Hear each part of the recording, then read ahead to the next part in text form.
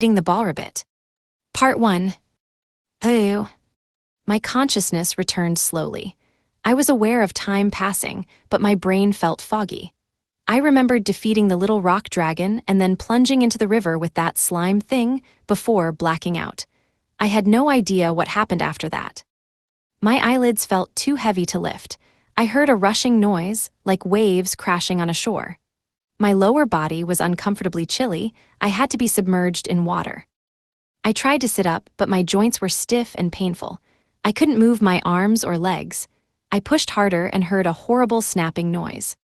That isn't good. I need a special dragon doctor or something. Judging by how stiff I felt, I must have been out for days, not just hours. Years? Probably not. Or at least, I hope not. Even the muscles controlling my eyelids felt too tight to work, but I somehow managed to force them open. Blue filled my vision.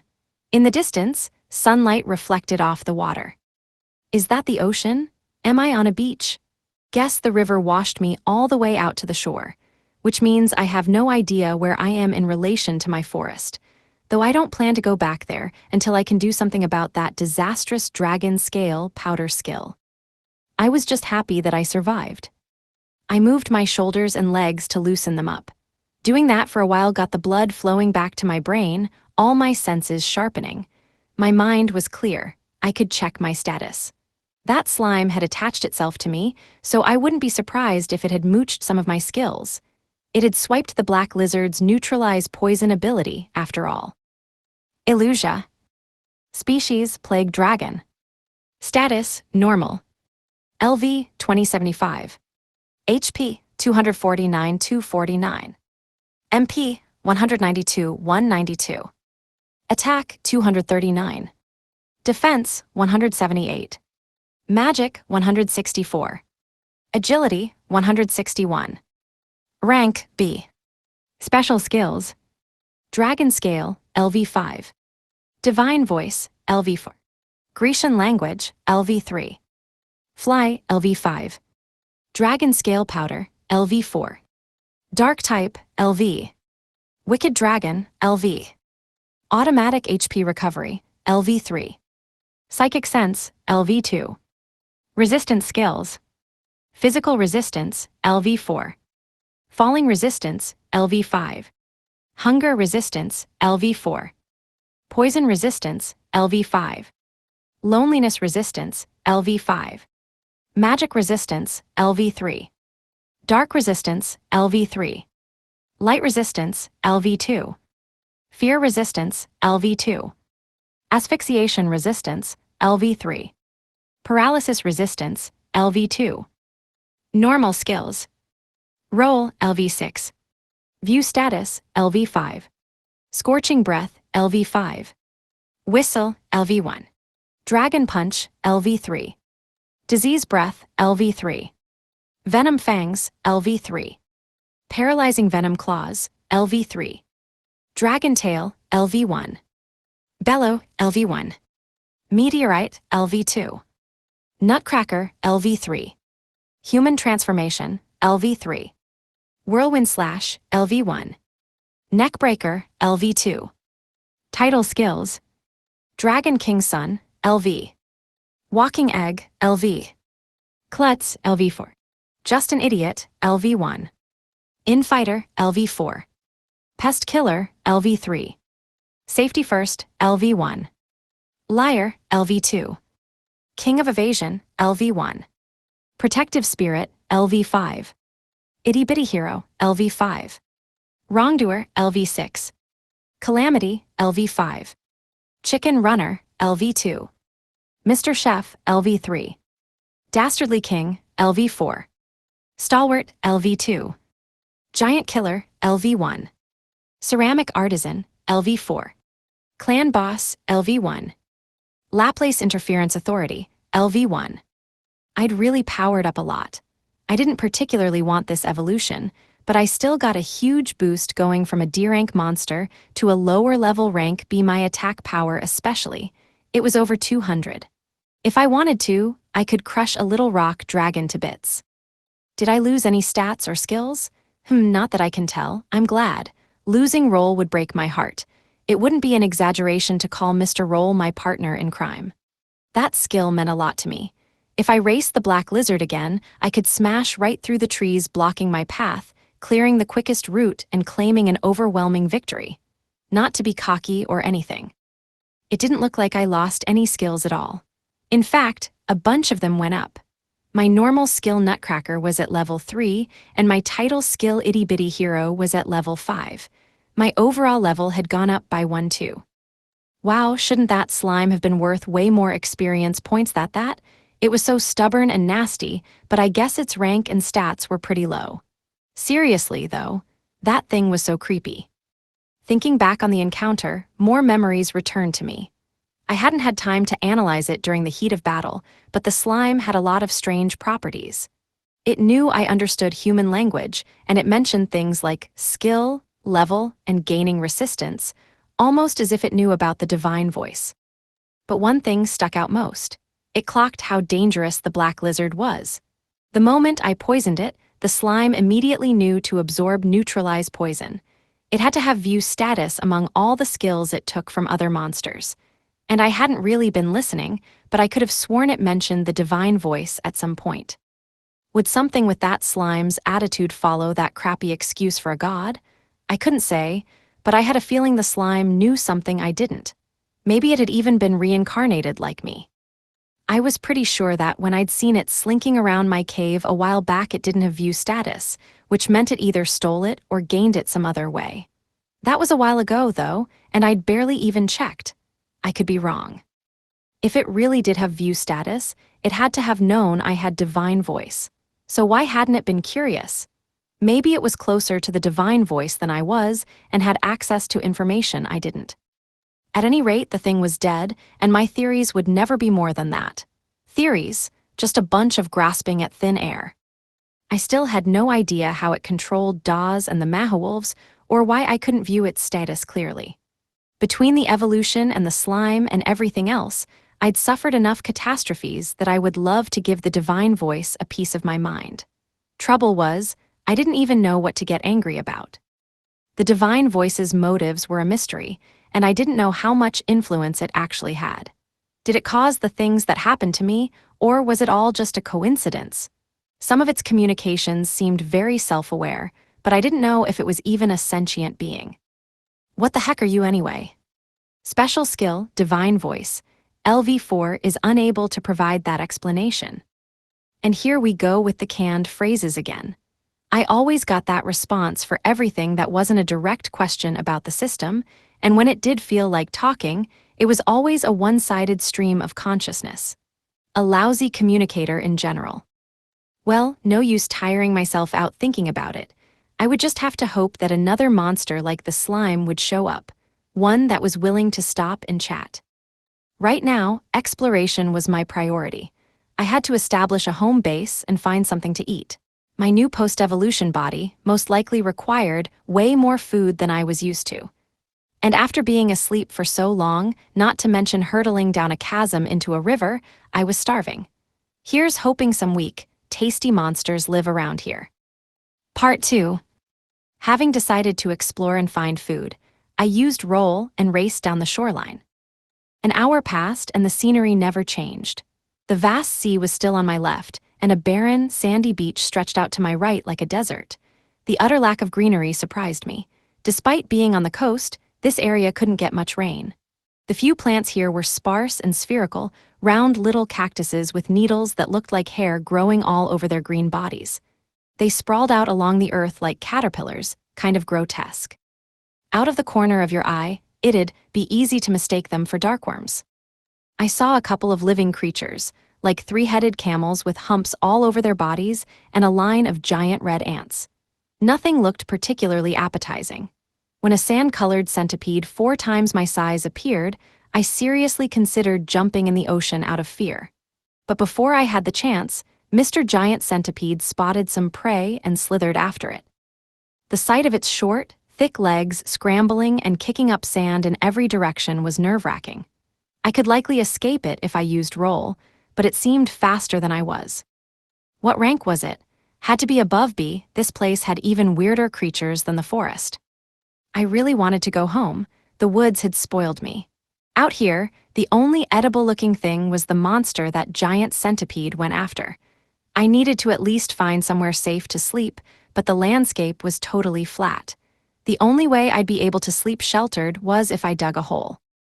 Continuing to use roll, I finally came upon a large circle of rocks about 5 meters across.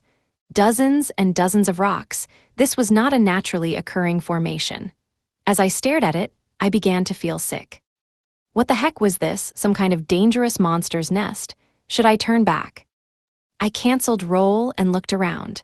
More stones lined the inside of the formation, almost like a magic circle. This had to be the work of a human, not a monster. I didn't know what it was for, but it occurred to me that I hadn't seen any creatures around in a while. Ah, I get it. It's to ward off monsters. That's why I don't feel well when I look at it. Moving all these rocks couldn't have been easy, though. If someone went to this much effort to keep things away, there had to be a village nearby. Deep down, I knew I'd been hoping to find a human settlement this whole time. I shook my head, chastising myself. I'm a monster now. If I were still a baby dragon, it would be a different story, but anyone who looks at this form will see nothing but an enemy of humanity. The plague dragon's description said it was one of the most feared dragons out there. Forget about me stepping foot inside a village, even just coming close would send the population into a panic. And then there was that damn dragon's scale powder. I turned around, curled up into a ball, and used roll to return the way I came. Then I stopped. I hated to admit it, but I really wanted to at least check out the village. As long as I stayed far enough away, I wouldn't cause a commotion, would I? I kicked off the ground and flew straight up into the air. Scanning my surroundings, I searched for possible signs of habitation. Empty land stretched out from the rock formation, but finally I caught sight of a tall stone wall. That wall has to be at least 10 meters high. Is it to keep monsters out? Guess the magic circle isn't 100% effective. The rocks made me feel sick, but stronger monsters could doubtless push past. This village looked pretty big. So big, in fact, that I didn't think it was a village at all, it was a city. Beyond the walls were countless buildings and brightly colored flags, signs of a dense population. I landed and headed in the opposite direction. The empty land felt even lonelier than before. Maybe I shouldn't have looked after all. No, there's no use in getting down about it. It's not like I'm gonna spend the rest of my life alone. I need to stay positive. Positive. I'm sure dragon scale powder will disappear once I evolve. If I raise itty-bitty hero, I can become a more benign type of dragon. Then I can go back home to the forest. And my human transformation skill is coming along nicely too. It's level 3 now. If I keep practicing it, I might actually start looking like a person. And when my max MP goes up, I'll be able to extend my transformation time. Human transformation burned up about 1 MP per second.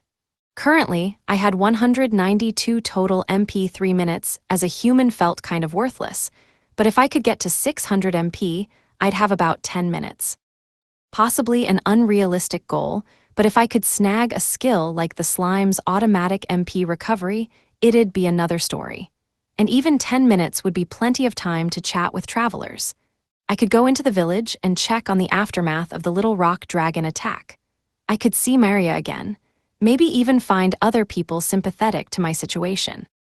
Hope stirred in me as I considered my new goal. To become a dragon with a ton of MP, I had a suspicion that would take me further down the evil dragon route, but I could figure that out later. Hey, if my MP was 360,000, I could be a human for 1,000 hours. I can't give up. Part 3. I stared at the magic circle for a while, then realized just sitting there wasn't going to do me any good. I turned and continued back down the path. I should make my base far away from the village, just in case. If I was spotted, they'd send someone to get rid of me. Honestly, they should focus on that giant centipede, not me. That thing is freaky. I had to avoid people. Should I just start digging a hole? If I didn't do it right, it could collapse and kill me in my sleep. And my night vision was terrible. I needed a light source, but there weren't any light shrooms growing around here. I had so many problems. Okay, if I couldn't live underground in a hole, maybe I could try somewhere really high up. If this were the forest, I could climb a tree, but there weren't any trees here. Out of all my meal options, those three-headed camels seemed the most appetizing. They didn't look great, but I'd rather eat them than a giant centipede, or a red spider, or a giant beetle that looked like a huge lump of hardened sand. Oh, right, and there were those things the centipede was chasing. The lowest rung on the food chain. I shouldn't stick around here too long. That magic circle is making me nervous. This place seemed far more dangerous than the forest, but I figured that meant it would be good for leveling. I needed to check out the statuses of a couple monsters. The first thing I came across was that cactus, the one that looked like a big hairy bug. If I could eat those, life here would be easy. My scales were probably thick enough to guard against their tiny needles. Remembering the whole situation with the carnivorous flower, I approached the cactus cautiously. Just in case it was actually a monster, I touched it very slowly. Its needles bent but didn't penetrate my hand. Yeah, this should be fine. I remembered hearing once that cactuses symbolize enduring love, probably because of their ability to store water and survive in the dry desert. A romantic notion. I wondered if this world had flower language. Even if it did, they probably wouldn't symbolize the same things. Enduring love didn't really fit these big, swollen monstrosities. How can I remember all this stuff from my previous life, but not my own name? What the heck did I do back then anyway?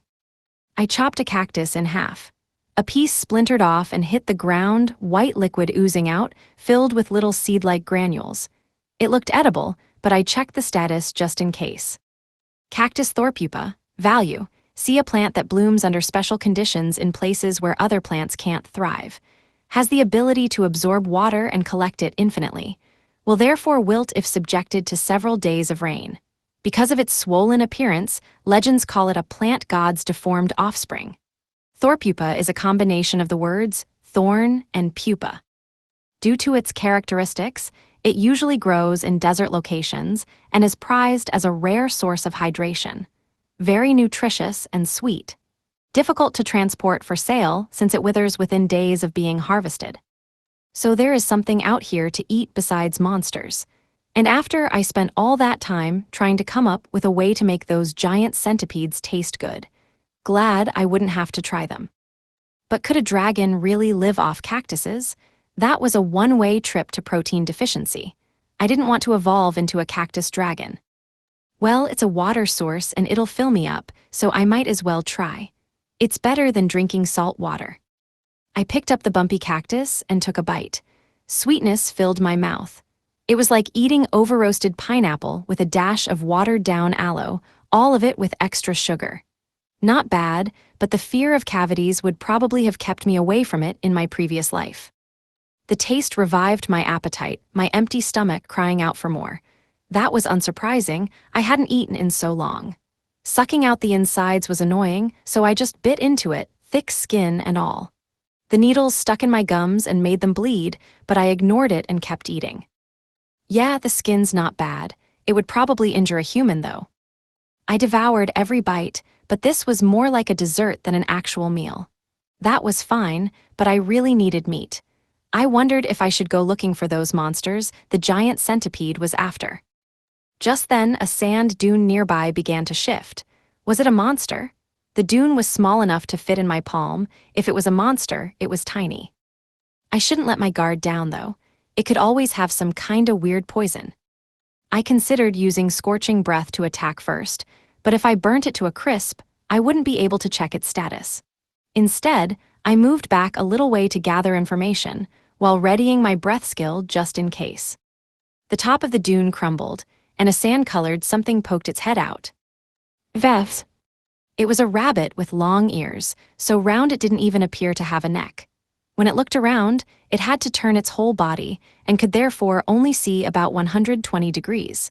I was out of its line of sight. It sighed with relief before crawling out of the earth. Feff, feff, the creature squeaked in its unusual voice, shaking the sand off its body. Part 4. The rabbit was about the size of a softball. It was a rabbit, right? Its body was so round and fluffy that I couldn't see any limbs, and its unusually long ears dragged across the ground as it shuffled toward the broken cactus. Its puffy round tail wiggled left and right in time with its steps. The sweet aroma must have woken it from its slumber deep in the sand. Plants were probably the only thing something this small and helpless could eat. And the cactuses were so spiky. No way this tiny thing could break through its tough, spiny skin. It must just lie in wait, and then come out of hiding to eat bits other monsters leave behind. It didn't seem particularly alert, though. It popped right up while I was there. At this rate, another monster was going to gobble it up. First things first, check its status. It could always look harmless while hiding some super dangerous skill. Species, miniature ball rabbit.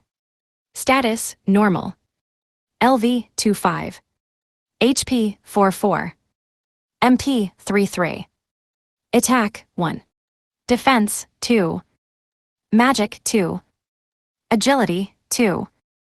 Rank, F. Special skills. Conceal, LV1. Resistance skills. Hunger resistance, LV4. Normal skills. Burrow, LV1. Illuminate, LV1. Play dead, LV1. Title skills. Desert Darling, LV1. Cannibal, LV1. Whoa, how long had it been since I'd seen a monster with a cute little status like that? I'm surprised it survived this long in this nest of terrifying monsters. So, ball rabbit, huh? It has a bunch of odd skills. Is the burrow skill necessary? Can it just dig a hole? And something like illuminate probably just lights up, right? Play dead sounds totally pointless. A predator could just pick it up and eat it. It's so small it wouldn't even be satisfying. The ball rabbit shoved its little face into the cactus and started licking. It had its hunger resistance all the way up to level 4. Clearly, it was no stranger to deprivation. You had to fight to level up, but with such a weak constitution, it couldn't even do that. If I hadn't defeated the darkworm my first day in this world through tricks, I might have still been an egg myself. Maybe it did get a lot of exercise, and that was why its hunger resistance was so high. It had leveled once. What did it defeat? It had that suspicious title skill. Did the hunger get so bad it ate one of its own kind? It might look adorable on the outside, but I guess it can get the job done. When you're desperate enough, you're capable of anything. I was craving meat so badly that I wanted to eat it, but it was just so cute. Besides, it was way too small to fill me up. I'd just leave it alone and avoid the guilt. Maybe it was naturally oblivious, or concentrating too deeply on its dinner, but the ball rabbit still hadn't noticed I was right behind it. How was this thing still alive? It finished stuffing its face and let out a satisfied sigh. Armed with a full belly, it appeared to finally sense my presence. It trembled slightly as it turned toward me. We locked eyes. Vefs. It let out a cry and dove into the ground, hiding itself. Well, dove was a little generous. It just covered its head with some sand. I could still see its butt and quivering puffball tail. I know I keep saying this, but how the heck has this thing survived out here? I stared at the round mound of sand for a few moments, then turned and headed in the opposite direction. I wasn't going to do anything to the ball rabbit. I wished it the best. If it kept racking up experience points, eventually it would evolve. I wondered what sort of creature it would become. Maybe it would be worth eating once it evolved. It stirred up protective feelings in me right now, but that was only because it was so small and helpless. If it was a larger monster, I wouldn't hesitate. A fat ball rabbit would probably be delicious. If I had the time and energy to spare, I could even help it level up. I could feed it those gross, unappetizing monsters. But then again, spending time would just create a bond between us, utterly defeating the purpose. A few steps on, and I heard a rustling behind me. Come on now, is that your best attempt at stealth? Not even 5 seconds have passed since I turned around. Wrestle, wrestle, wrestle, wrestle, wrestle, wrestle. Wait, that's not the rabbit. I turned around. A scorpion the size of a dog was making its way toward the ball rabbit's dune. Behind it was a long trail back to its den in the sand. Another sand hider. I had to stay on my toes. I checked its status. Baby scorpion, E+ rank. Desert assassin that buries itself in sand and lies in wait to catch its prey off guard, then stabs with its poisonous stinger. Its form is small before evolution, which is why it hides from stronger enemies. Very efficient at killing the weak. Rank E, huh? Well, if it's the same as a gray wolf, I don't need to be afraid of it. I'm gonna chase it. If it hides from strong monsters but targets the weak, then this is my chance. What good timing. I could have left it alone. Messing with it might be a stupid idea since I had no intention of eating a scorpion. It looked chewy, and I didn't like eating bugs, especially poisonous ones. The ball rabbit and I weren't close, we'd barely even made eye contact, but I still didn't want the scorpion to eat it. I was just helping out. My body moved before I even realized what I was doing, crouching as I approached the scorpion and bearing down on it with a snap. My claws pierced right through its shell, stabbing into the earth. The scorpion went rigid, its limbs trembling weakly before finally going still. Monster's rank is too low to gain experience points. Hey, I've never seen that message before. Guess that's what happens when you reach a high enough rank, earning experience points gets harder and harder. What a complete waste of a kill. I can't eat it or gain experience. I felt almost as guilty as the time I threw that pot tortoise off the cliff. Maybe I should just put up with the poison and eat it anyway to raise my resistance. At least then, its death would mean something. The ball rabbit crawled out of its dune, poised to run away, but then it stopped and looked at me. Veth. It dragged its ears on the ground and walked over. It seemed aware I'd saved it. Should I bring it with me? Traveling alone could get lonely, but I wasn't confident I could keep it safe. Having a companion wouldn't be worth anything if it died tragically. That would just make me feel worse. And having a passenger along greatly decreased my movement options. Then there was the dragon scale powder. Spending too much time with me could make it sick, but if it stayed here, it would almost certainly get eaten. Image summary. A ball rabbit sits next to a dragon who is eating a crab. While wondering what I should do, I recalled the ball rabbit's burrow skill. If it evolved, maybe it could dig a burrow big enough for me to live in. That would be a huge help. I could level the ball rabbit up and help it evolve, allowing it to survive out here in the desert. In exchange, I'd ask it to dig me a hideout. Best case scenario, we could finish this before it even started to see effects from the dragon scale powder. But if not, I might have to leave before it finished digging me my hideout. Whatever, I'd worry about that later. I hadn't seen the dragon scale powder in action. Extended exposure was necessary. At least, that was what I was hoping. Maybe I could use disease breath on a random monster and see what happens. I've never used it before. It gives me bad vibes, but at this point, it seems unavoidable. Part 5. I crushed the shell of the dead scorpion with my teeth. It was hard and bitter, like freeze-dried shrimp. Yep, pretty gross. Its poison belt skill was so low that it just made my mouth a little numb. My resistance skill didn't even go up. My poison chops were way more elite. I finished and spat the shell fragments on the ground. Well, that didn't taste great, but at least I wasn't hungry anymore. Best to just appreciate the unique flavor. If I scooped out the soft parts and added sauce, it could be pretty good. Whoever ate it would need poison resistance, but I bet the black lizard would love it. I put the ball rabbit on my head, and we walked through the desert. I was looking for another cave, but the terrain looked bleak. And I doubted the ball rabbit could dig a hole big enough for me at this point. Pfeff, it fidgeted on top of my head, tickling me. I tried to get it to use Illuminate to see that skill in action, but it didn't understand me. Maybe if I brought it somewhere dark, it would use it on its own. I was surprised how trusting it was. I did save its life, but it was just blithely riding on top of a monster 100 times its size. Not even a chihuahua would get attached to me so quickly. I moved carefully. The ball rabbit could die from a fall. The little thing only had 4 HP. What should I use to help it level up? Something higher than rank F, but not much higher. Another scorpion? If I was around, most things wouldn't even come out of their holes. I could use the rabbit as bait, but that seemed risky, not to mention rude. We were working together after all. Psychic sense pinged just the tiniest bit. The source must be buried underground. I lay down with my stomach and chin in the sand. Veth. The rabbit seemed to be wondering why I was suddenly so lazy. I sucked in a deep breath and sent a roar into the ground. Grrrrrrrr. The vibrations traveled through the sand, kicking up dust. Normal skill bellow. LV1 has become LV2. A bunch of monsters burst out of the sand and started to run, frightened by my voice. I saw some bugs the size of people and a mole as big as a dog. About 30 monsters, all between rank F and rank E+. Huh, maybe that stupidly large caterpillar was an exception, and this desert wasn't too different from the forest after all. Or maybe weak monsters were the only ones hiding. I set my sights on the nearest target, a baby scorpion like the one I just killed.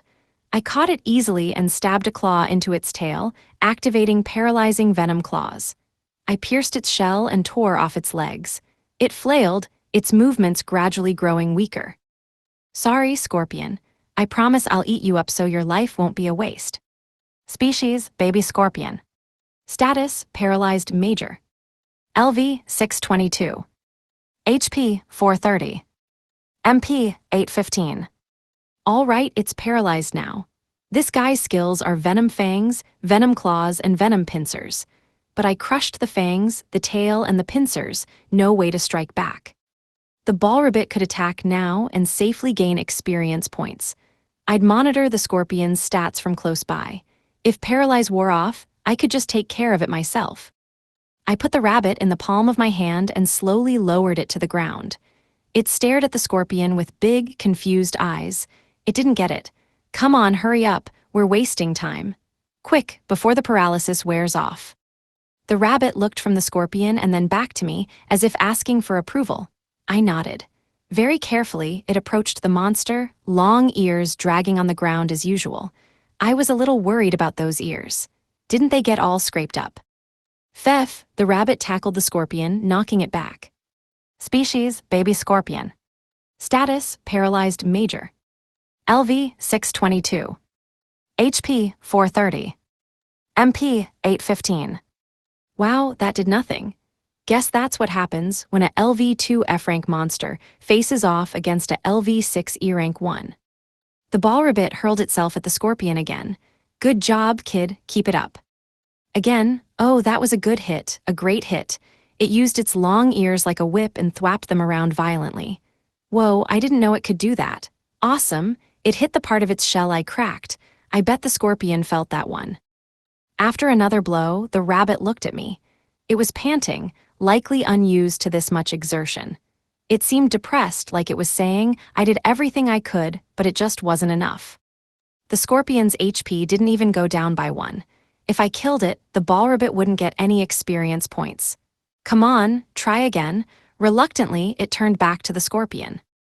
Pfeff, a tiny ball of fire the size of a grain of rice appeared, slowly circling the rabbit. Was that illuminate? If it lasted long enough, I could use it like a light shroom in the forest.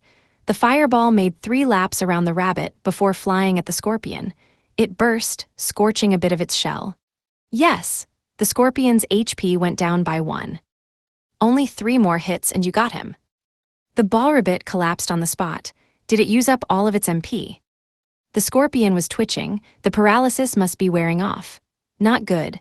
I reached out and quickly crushed its skull with my claw. Monster's rank is too low to gain experience points. I delivered the final blow, but the ball rabbit had also contributed to the fight. We could just do things this way until it evolved. Part 6. I checked to see if the ball rabbit had leveled up at all. Species, miniature ball rabbit. Status, normal. LV, 55 max. HP, 57. MP, 06. Attack, 2. Defense, 3. Magic, 5. Agility, 3. Rank, F. Special skills. Conceal, LV1. Resistance skills. Hunger resistance, LV4. Normal skills. Burrow, LV1. Illuminate, LV2. Play dead, LV1. Whip dance, LV1. Title skills. Desert darling, LV1. Cannibal, LV1. Parasitic leveler, LV1. Hey, it did, and so did its illuminate skill, and it gained something called whip dance. The name was cool, though it probably referred to it thwapping the scorpion with its ears. Oh, and it had a weird title skill, parasitic leveler. I didn't think I should let that one get too high. Would we get some sort of penalty for gaming the system? But the rabbit would never get anywhere if I didn't help out. The ball rabbit stretched its tail, dragged itself over to the dead scorpion, and opened its mouth wide. All that leveling must have been hungry work. It moved too fast for me to stop it, attempting to suck the meat out from where I'd pierced the shell. Recovering quickly, I grabbed the body with my claw and flung it away. Pfeff, the ball rabbit tracked the scorpion with its eyes, and then stared sadly at the ground. Hey, that thing is poisonous, and you don't have much HP. Poison could kill you. Starvation had left it willing to eat anything. I bet its appetite rivaled the black lizards, who would eat anything as long as it was poisonous. It didn't get poisoned, did it? I'd better check. Species, miniature ball rabbit. Status, poison trace. LV, 55 max. HP, 57. MP, 06. Damn, it did get poisoned. Pfeff, the ball rabbit gagged, vomiting up meat and fluids. I stroked its back gently, careful not to scratch it with my claws. At least the scorpion's poison wasn't that strong, and the rabbit hadn't eaten much. It should be fine after it got it all out. It might even gain resistance. That was how I did it anyway. By the time the poison left the rabbit's body, its HP had dropped by 2, but it did gain poison resistance. Still, even losing 2 HP put its life in danger. It was down to 3 HP for what must have been the 100th time. I thought about how much easier life would be if I had some recovery magic. Hopefully, I'd get some next time I evolved. With enough HP, I could use human transformation for as long as I needed. That was a worthy goal, though I doubted dragons usually specialized in recovery magic. I was expecting the ball rabbit to evolve, but it just lay listlessly on the ground, completely exhausted. Listen, I know you aren't feeling well with your HP and MP both drained, but would you please just evolve? You're at max level, come on. I heard a little noise. The rabbit's stomach was growling, despite having devoured so much of that cactus. Okay, I'd feed it something first. I placed the ball rabbit back on my head and returned to where we'd found the cactuses. I sliced open a fresh one. My leftovers probably weren't enough dinner. It looked small, but it was clearly a big eater. The rabbit ate with ravenous enthusiasm, proving my theory correct. Wow, I couldn't blame it, really. It was an F-rank monster with a level 4 hunger resistance skill. It must have led a difficult life, considering the cannibalize skill. It would likely eat as much as it could when it had the opportunity, like pigs did. It ate every bit of the cactus I cut for it, until even its shape looked a little different. How much could this thing put away? It had to be full by now.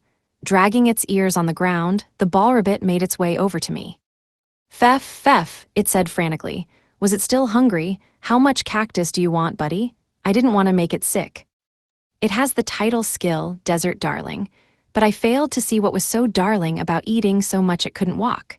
Still, back in my world, this sort of animal would cause a huge stir online. Anxiously, I sliced up another cactus, and the ball rabbit kept eating. Wow, that had to be more than its body weight. What was going on inside its stomach? Did it have magical never-get-full powers? I was kind of curious to see just how much it could eat. Part 7. By the time the ball rabbit finished, it had grown to twice its original size, eating perhaps 5 times its weight. This thing was wild. Totally stuffed full, it flopped down contentedly and opened its mouth wide to yawn before closing its eyes and going to sleep. This thing led a charmed life. Good for you, ball rabbit. I sat with it for a while, suddenly less upset that it hadn't evolved yet. Watching it was peaceful. I stroked its head gently, careful to not scratch it. Its thick fur felt so soft. Pfeffy pfeff pfeff. The rabbit must have felt me touching it because it opened its eyes. I quickly hid my arm behind my back. Ah, sorry, I didn't mean to wake you. Enengoo goo. Its body began to swell up. It had started out the size of a softball, but now it was suddenly as big as a watermelon. Hey, it evolved. Time to check its status. Species, small ball rabbit. Status, normal. LV, 112. HP, 310. MP, 06. Attack, 3. Defense, 4. Magic, 6. Agility, 4. Rank, E. Special skills. Conceal, LV1. Food regeneration, LV1. Resistance skills. Hunger resistance, LV4. Poison resistance, LV1. Binge resistance, LV1. Normal skills. Burrow, LV2. Illuminate, LV2. Play dead, LV1. Whip dance, LV1. Swallow whole, LV1. Storage, LV1. Charm, LV1. Title skills. Desert darling, LV2. Cannibal, LV1. Parasitic leveler, LV1. Ravenous, LV2. All of its new skills had something to do with food. Maybe I shouldn't have let it eat so much.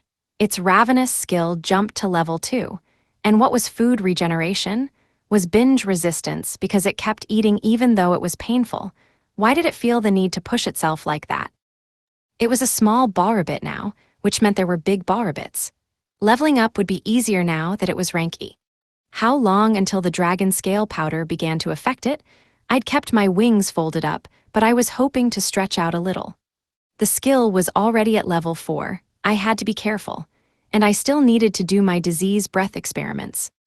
The ball-rabbit stretched out again. We made brief eye contact before it turned its gaze toward the cactuses. It kept glancing back and forth. Don't tell me it still wants to eat. Was there any reason it shouldn't? It wasn't like letting it have all the cactuses it wanted affected me.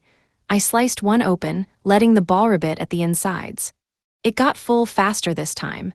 Before long, it sighed and stopped eating. I wondered whether I should let it grow more. If it got bigger, I'd have a hard time finding enough food for it. It might eat all the cactuses in this desert. That's right, it had the special skill, food regeneration. Did it regenerate HP by eating food? Species, small ball-rabbit. Status, normal. LV, 112. HP, 810. MP, 06. Whoa, it did. An ability like that was in the same class as automatic HP recovery. Impressive for an E-rank monster. I would love to have a skill like that. It made binge resistance make more sense. It was good for it to eat as much as it could. The two of us continued through the desert. I couldn't travel using roll with the rabbit on my head. A shame, because the quicker I moved, the quicker I would find shelter. My body felt twitchy. I'd been walking so much, and every instinct was aching to roll. It would feel so good to speed around the vast, open desert, bouncing off sand dunes. Hang in there, don't give in to temptation. I wandered until sunset, but we didn't find anywhere to stay. The ball-rabbit was so sleepy it was swaying. We had to rest. I took it off my head and set it on the ground, where it immediately started digging itself a hole to keep itself safe, in theory at least. A hungry enough monster could probably get to it. I lay on top of the ball-rabbit's sand dune and closed my eyes. Now it would be protected while it slept. Resting out in the open like this made me nervous, and I couldn't relax. The possibility of being attacked in my sleep went round and round in my head. If something like that giant centipede showed up, I wouldn't even bother to fight. I'd grab the ball-rabbit and run. I was just now realizing how comfortable my life in the forest had been, with a nice cave with a fluffy rug to sleep on and an endless supply of dried jerky hanging outside. I even had pottery to keep myself busy. I still had so many renovations to do. More than anything, I missed the black lizard and the orangutangs. I had to stop thinking about it. My focus had to be on evolving past the dragon scale powder. Only then could I make my slow way home. Chapter 2, Hunting in the Desert. Part 1. As I woke, I felt a strange tickling sensation around my belly. What was that? Was I having some kind of delayed reaction to the scorpion venom? Beef-eff, beef-eff. Hey, that's the noise the ball-rabbit makes. It sounded so pitiful, like it was calling out for help. Was a monster attacking it? Where? I could hear it, but I couldn't see it. I used psychic sense and immediately felt a ping below me. I stood up swiftly, watching as the ball-rabbit crawled out of the sand dune, its breathing ragged. It gulped air frantically. I must have changed positions while I slept and flopped down across the dune. My weight impacted the sand, blocking the rabbit from coming to the surface. Pheff, it finally caught its breath, shaking clumps of sand from its fur. It glared at me. Hey, I'm sorry, I'm really sorry. I did it to protect you, but I guess it backfired. We came out okay though, right? Please forgive me. The ball-rabbit was cranky, but it went back to its old self when I fed it some cactus. This guy was so basic. All it ever thought about was food. When it was finished, I put it on my head and continued on our way. Time to focus on leveling the ball ribbit and my next evolution, and tracking down some meat. If we found a D-rank monster, the rabbit might evolve in one go. I walked for a while before coming upon a sleeping creature. It looked like the same species as the thing the giant centipede had been chasing. It probably wasn't expecting to be disturbed first thing in the morning by something like me. Its eyes weren't quite closed. If I got too close, it would wake up. Could I use view status from this far away? I'd leveled that skill a lot. Species, Garpanther. Status, sleeping slight. LV, 2748. HP, 123-123. MP, 98-98. Attack, 95. Defense, 84. Magic, 99. Agility, 164. Rank, D+. Special skills. Animal Instinct, LV1. Scent, LV2. Stealth, LV2. Psychic Sense, LV1. Crisis Sense, LV1. Resistance skills. Magical Resistance, LV3. Poison Resistance, LV1. Normal skills. Bellow, LV2. Bite, LV3. Mirage, LV2. Beast Tackle, LV1. Quick, LV3. Title skills. Feline Pride, LV3. Chaser, LV2. Swift Wind, LV2. Normal skill, view status. LV5 has become LV6. Hey, I leveled it up. It was the skill I relied on the most. Without view status and roll, I would have died 100 times over. This looked a little tough for the ball ribbit. The panther's stats were exponentially higher. It wouldn't make a dent no matter how hard it tried. Would it still get experience points if it just attacked a little? I might as well find out and get some meat in the process. This thing's got some guts calling itself Swift Wind when I'm around. My agility is lower, but once I use roll, I'll smoke it. I'm taking that title from you, buddy. Now, how to approach it. If it ran, I couldn't catch it with the ball ribbit along for the ride. I needed to hit it hard and fast and let the rabbit get a hit in. Best option was to weaken it with the first blow. Maybe it would be better if I gave up on sneaking and just slammed into it at full force with roll. But I'd have to put the ball ribbit down for that. Hey, do you think you could dig yourself a hole and hide for a little bit? Oh, I know, maybe I could hold the rabbit in my mouth. Then I could use roll and not have to worry about leaving it behind. That's the perfect solution. I'm a genius. That'll make traveling way easier from now on too. I put the ball ribbit on the ground and leaned in close. It began to tremble.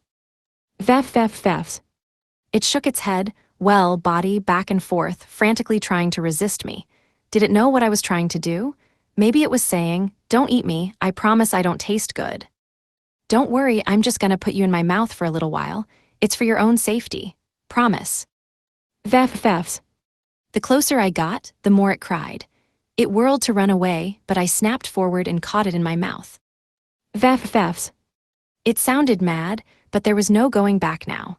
Time to use roll and attack the panther while it was still asleep. I curled up my body and shot in a straight line toward the monster.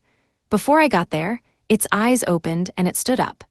An unobstructed landscape like this one was the ideal condition for roll, and I was hitting my top speed. Fef, the ball ribbit flailed inside my mouth, but I couldn't worry about it right now. No time to stop. The panther broke into a run. It could escape a giant centipede with that speed, but it wouldn't escape me.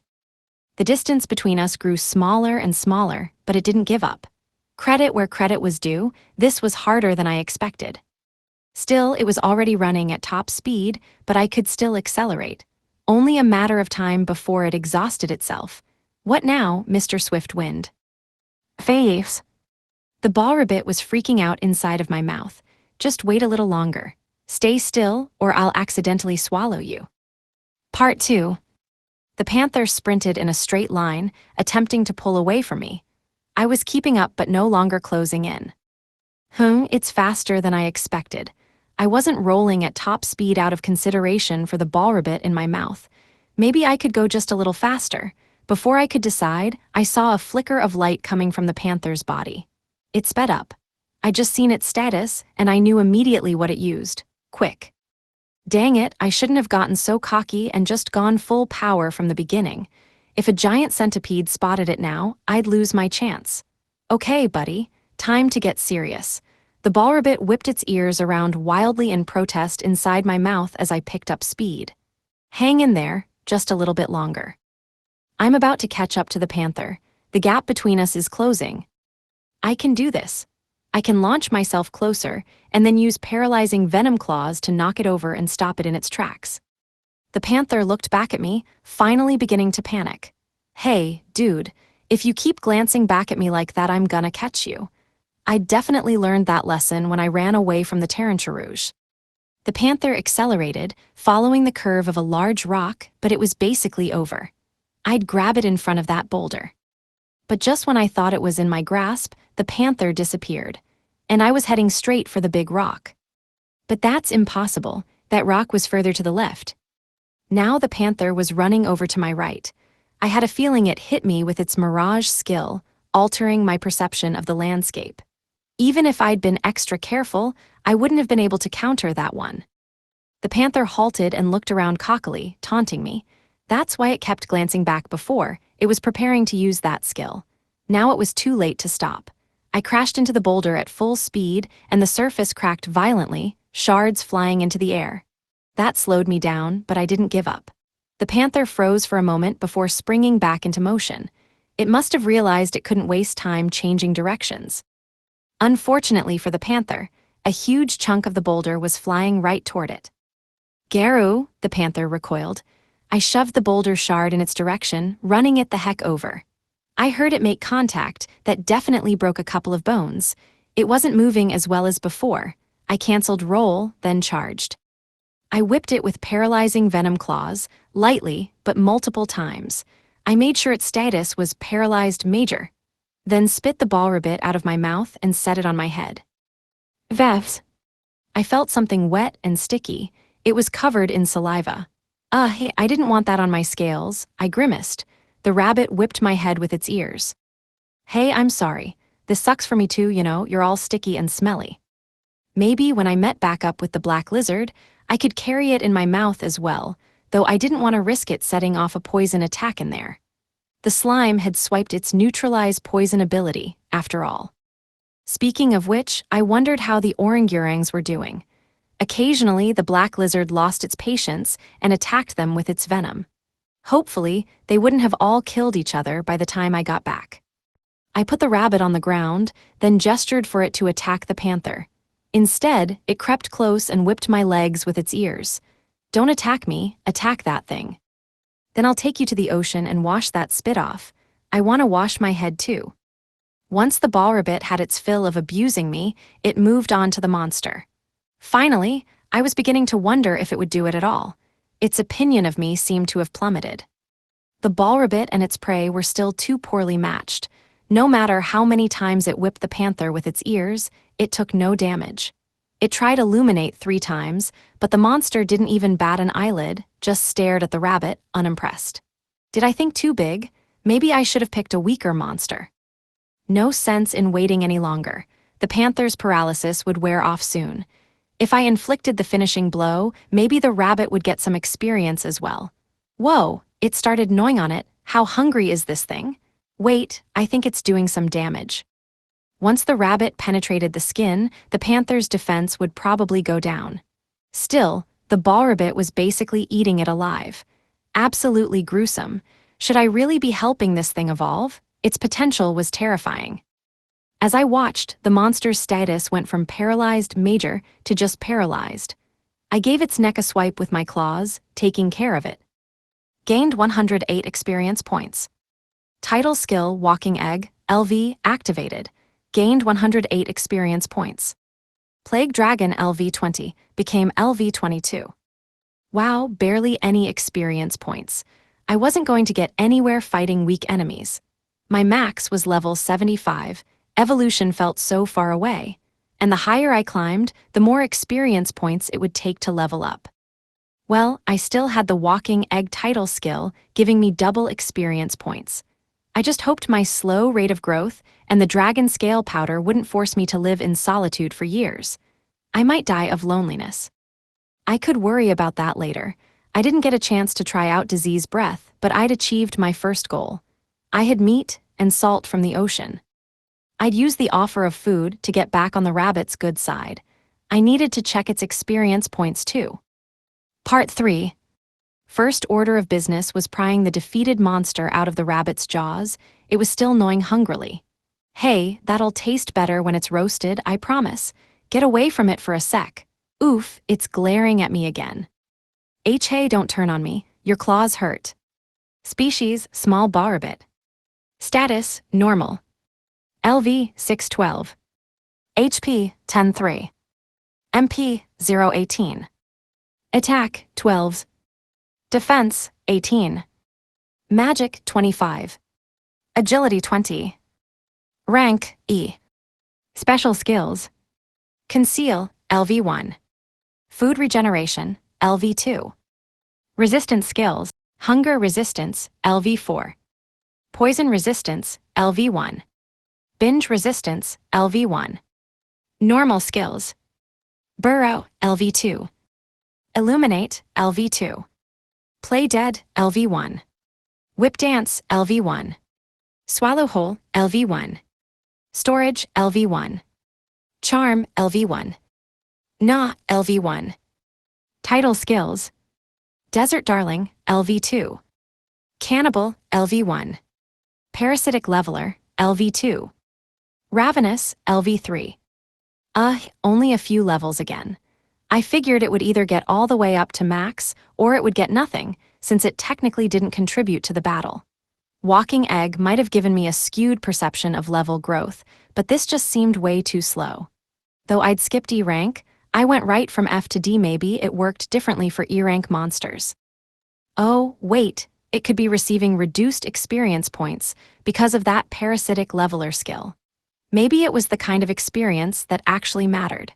Even though the ballrabbit took on a monster much more powerful than itself, it really just gnawed on it a little bit. I should be grateful it even got as many experience points as it did. I could carry it around until it hit rank D, but it would be slow going. I just hoped its next evolution was large enough to dig me my new house. That was only if it was even still willing to help me out at all. I'd traumatized it with a scorpion, accidentally suffocated it in my sleep, and then drenched it with my spit. Not the best way to get on someone's good side. I pried the ballrabbit off the dead monster and began processing the meat. I cut off the head, removed the organs, and skinned it. I chopped the flesh into smaller pieces to make it easier to eat. I was an old hand at this. Perhaps eventually I'd get a skill like butcher or something. Before I could throw the inedible bits out into the desert, the rabbit began gnawing on the organs. Geez, it really would eat anything. Whoa, it just ate the head. The head was bigger than its entire body, and it just ate it. Disgusting. I'm gonna have nightmares. What the heck is going on inside of that rabbit's stomach? You know those people who can eat whatever they want and never get fat? This thing was on another level. I had no idea where it was all going. I put the saliva-covered ballrabbit on my head and headed for the ocean. I wish I could just put it in my mouth and use roll. I mean, why not? We were on the way to wash, who cared if it got a little dirtier? The ballrabbit must have predicted this, because it began whipping me in the head with its ears. Okay, I won't use roll. Eventually, we reached the ocean. God, we were right next to water, so why was it so dry here? This was a magical world. I figured logic from my previous life was worthless. But also, I vaguely remembered hearing about a huge river that ran through a desert somewhere, and it never rained there because of something having to do with air currents. Maybe this place was the same way. I put that aside and went back to my meal. I'd brought a scrap of the monster's skin, and I lay out all the bits of meat on top. Now my food wouldn't get any sand on it. I dug a hole in the beach and filled it with ocean water I'd scooped up with my hands. Once it was nearly full, I used scorching breath. The water began to steam, quickly evaporating and leaving behind powdery white crystals, salt. It stank a little though. Maybe if I raised the heat a notch it would get rid of the smell. I should just try it first. I spread the salt, still smelling of sea brine, on the raw meat, then used a higher temperature of scorching breath until the flesh began to change color. I stopped when it was cooked to about medium, nice and brown on the outside, but still a little pink and tender on the inside.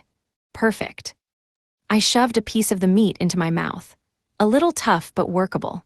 My only regret was that without Piperus, the gamey taste was evident.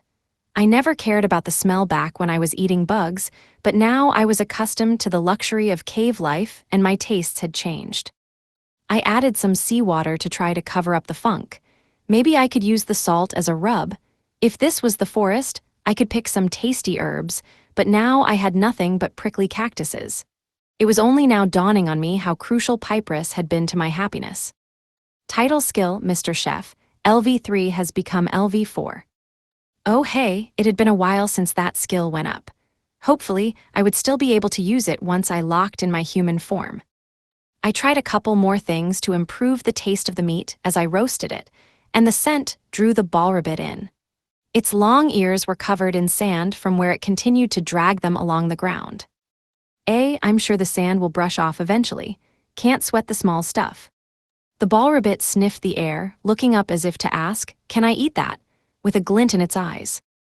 I'd had a feeling I'd win it back with food. Perfect, now I could keep using roll, the fastest way to travel. If the rabbit got mad at me, I'd just salt up some more meat and buy back its love. The ballrabbit was still staring at me, while it was eating the meat. Wait, it couldn't have caught on to what I'm thinking, right? It didn't have any mind-reading skills, but maybe I'd just save roll for emergencies, like getting away from those giant centipedes. Going by just our stats, I could probably take them out no problem, but I didn't want the rabbit getting caught in the fray. It would absolutely get killed. Once it's finished eating, I'll take it to the water and wash the saliva off its head. Then, I'll get back to leveling and testing out disease breath. Part 4. After we finished up dinner, I picked the ballrabbit up and went in search of our next desert conquest. A D-rank monster needed to be paralyzed before I could let the ballrabbit go at it, so I was thinking an E+ would be just right. That way it could eke out a victory on its own. From its stats, the rabbit specialized in magic. Unfortunately, its MP was 0. I thought about letting it rest for the day, but I didn't want to waste any more time without testing the dragon scale powder. Still, pushing the rabbit too hard might end in disaster. I had no idea if separation from me, once the powder's effects began to show, would even make a difference. Fine, the rabbit could train another day. Either way, I couldn't just leave it alone.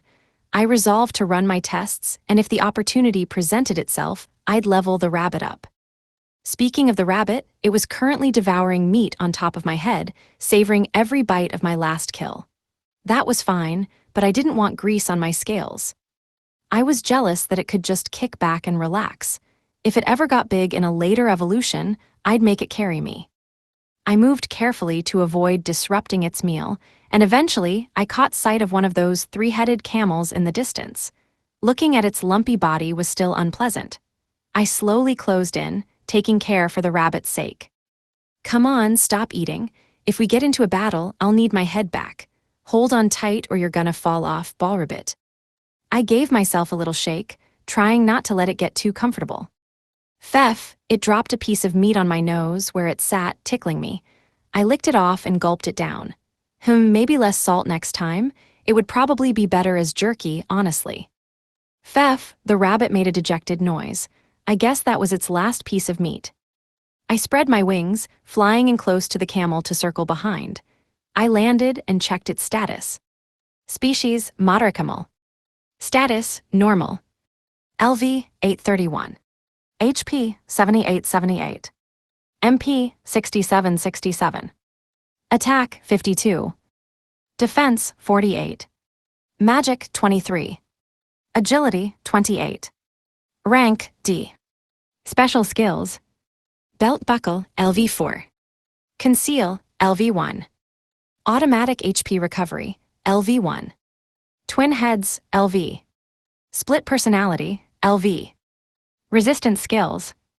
Poison resistance, LV2. Fire resistance, LV1. Normal skills. Clay wall, LV2. Sandstorm, LV1. Aqua, LV1. Rest, LV1.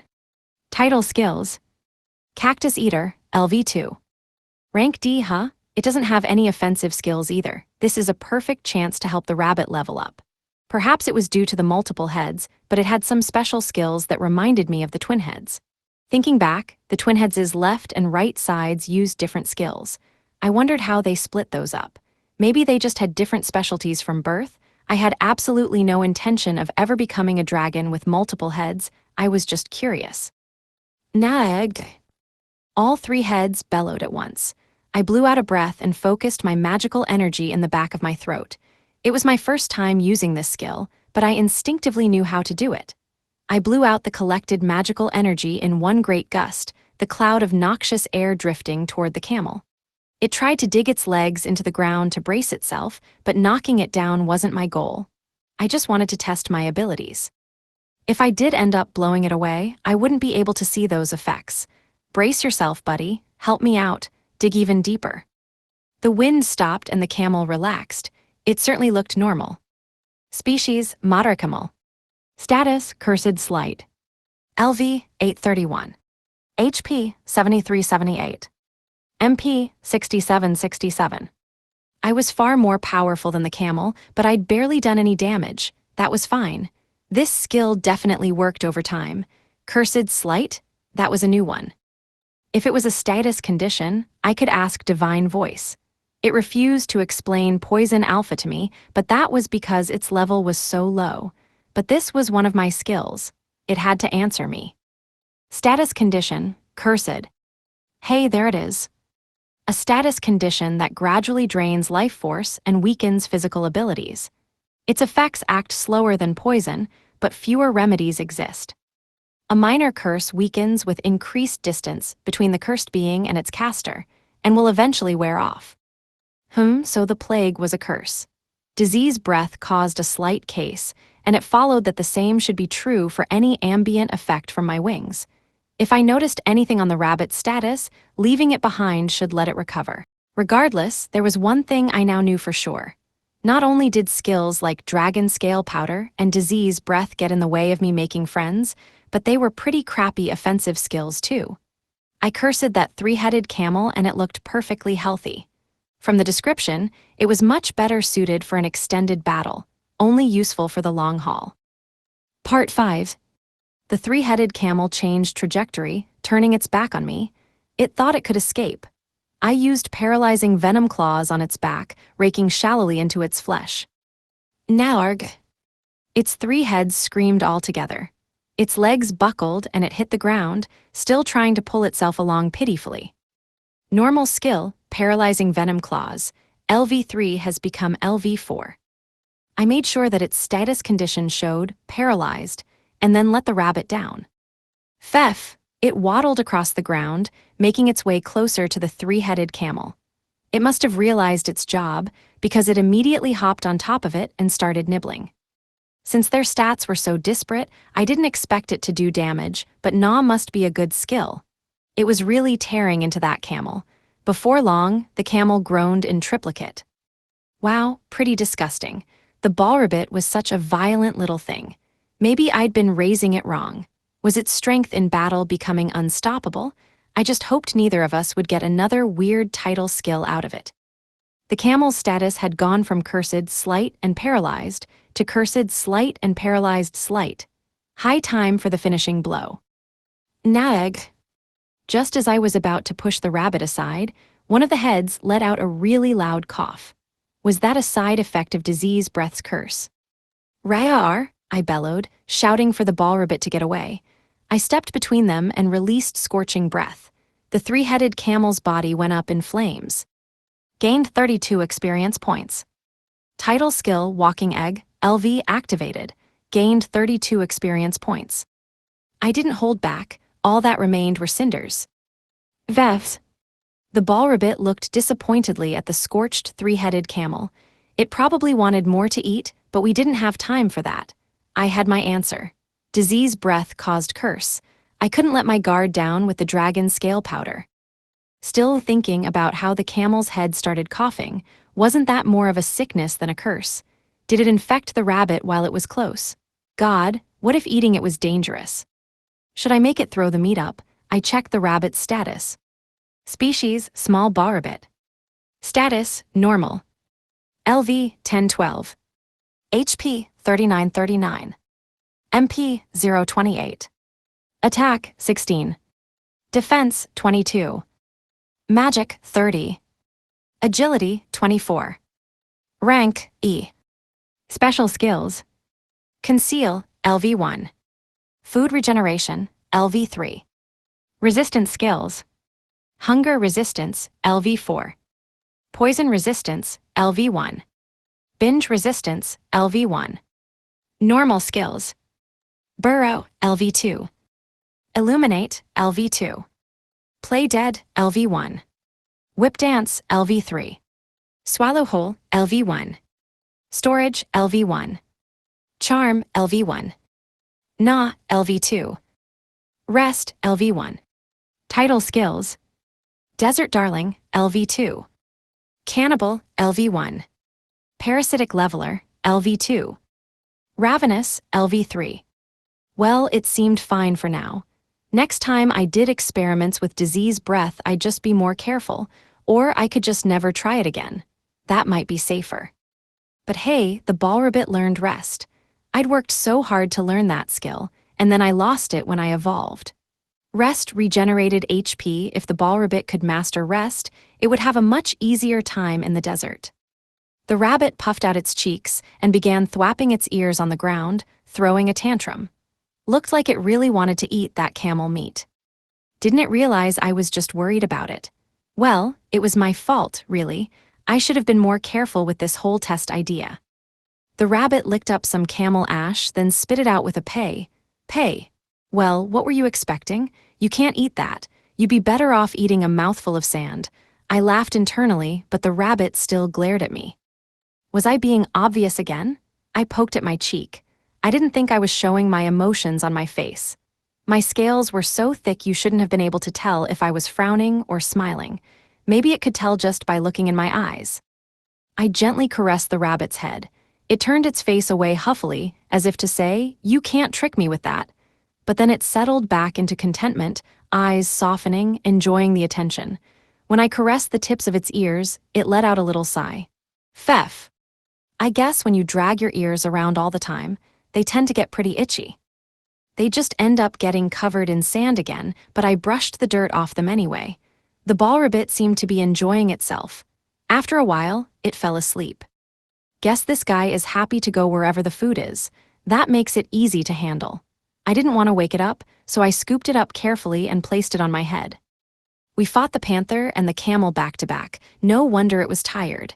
And we walked a long way today. Well, I'm the one who did all the walking, but being a passenger can still be tiring. Despite how careful I was, it was a bumpy ride. I returned to the cactus field. Time for a rest. Pfeff, the rabbit complained a bit when I moved it. Did I wake it? Rawr, I asked, but it didn't respond. What the heck? Was it talking in its sleep? Chapter 3, The Carriage and the Dragon. Part 1. The next morning, I woke up in the sand. It was only my third day here, but I was already beginning to get used to sleeping out in the open. I checked the ball rabbit's sand dune, relieved that I hadn't smothered it again. I could use more rest, but I felt a strong presence drawing nearer, pinging my psychic sense. No sleeping in today. Out in the open, it was easy for the enemy to spot me, but the reverse was also true. I sat up and scanned the area, immediately spotting the source of my psychic senses alert. It was one of those giant sand-colored centipedes, kicking up a cloud of dust as it barreled toward me. Crap, this was the exact thing I didn't want. We needed to get out of here. My best option was just to put the ball rabbit in my mouth, though what a way to wake up in the morning. If I wasted time, the centipede would catch up easily. Although, now that I was looking at it, it didn't seem to be headed directly for us, but there was nothing else out here. What was it doing? Wait, there is something there. A carriage raced just ahead of the centipede, pulled by two huge horses, no match for the monster's speed. At this rate, that carriage was going to get demolished. What the heck were they thinking, driving a carriage in a place like this? I glanced swiftly at the ballrabbit's dune before springing after the giant centipede. I couldn't win in a fair fight, but I could distract the monster long enough for the carriage to escape. Worst case scenario, I could always escape via the air. I'd just threaten it, then bounce. Once the commotion died down, I could come back for the rabbit. It survived out here alone before it met me. It would be all right on its own for a few minutes. Leaving it still made me anxious, and I briefly wished I'd put it in my mouth and rolled. But that had its own dangers. This enemy wasn't like the panther or the camel. It wouldn't be an easy fight. I'd need to use my breath and bite attacks, and I didn't want to accidentally swallow the rabbit in the process. I rolled at the giant centipede, ruefully thinking that this was one enemy I never thought I would be dashing toward. The beast ignored me and continued its pursuit of the carriage, even though I was purposefully making as much noise as possible. Come on, you're not even gonna look my way? I guess you desert monsters would rather eat horses and humans than a dragon. I was considered a delicacy when I was a baby, you know. The horses pulling the carriage looked my way. I couldn't read equine expressions, but I had a feeling they were freaked out. Listen, I'm here to help. I understood, of course. You're racing through the desert chased by a giant centipede, and all of a sudden a big scaly ball comes rolling in. Talk about going from bad to worse. I'm an unlikely savior, I know. I expended more energy to roll faster, using my speed to launch myself into the air. The plan was to use my body weight to crush the giant centipede's tail, but it was way tougher than I imagined. I couldn't even make a dent in it. I dashed to the right, but the centipede still didn't change its trajectory. It was the sort of monster that didn't give up once it had a target in its sights. If I did manage to successfully draw its attention, escaping might not be so easy after all. The centipede had slowed down when I dove at its tail, but it had nearly regained its original speed and was swiftly making up the distance it had lost on the carriage. I'd figured attacking once with roll would be enough, but I'd just have to keep trying. By now, I was close enough to use view status. I needed to get a feel for its stats before I made any more decisions. Species, giant sand centipede. Status, normal. LV, 6280. HP, 448,448. MP, 236,236. Attack, 324. Defense, 297. Magic, 194. Agility, 234. Rank, B. Special skills. Myriapod, LV. Bug King's Chitin, LV6. Earth type, LV. Automatic HP recovery, LV5. Psychic sense, LV4. Resistance skills. Physical resistance, LV5. Magic resistance, LV2. Falling resistance, LV4. Poison resistance, LV6. Paralysis resistance, LV2. Confusion resistance, LV2. Sleep resistance, LV3. Normal skills. Double poison, LV5. Burrow, LV6. Sand breath, LV4. Clay wall, LV3. Paralyzing bite, LV2. Acid drool, LV4. Heat beam, LV3. Title skills. Hundred-legged king, LV. Desert master, LV6. Unyielding, LV4. Tenacious, LV6. Chaser, LV5. Final evolution, LV. As expected, pretty gnarly. A level 62 B-rank monster absolutely freaked me out. With an attack level of 324, one direct hit would be enough to kill me. And I thought I was sitting pretty at 200 a little while ago. Also, what the heck is heat beam? Is that a ranged attack? Part 2.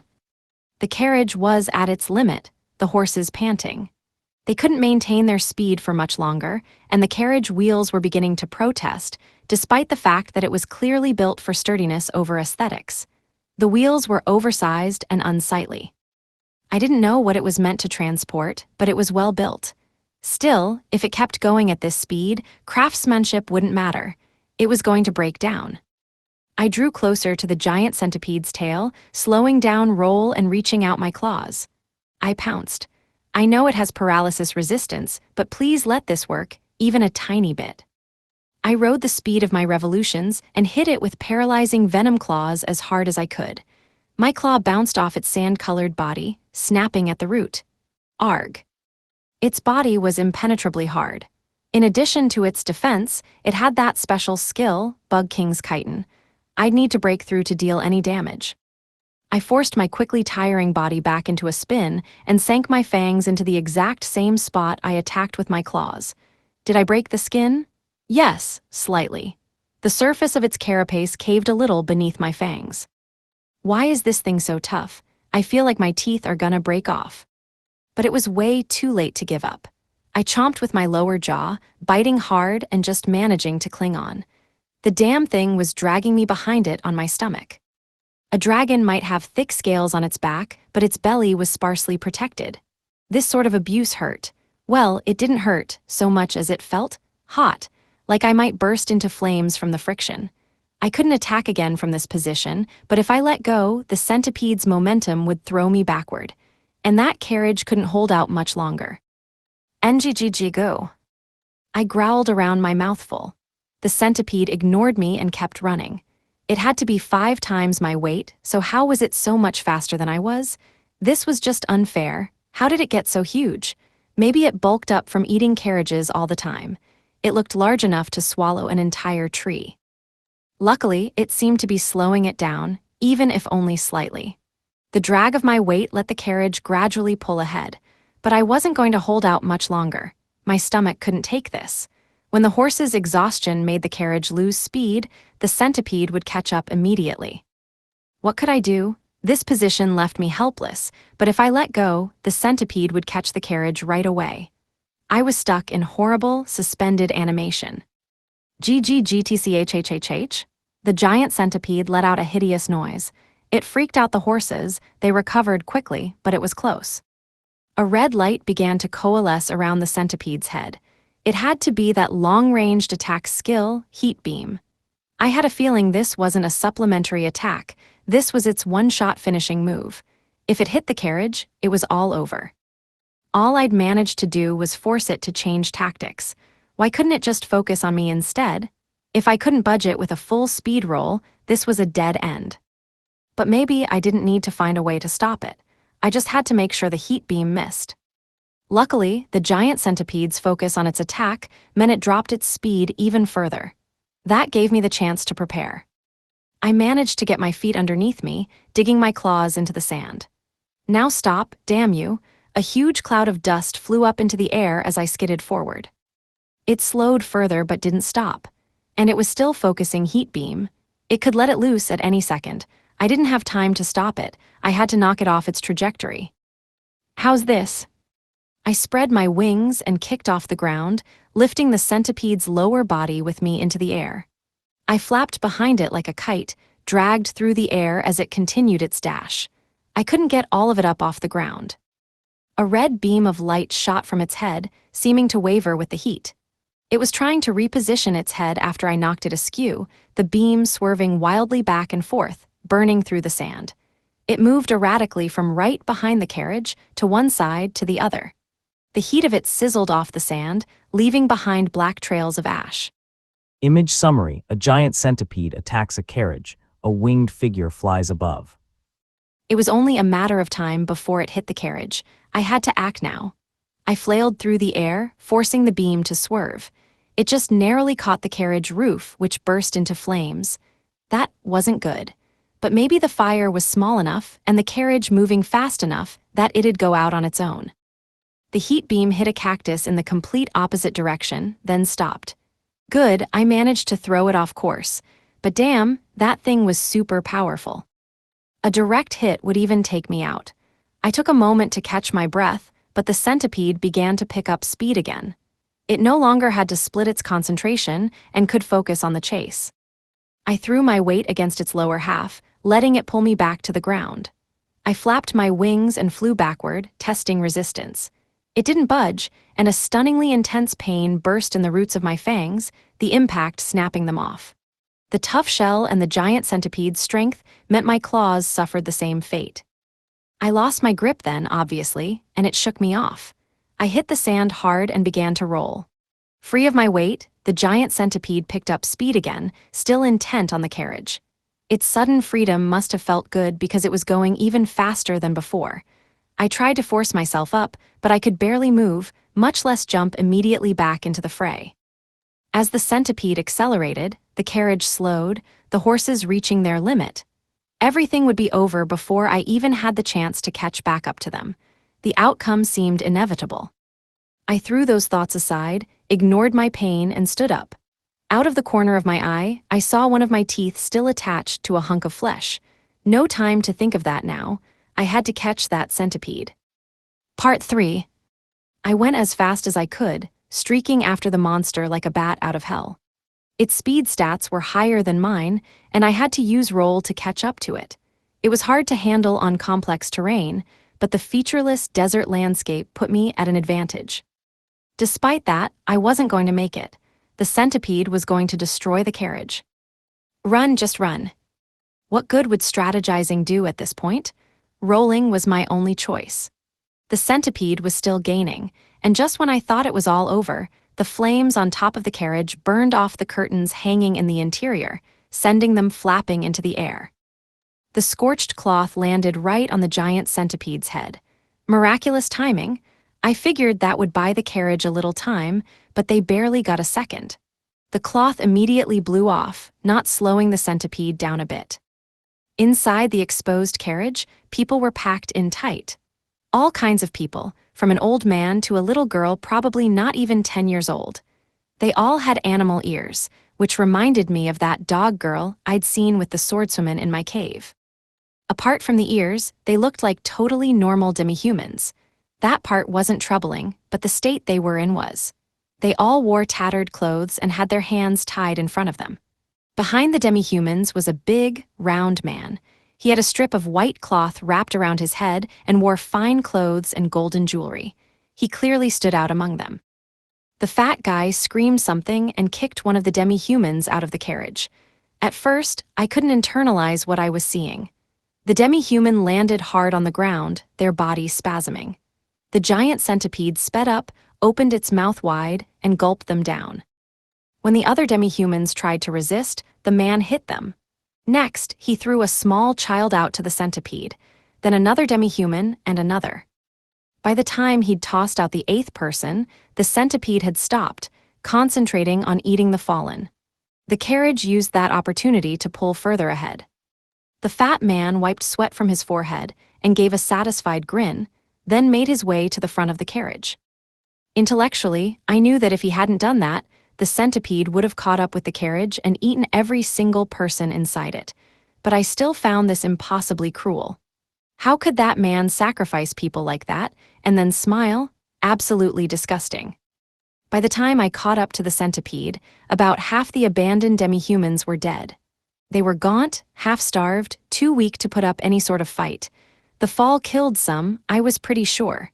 That was probably better than being eaten alive. The voice belonged to a person who was already half-eaten. In just a few moments, the monster gobbled up the rest of it. GGGTCHHHH? Its cry was creepy, almost like laughter. I spread my wings and zoomed up into the air, anger driving my body to move before I even realized what I was doing. From up high, I set my sights on the centipede's head, then dropped into a nosedive. A normal attack wouldn't be enough, but I was hoping that gravity would help. The kickback would be severe, but that didn't stop me. If this didn't work, nothing would. The centipede swung its giant body around, swiping its tail at me and connecting violently. The impact passed through my scales, vibrating down to my bones. It hit me so hard it was honestly impressive. I smacked the ground head first. Everything was hazy, my body heavy. I brushed the sand off myself with trembling arms. The centipede was still basically unscathed. We were the same rank, but I clearly stood no chance against a monster with 40 levels on me. I couldn't beat it.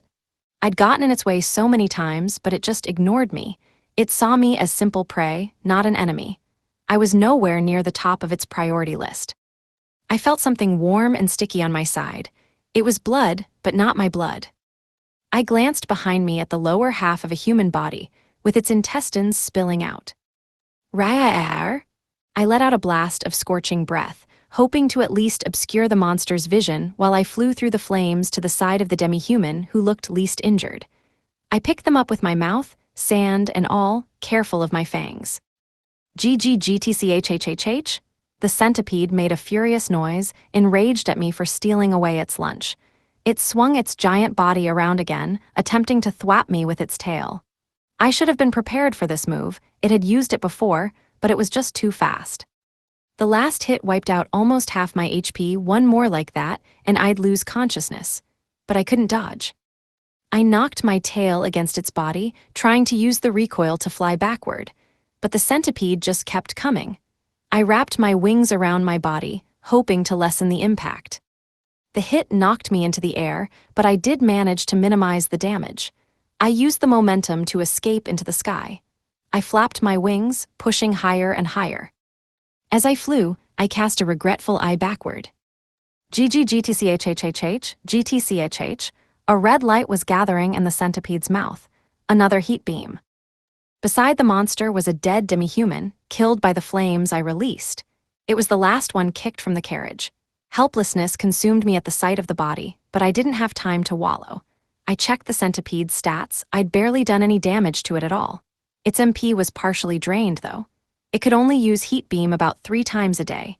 That must have been why it didn't use it on the carriage immediately. But even if I dodged this one, it still had one more use. I kept the centipede in my sights and flew higher. When it let the beam loose, red light aimed straight at me. I dove headfirst through the air. Despite my speed, I still felt the heat as the beam grazed me. This attack had impossible range. A message popped up in my head. Title skill, King of Evasion, LV1 has become LV2. Luckily, the giant centipede gave up after that. I didn't have the stamina to fly for much longer, and since I'd already taken a nosedive to evade the heat beam, I landed as fast as I could. If the monster had chased me, it could have hit me without any problem. But it apparently decided to protect the rest of its meal rather than chase after the thief. Title skill, Protective Spirit, LV5 has become LV6. Requirements for white mage types have been greatly reduced. I took another look behind me. The giant centipede's head was swaying back and forth. I didn't even want to know what it was doing. I curled up my body and used roll to return to the ballrabbit. Part 4. I still carried the rescued demi-human in my mouth as I used roll. I remembered the general area where I'd left the rabbit. There was a cactus about twice its size to use as a landmark. If it had moved, I might not be able to locate it at all. Or another monster might have found it and eaten it for breakfast while I was gone. The demi-human I carried hadn't taken a direct hit from the giant centipede, but they still bore injuries from the fall from the carriage. Someone else might have cushioned their fall because they were still mostly whole.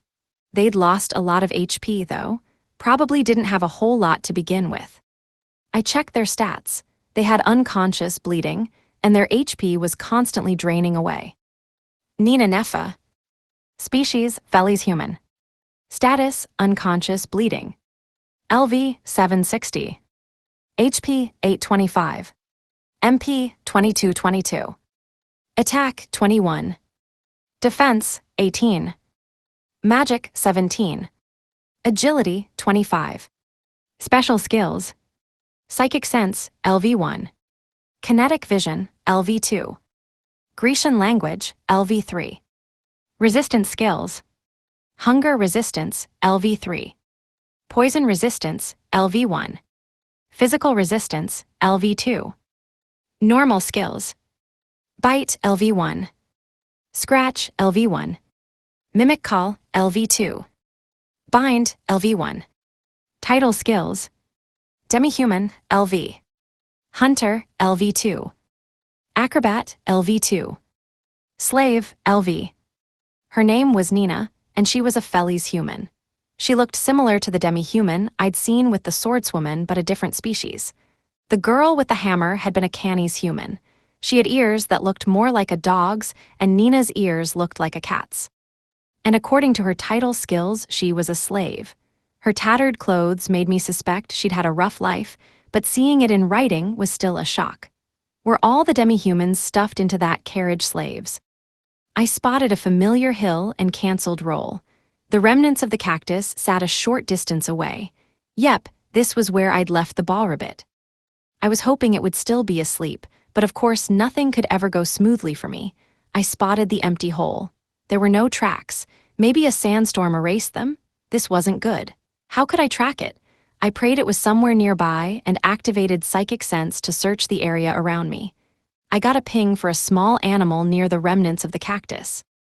I was glad to find it nearby, but what the heck was it doing over there? I searched for its presence as I rummaged through the discarded cactuses. I found the ball ribbit, covered in spine scratches, enthusiastically gorging itself on the cactus flesh. Oh, for the love of God. Its ears pricked up as I approached. Pfeff, pfeff. It spit out the skin of the cactus it had been nibbling on and rushed right over to me, whapping me with its ears. I guess it thought I'd left it behind. I backed a safe distance from the cactuses and spit out the demi-human, along with a bunch of sand. I coughed, expelling more of it from my throat. Pfeff, the ball ribbit looked at Nina and then back at me again. It crept toward over and began to lick her all over. I poked it lightly with my finger. Pfeff. Don't tell me you're gonna eat a human? No reason why it wouldn't, I figured. It already ate a panther and a camel. Please don't eat a human. I won't ever let you back onto my head if you eat a human. I tried to explain the situation to the rabbit with gestures. I pointed to Nina's injuries, then waved my hands back and forth with a frown on my face. I knew the rabbit learned rest from the experience points it got from the camel. It could use it to stop the bleeding, and she would survive. The ball ribbit stared at Nina for a while, then lifted up a piece of cactus skin with its ears and began drawing something in the sand.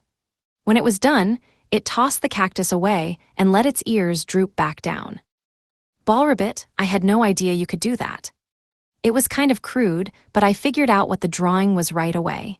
It was meat. I nodded to show I understood. Yeah, you want me to get you more meat. I'll salt some up and roast it for you, okay. Satisfied, the rabbit pranced over to Nina and made a pfeff noise. A tiny ball of light drifted from its head, entering Nina's body. I watched as her wounds closed and the color returned to her skin. Her status no longer said bleeding. She wasn't back up to full HP, but she was close. I breathed in a sigh of relief as unconscious changed to unconscious, slight. My relief transmuted into panic. What would I do when she woke up? She'd scream and run when she saw me, and a human alone in this desert wouldn't last long. Should I take her to that walled city before she woke up? No, I didn't have time. Besides, I wasn't sure that city was a good place for her to go. The carriage was headed in that direction. Nina's master was that fat-ass jerk who kicked the slaves out into the desert for centipede chow. She wouldn't have a good life there, that's for sure. Part 5. Agnia Nina groaned softly, her body tensed. She curled up on the sand in a little ball, as if to protect herself. She wasn't awake yet, but it was only a matter of time. Crap, what should I do? What should I do? I had no ideas. She was absolutely going to pass out from fright if she saw me. Should I hide? Leave the ball ribbit to take care of her? Still, at some point we'd have to do something with her, and she'd see me then. No, I couldn't just hide. That would only leave her vulnerable to other monsters. I just had to make it clear I wasn't an enemy. Maybe I should act like a total clown, a silly dragon who would never attack a human. How, though? Have the ball ribbit dig a hole and bury my head in it? Was that zany enough? Ma'an Naya, Nina mumbled, brushing her hair out of her face. Yep, she was waking up. Come on, I have to do something. Oh, that's right, I had human transformation. And thanks to my evolution, it was up to level 3. Human transformation had tortured me for so long. About time it actually helped me out. I took a deep breath, trying to calm down. Human transformation always sucked. The pressure on my body was impossibly intense, and it burned off 1 MP per second. And looking at my stats. Illusia. Species, plague dragon. Status, normal. LV, 2275. HP, 26260. MP, 199,199. I only had 199 seconds, 3 minutes and 19 seconds. Wow, that was barely any time. No, I could do it. You could make instant ramen in 90 seconds, after all. 199 seconds was plenty of time to convince her I was harmless and ask her about herself. Her eyes were opening, no more time for worrying. I activated the skill and instantly felt an intense heat spread through my body, like I was being burned from the inside out. The first time it scared the heck out of me, but this time, although it hurt, I wasn't frightened. My body grew smaller, shrinking from 5 meters to a little less than 2. I opened my eyes and looked down at my arms. They were strong, covered in black scales with sharp claws blooming from my fingertips. Okay, cool that I'm still powerful, but now I'm just a human-shaped monster. And I bet my face is super ugly. Not being able to see myself made me extremely anxious. Although, if I did turn into a human completely, I realized I wouldn't have any clothes. That would be a horrible sight in and of itself. Still, I'd rather look like a naked weirdo than whatever kind of demon I looked like now. Pfeff, the ball rabbit made a noise of alarm, its ears pricking up. It seemed afraid of me and scampered away. Knock it off, don't look at me like that. It's gonna make me lose confidence. Then how can I win Nina's trust? Chances were good I was even freakier now than I was as a dragon. I was human-shaped, but my mouth was huge, complete with sharp fangs. I couldn't chicken out. This was only for 3 minutes, and I had to make the most of it. I glanced over at Nina, where she was still lying on the sand. Why are her eyes still closed? I wondered if she'd lost consciousness again. She was pretty weak. Perhaps she'd just fallen asleep. Hey, come on, wake up. I didn't want to have used human transformation again. I couldn't risk having low MP. What if I really needed it? I felt bad, but I had to wake her up. I put an arm around her shoulder, helping her to sit up, careful not to stab her with my claws. I shook her gently. Hey, could I speak now? I let out a little breath and tried pronouncing some words, trying to wrangle my tongue. Ga-a-ga-a-ramantu-va ie-vu-vu-u. I can do this. I didn't sound perfectly human, but my vocal cords were much closer than a dragon's. I could have a conversation, just barely. But what should I say? Where to start? Should I just act like I was in an RPG and be like, "Rar, I am not a bad dragon," or something? Pa-pa-pa-ri-ri, zu-ewe, cup. Even just saying, "Please wake up," with this anatomy was difficult. Maybe when I leveled up human transformation more, I'd be able to speak better. Or perhaps I just needed practice. Yuagnaya, Nina's eyes popped open, and all the blood drained out of her face. Aya! She was so frightened she could barely speak. Her round eyes were wide, her mouth opened and closing helplessly. Yeah, I was pretty much still a dragon, but I couldn't give up. Please don't eat me, I'm not tasty. Yep, definitely a dragon. Nina flailed weakly, trying to escape my grip. I let go of her and took a step backward. How many seconds did I have left? Illusia. Species, plague dragon. Status, human form LV3. LV, 2275. HP, 13260. MP, 97,199. I'd burned through half of my MP already. I only had 97 seconds left. 1 minute and 37 seconds. I gave up on asking her about herself. I should just focus on gaining her trust. Maybe I should have found her some food first. She was so thin, she was probably starving. Judging by how she was treated by the man in the carriage, I bet she was dehydrated too. I should have at least prepared a cactus for her to eat. We just had the pathetic bits the ball rabbit had already nibbled through. I bet the rabbit's meat was tender and delicious, but there was no way I was gonna cook it up, though it probably tasted incredible. This was not the time to dwell on eating my friends. Regardless, I needed to convince her that I was not an enemy. I could get her some food after my human transformation wore off. I only had a minute left to show her I was trustworthy. If I turned back into a dragon before I could make her understand, this would all be a waste of time. Should I dance? Try to make her laugh? That would make the minute go too quickly. And she'd probably think I was doing a spell or something. Why? Naya. I spoke in my hoarse voice and she trembled. Og, this is no use. I just can't talk properly. My nerves and helplessness were rising. I poked my throat. Come on and work, vocal cords. Please, you're my only hope right now. I was running out of time. Turns out 3 minutes isn't that long at all. You can't do anything in 3 minutes. I was about to turn back into a dragon. She might not be more afraid of my dragon form, but my speaking ability would be even worse. Okay, I had to say something. I could tell her I saved her, but with this demonic appearance, she wouldn't believe me. I didn't look like the kind of monster who rescued people, more like the kind that devoured them while laughing. Maybe I should explain my appearance. Tell her that deep down inside, I was a human trapped in a dragon's body. That sounded like nonsense. She'd probably still run away if I said that. My MP was burning away as I sat there thinking. No time, I just had to tell the truth. IIW was turned into a M monster. I used to be human. I said it, regardless of whether she would believe me, it wasn't a lie. I did used to be human, just not in this particular world, but no time to sweat the details. Hesitantly, Nina looked into my eyes. She blinked. You used to be a human. Why, yes. It worked, it's working, I'm so close. She was going to trust me, I just knew it. Image summary: a scared woman is being grabbed by a dragon, while small rabbit-like creatures look on. Danger here, I take you safe place. Where you want. I made it that far before I felt my body start to grow, my heartbeat getting louder and louder. An intense fatigue spread through me. At least let me finish my sentence. Sin status check. Illusia. Species, plague dragon. Status, human form LV3. LV, 2275. HP, 13260. MP, 4199.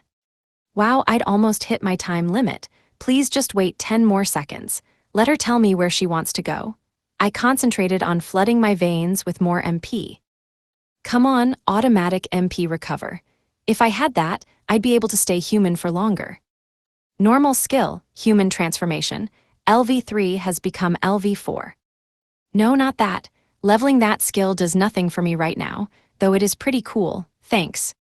Hopefully at level 4 I'd finally start looking more normal. But that didn't help me right now.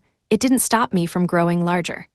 My MP kept ticking away, sluggishness filling me, my consciousness going hazy, like I was spacing out. I could feel my skin getting tougher and my claws and fangs growing longer. In just a few moments, I'd be back to my regular form. Naya, Nina's eyes widened as she watched me transform into a dragon. She backed away, collapsing weakly onto the ground. Hey, you don't have to be that scared. But this wasn't unsalvageable, right? I already told her that I got turned into a monster. Though I did forget to mention that monster was a huge dragon. I pressed my stomach to the ground and lowered my head, trying to convey that I wasn't a threat. The ballrabbit had been watching our whole exchange, and as soon as I got low enough, it came happily over to climb on top of my head. It let out a relieved "Pfeff." It wasn't afraid of me anymore. Without human transformation, I had to explain my situation with only gestures. The desert was too dangerous for Nina to be wandering alone. With her stats, she couldn't even defeat a panther. Arr, Nina didn't respond. Puzzled, I leaned forward. Did she pass out in fear? I guess watching someone turn into a dragon was pretty shocking. I felt so overwhelmed with fatigue that I was close to unconsciousness myself with my MP so low. I had to be more careful with this skill going forward.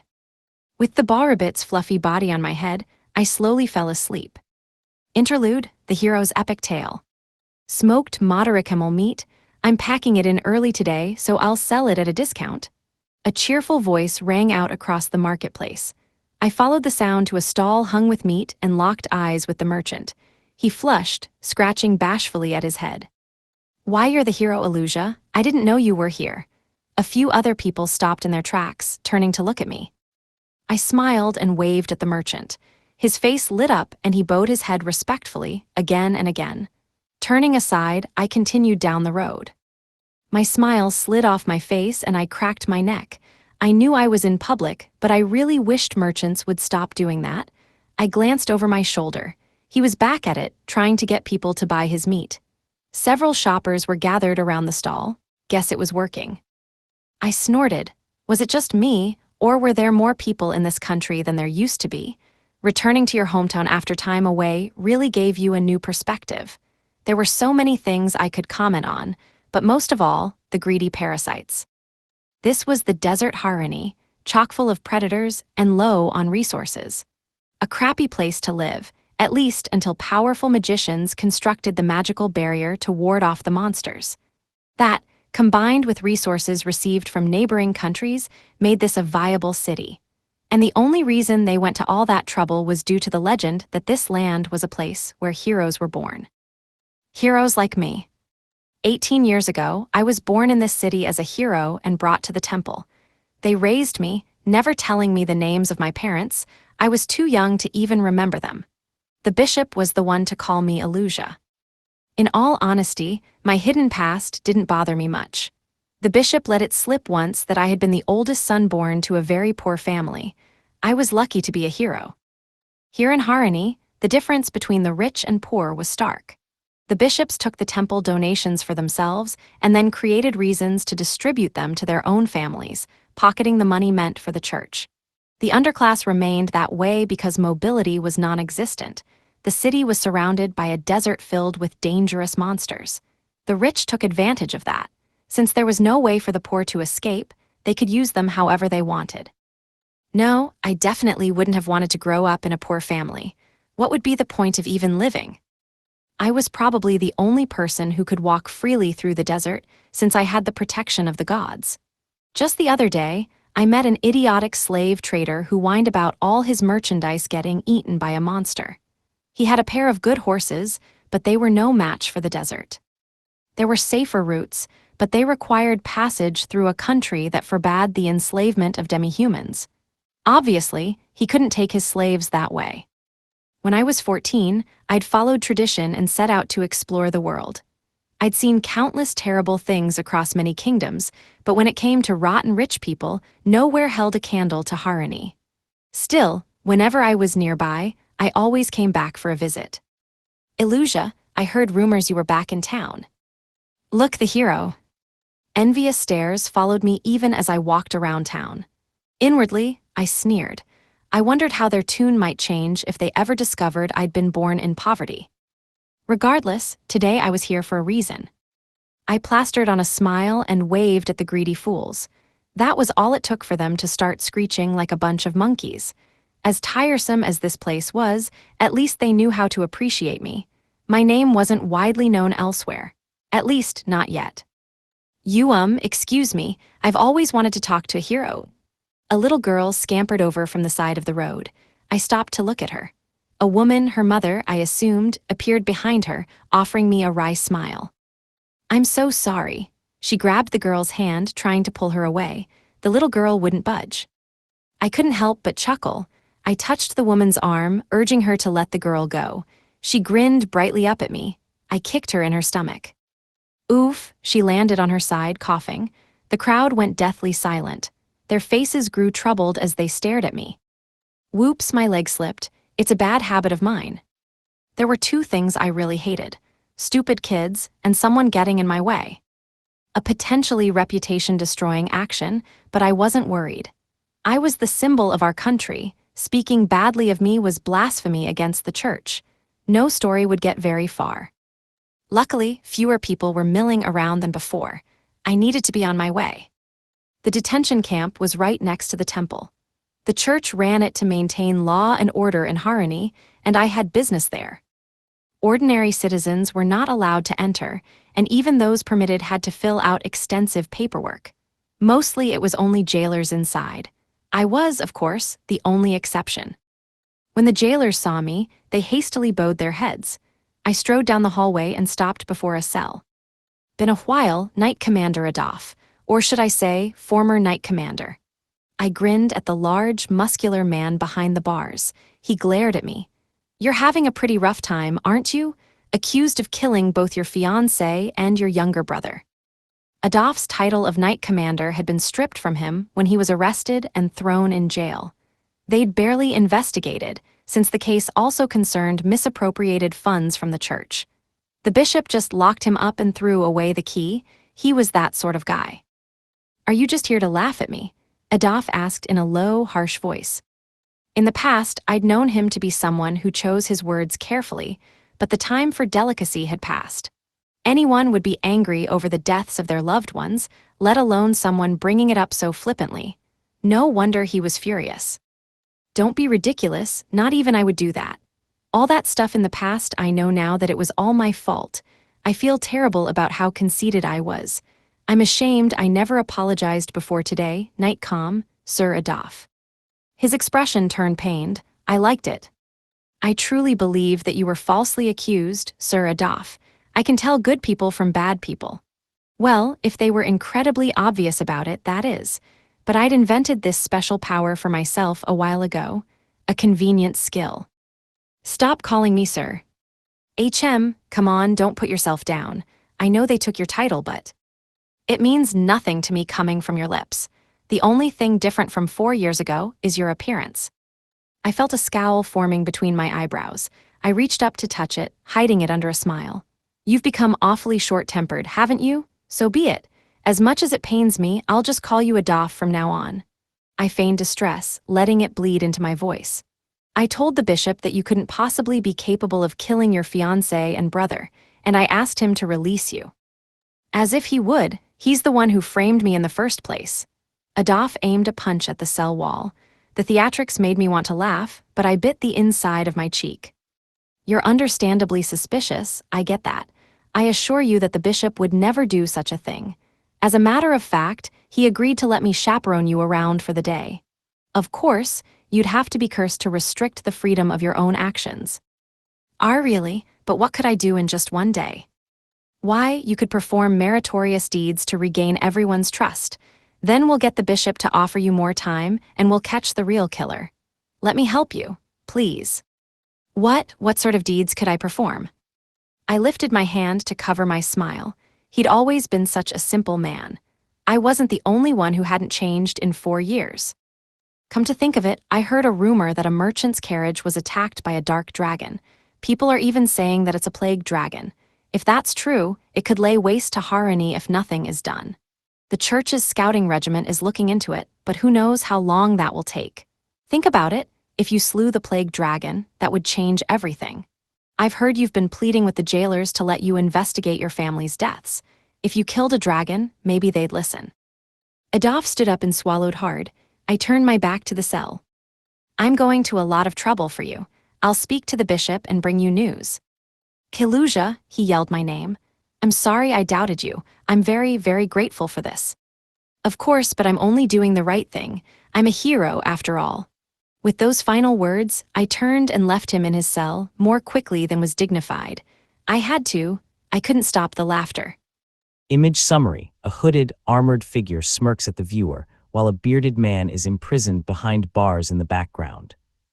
4 years ago, Adolphe and I set to resolve a dispute in mock combat. He beat me in public, absolutely humiliating me.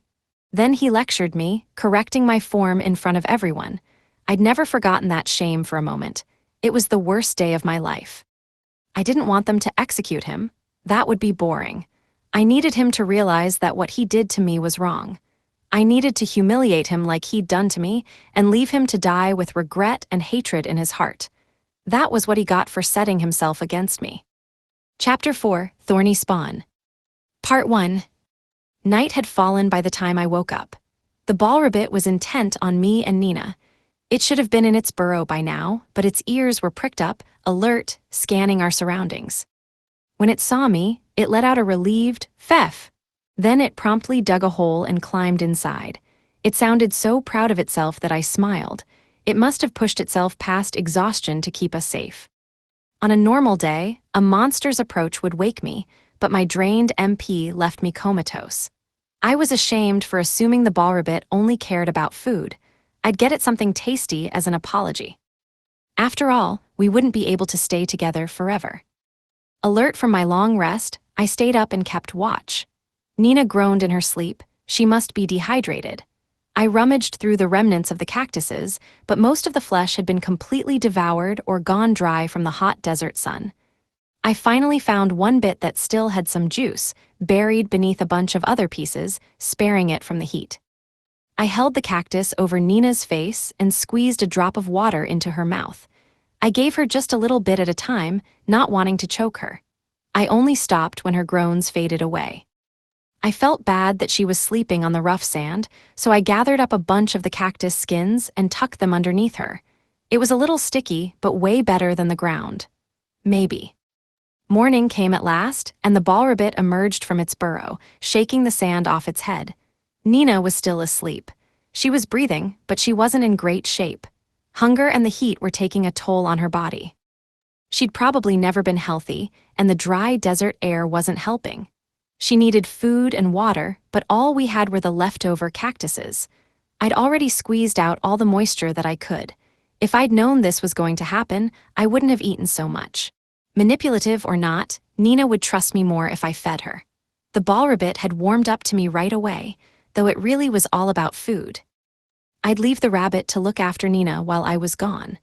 It could scare off an F or E rank monster by itself, though D rank or above would mean trouble.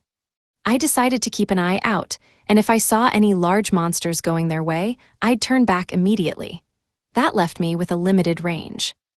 Leaving them behind, I loped through the desert. I was hoping for something nearby, but I doubted I'd be that lucky. Maybe I could get moisture from a camel? I remembered reading somewhere they stored water and fat in their humps. Fluids were my first priority. If I didn't get some into Nina fast, she would die. The rabbit's rest spell could buy her more time, but it couldn't keep her alive forever.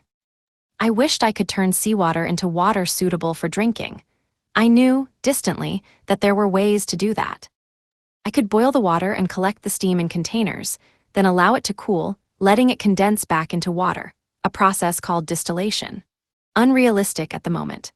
I had the tools to heat up the water and turn it into steam, but nothing to help me catch and return that steam to water. Maybe I could do it with an animal's skin and a deep pit, but Nina was human, and though this world was plenty unhygienic, she wouldn't have the natural resistance to bacteria that a monster would. As a demi-human, she was probably tougher than average, but I didn't want to risk it. That left two choices, a camel or a cactus, but as I ran through the desert, I couldn't find either. Strange, I'd seen a ton yesterday. Had being inside my mouth contributed to her injuries? She would have gotten jostled on my back too. She might have even fallen off.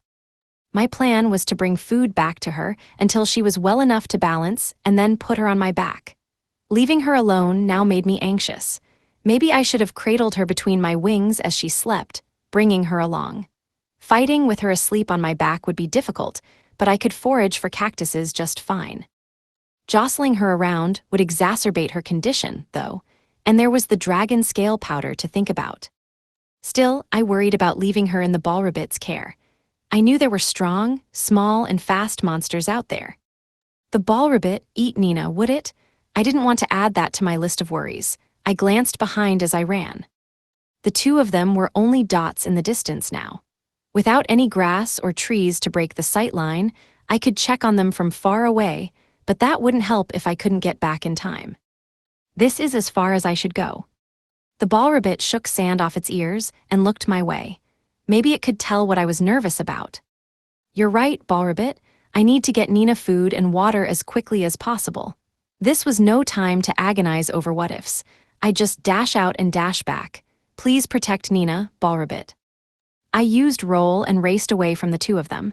I hated it, but I forced myself to focus. Cactuses and camels. Come on, cactuses and camels, come on, cactuses and camels. But not centipedes, for real though. If I never see one of those again, it will be too soon. After rolling for a while, I came across something green and lumpy. It had to be a cactus. They were the only things that grew here. I was relieved to have found some so quickly. I wanted to move fast, and that limited how much I could carry, but I needed a few each for Nina and ball rabbit, though the rabbit always wanted way more than just a few. Whatever. It always ate so much, it had enough calories saved up. You could stand to lose a little weight, desert darling, even if you never seem to gain anything no matter how much you eat. I made a beeline for the green lump, wondering if my sense of distance was off. Using roll sometimes left me disoriented, but I thought I'd gotten used to it. I guessed it could still happen. The cactus probably just looked closer than it was because I had no landmarks to gauge distance with. But as I drew nearer, I realized that the cactus was close to 4 meters long, lying on its side like a caterpillar. The damn thing was only slightly smaller than I was. This cactus was, like, record-breaking huge. I could only carry a fraction of it. I had to bring Nina and the ball rabbit back here sometime. This was like winning the cactus lottery. As I got closer and started to slow down, The cactus began swaying and slowly rose from the ground.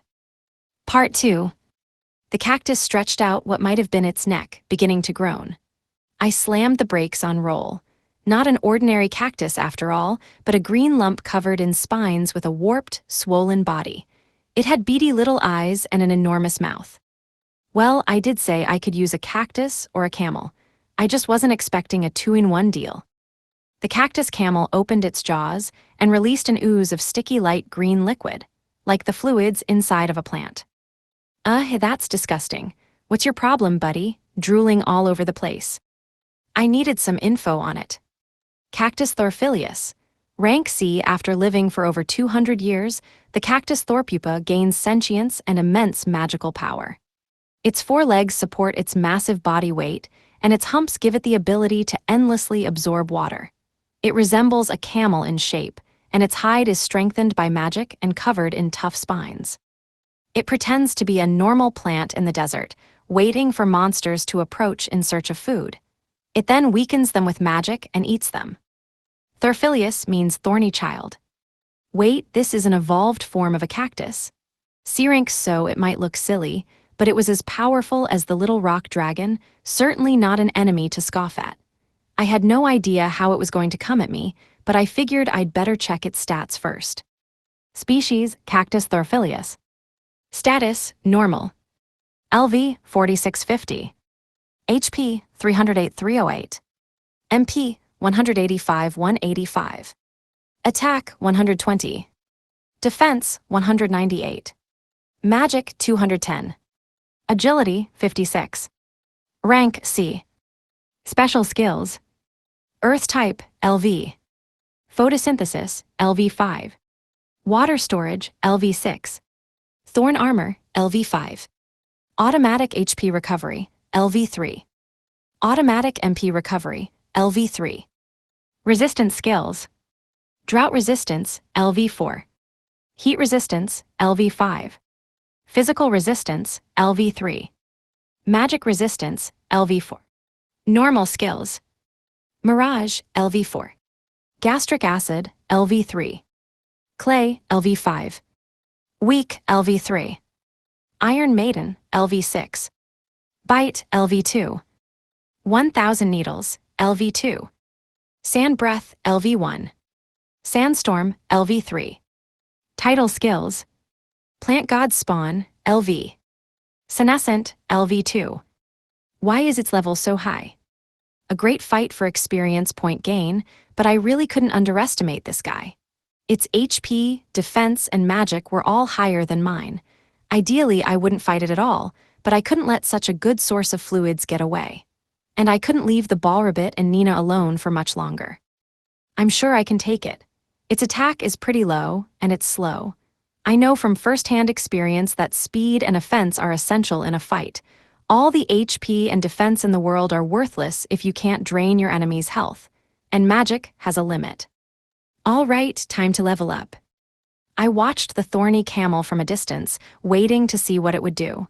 It stood up, beady little eyes focused on me. It didn't move a muscle.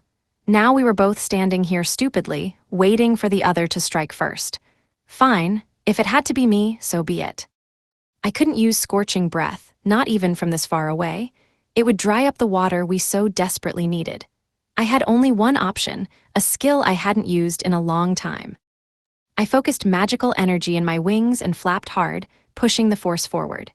This was Whirlwind Slash, a skill that flung blades of wind at my enemies. The first magical burst of air did nothing, the second scratched it, and the third broke off its needles. The fourth cut into its skin. Normal skill, Whirlwind Slash, LV1 has become LV2. Hey, my skill leveled up. I sent an even sharper gale of wind blades raining down upon the thorny camel. It crouched, protecting its head, but I didn't stop flapping. I beat my wings harder and harder as I got closer, slicing up the surface of the camel's body. Keep going, keep going. Focus every single bit of magical energy into this attack. The last time I used this skill was during my fight with the little rock dragon. It barely did any damage, so I dismissed it. But Whirlwind Slash was powerful. There was no way the thorny camel could get close to me with those injured legs. About half of my MP was gone, but it still hadn't moved.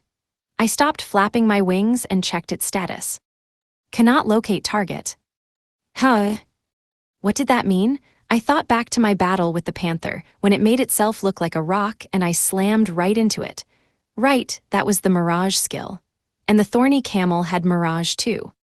It must have vanished, leaving behind a bunch of cactuses for me to decimate with whirlwind slash. I'd been so focused that I hadn't even noticed. And now, I just burned away half my MP for nothing. The thorny camel was plotting something. Where was it? I had to be ready for anything. I kicked off into the air and immediately felt a needle in the back of my knee. I couldn't believe I hadn't seen it coming. Come on, stop it. I pushed through the pain, flapping my wings harder to remain airborne. My legs hurt. Despite its stats, this guy was tough. I hadn't taken much damage, but I couldn't just ignore it. Those needles went right through my skin. It must have had some special skill that could penetrate my scales, just like the slime. This isn't gonna be as easy as I thought, but I won't fall for mirage again. This cactus camel was dangerous but unsophisticated. If I paid attention, it would make a mistake. I was going to defeat it and bring my friends a feast. Part 3. Still airborne, I flapped my wings and released another whirlwind slash. The blades tore through the air, slicing into the thorny camel's flesh. Thick, sticky liquid dribbled out, sweetness filling the air. Even in the heat of battle, my mouth started to water. The camel hunched over in a defensive stance, its eyes open to glare at me. Sorry, Mr. Camel, but there's no way I'm getting close to you. I'm just gonna whittle down your HP from here. The camel released its defensive stance and stood up, no doubt realizing it was just exhausting itself.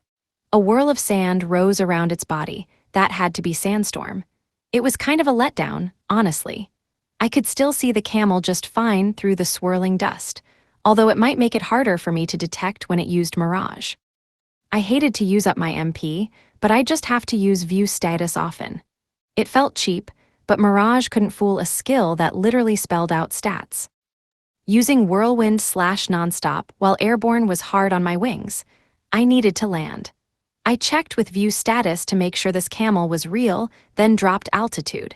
A strange noise came from just below me. Instincts prickling, I altered my trajectory as I descended. A sharp column of sand burst from the ground exactly where I had just been, immediately crumbling and adding to the sandstorm. I used roll to get out of the way, whapping my tail on the ground to lessen the impact as I landed. I jumped back into the air right away.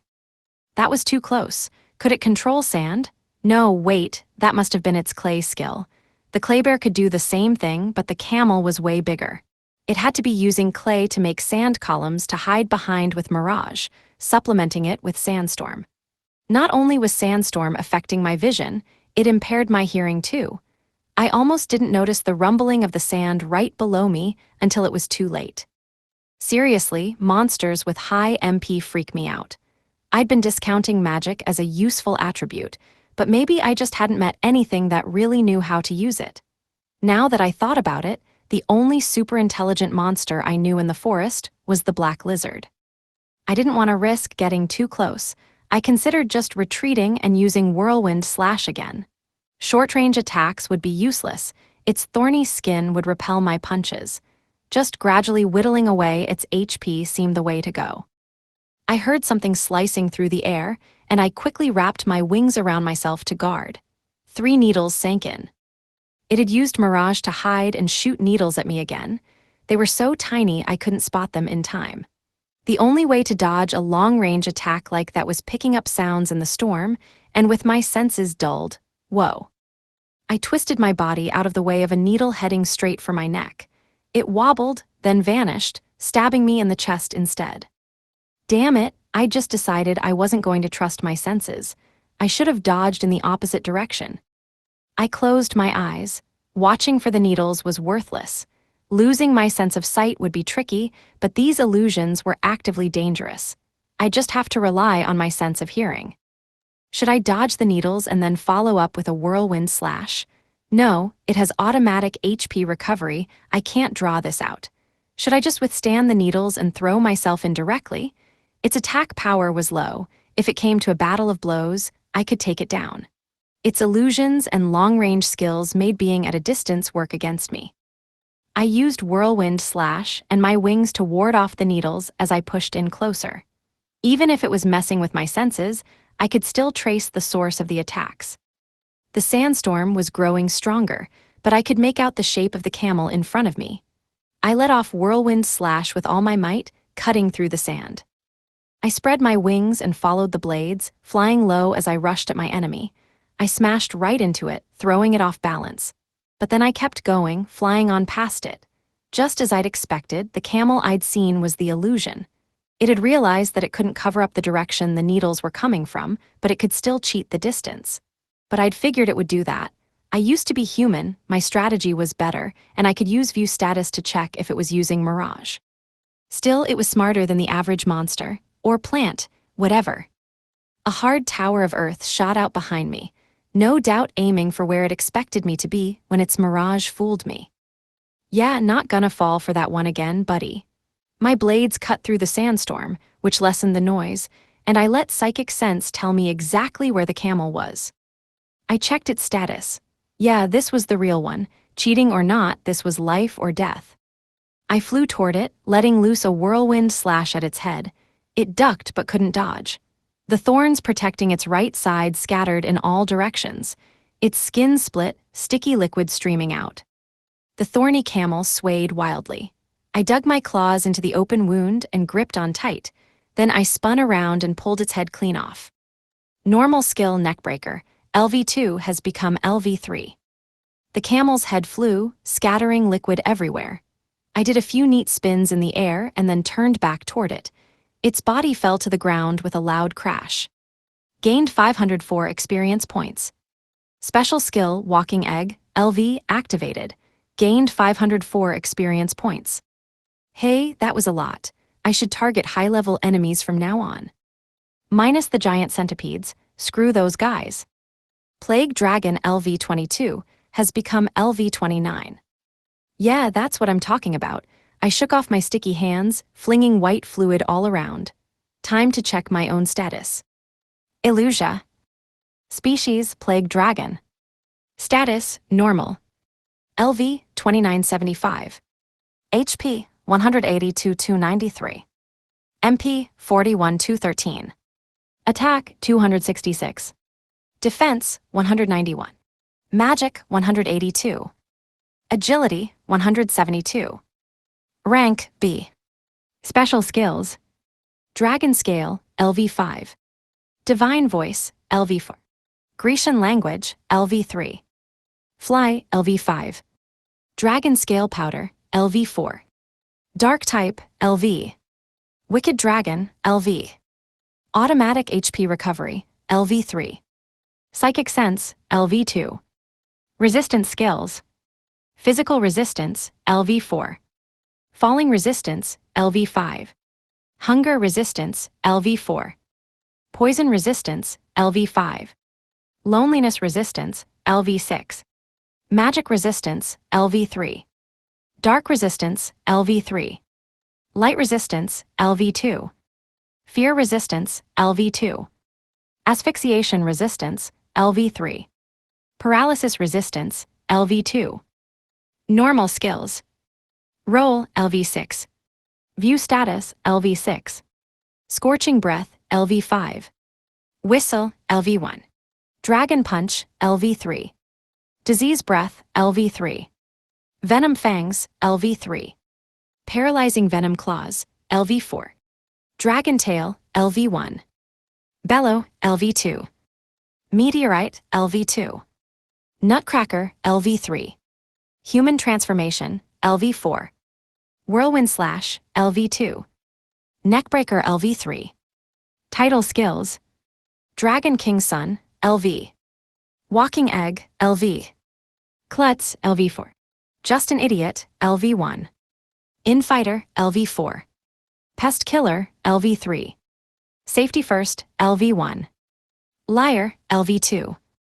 King of Evasion LV2. Protective Spirit LV6. Itty Bitty Hero LV5. Wrongdoer LV6. Calamity LV5. Chicken Runner LV2. Mr. Chef, LV4. Dastardly King, LV4. Stalwart, LV2. Giant Killer, LV1. Ceramic Artisan, LV4. Clan Boss, LV1. Laplace Interference Authority, LV1. Cool, everything went up a lot. Still, leveling would probably slow down soon, and I had 46 more levels until my next evolution. I hoped to have some decent choices, but the plague dragon trajectory seemed bleak. Well, what's done is done. If I focused on raising skills like Protective Spirit and Itty Bitty Hero, maybe I could turn things around. Protective Spirit made acquiring white magic easier. Maybe the ball rabbit would be my mentor and teach me rest. My HP was fine, but my MP was really depleted. I'd used Whirlwind Slash a ton. Before now, most of my fights had been very physical. In the future, I'd need to be more careful about overusing magic. I didn't want to end up with 0 MP when I needed it most. But all in all, the spiky camel hadn't been that bad. I was glad I never got hit with clay. Enough what-ifs, I need to bring food back to my friends. I started removing the needles from the camel's body, careful not to poke myself. When that was finished, I cut off its humps and legs. With the body split open, the sun would quickly dry out its insides. I considered bringing Nina and the ball rabbit back with me to get the rest. I'd put way too much effort into this to let most of it go to waste. Or maybe it'd be better to move my base out here. The cactus camel was a little tough, but now that I'd removed the needles, Nina could use the skin to sleep on. I now had another problem. I had no way to carry back the bits of thorny camel. If I held it in my arms while I used roll, I'd lose most of it, but walking would take forever. I was a lot farther away than I'd meant to go. Okay, well, I had no choice but to put it in my mouth and roll home. The ball rabbit and Nina might not like it, but it was either that or no water. I stuffed in as much of it as I could and activated roll. This sucked. It was hard to breathe, and the cactus skin tickled the back of my throat so much I almost spit it out. I accidentally swallowed some of it. My nose is all plugged up now. I'm gonna die, I'm dying, I can't take this. It was a struggle, but I followed the trail I'd made and somehow managed to return. Though I still insist I nearly kicked it. I saw Nina right away, still lying on the cactus skins where I'd left her. Wait, where was the ball rabbit? My mouth was full and I couldn't speak. I stomped lightly on the ground. The sand nearby trembled and out it popped. It had something in its mouth, maybe the tail of a sand-colored shrimp. As I stared at it, it chomped down and swallowed. "Pfeff," it said, as if nothing had happened. Green fluid stained the edges of its mouth. It was stronger now, I guess, but I wished it wouldn't go hunting while it was supposed to be watching Nina. Well, whatever. Everyone is safe and sound, and that's all that matters. "Pfeff, Pfeff." The ball rabbit ran over to me happily, like a little girl eager to see what her daddy brought her back from his long business trip. Wow, what was my previous life like if that's the first thing that came to mind? I gritted my back teeth and aimed downward. Then I spit out everything that was in my mouth. A mountain of cactus covered in my saliva. The ball rabbit's ears pricked up for a moment, then dropped. It seemed to be in shock. Then it whapped me on the same spot where the cactus had shot me with its needles. I'm sorry, but there's a mountain of cactuses close by. I can take you there. Part 4. I cut the cactus into smaller pieces for easier eating. Gathering up the bits with the least saliva on them, I lay them out on top of the skin to keep them out of the sand. The ball rabbit edged over cautiously, but I scooped it up with my tail and set it down a distance away. Sorry, but that's for Nina. Let her have it. Normal skill, Dragon Tail. LV1 has become LV2. My skill leveled up just from that. Guess I should use my tail more often. Pfeff, Pfeff. The ball rabbit started whapping my legs with its ears.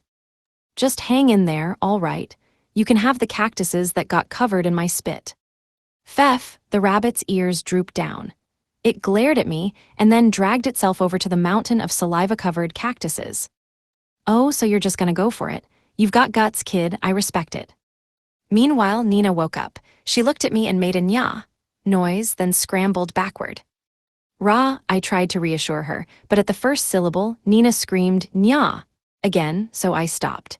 Instead, I gestured toward the cactus with the tip of my claw and tried to put on my friendliest smile. I was probably just squinting my eyes. Nina stared at me with such an odd look on her face. Her cat eyes opened wide. She looked down at the cactus pieces, then back over to me. I crouched to make myself look less intimidating, lowering my gaze. Are you trying to say this is for me?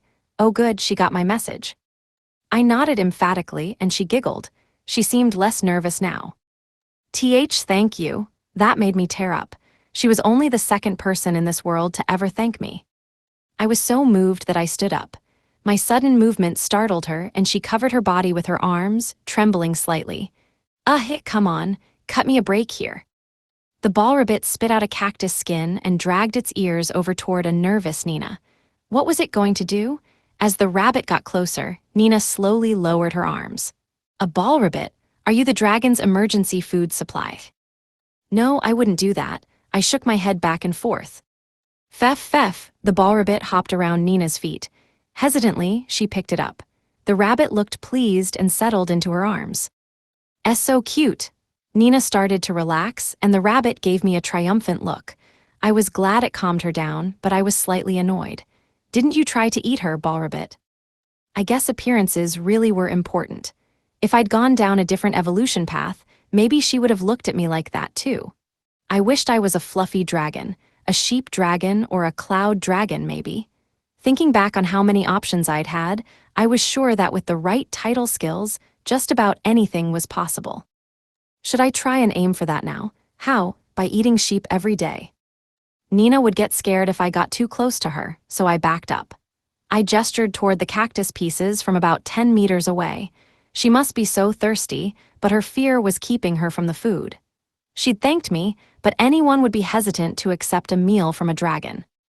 Very slowly, she bowed toward me and approached the cactus pile, keeping a wary eye out as she picked one up. Hey, I'm not telling you to eat so I can fatten you up. You can relax, I promise. I've never eaten a human in my life. Nina held the cactus but didn't put it in her mouth. She'd been brought here in that carriage. Maybe she just wasn't familiar with the desert and didn't know it was edible. But it had a sweet scent, and if she was starving, she'd eat it. I figured she was still too afraid of me. Feff, the ball rabbit rubbed against Nina's legs with a reassuring chirp. It glanced over at me, narrowed its eyes, and then shook its head slightly. Oh, maybe Nina was so hesitant, because she thought my squinting meant I was angry. The ball rabbit made several gestures, letting me know I was staring too much, putting too much pressure on her. I tried to adjust my behavior accordingly. Finally, Nina put a piece of the cactus in her mouth. After one bite, she blinked in surprise. I didn't blame her. It tasted way better than it looked. She ate bite after bite, just like I thought she would. I noticed the ball rabbit stealing bits here and there, but it had earned that. When Nina finished, maybe I could use human transformation again to ask where she wanted me to bring her. That might be less intimidating than a dragon wildly gesturing. I'd need to keep a close eye on my MP, though. I didn't want to pass out again. All right, I guess I'll take care of the gross, spitty cactuses, but the sight of them was really unappetizing. Surely the second they hit air, bacteria grew all over. Yeah, I just can't put something that came out of my mouth back in it. It probably wasn't a great experience for the ball rabbit either. Sorry, buddy, it ate them anyway. Now I just felt guilty. Part 5. While Nina ate, I watched her from a safe distance. Occasionally, we'd make awkward eye contact, but the ball rabbit would glare at me and I'd lower my gaze. Finally, Nina was done. The rabbit gobbled up everything she'd left behind. Man, what even was inside its stomach? It ate way more than its body weight every day, and yet its outward appearance never changed. Nina's color had greatly improved, and she seemed much happier. She probably hadn't had a decent meal in a long time. I guess I should try to talk to her now. Only human transformation burned up so much MP, 1 point per second. I had to know exactly what I wanted to say this time. My fight with the thorny camel left it partially depleted, and I didn't want to risk hitting 0. I needed to pre-plan the information I wanted to convey, how to bring it up, and how to respond to her questions. Any mistakes would waste my MP. If I really screwed up, she might pass out like she did last time. With the dragon scale powder, I wasn't sure how long we could stay together. I couldn't risk having to do this over and over again. I might have human transformation up to level 4, but looking slightly humanoid might make me even more frightening than I was now. That's what they call the uncanny valley phenomenon. Nina walking toward me pulled me out of my thoughts. She still seemed a little scared, holding the ball rabbit tightly in her arms. The rabbit's eyes were narrowed happily as it snuggled against her. Vevs. Wow, I guess you've got a new best friend. Way to replace me. Thank you so much for the food. Are you the one who saved me? Gra, I made a low noise of affirmation. This was good, right? Perfect timing. Let's check how much MP I have. Illusia. Species, plague dragon. Status, normal. LV, 2975. HP, 182,293. MP, 41,213. Only 40 seconds? God, that's barely time for a single sentence. If I didn't leave some for later, I'd pass out again. 30 seconds was my limit. Pretty pathetic compared to the 3.5 minutes I had last time. Regardless, I needed to ask Nina her plans. I couldn't leave her alone with all the monsters, and I couldn't just drag her along with me. The dragon scale powder was too dangerous. I mentally prepared myself, took a deep breath, and used human transformation. Heat flooded my body, along with that familiar compression. It didn't hurt as much as before. Maybe it was because I was level 4, or maybe I was just getting used to it. My form felt more stable than it did before too. If I leveled it up one more time, I probably couldn't run around naked anymore. I still had a tail, scales, and fangs though, but I could analyze my transformation later. This was the second time Nina had seen me looking like this, and she seemed less freaked out than before. She just squeezed the rabbit a little tighter, making it writhe painfully and whap her arms with its ears. Where you want, go here, dangerous, I take you. Oh, Nina made a little noise and then fell silent. My MP continued to drain.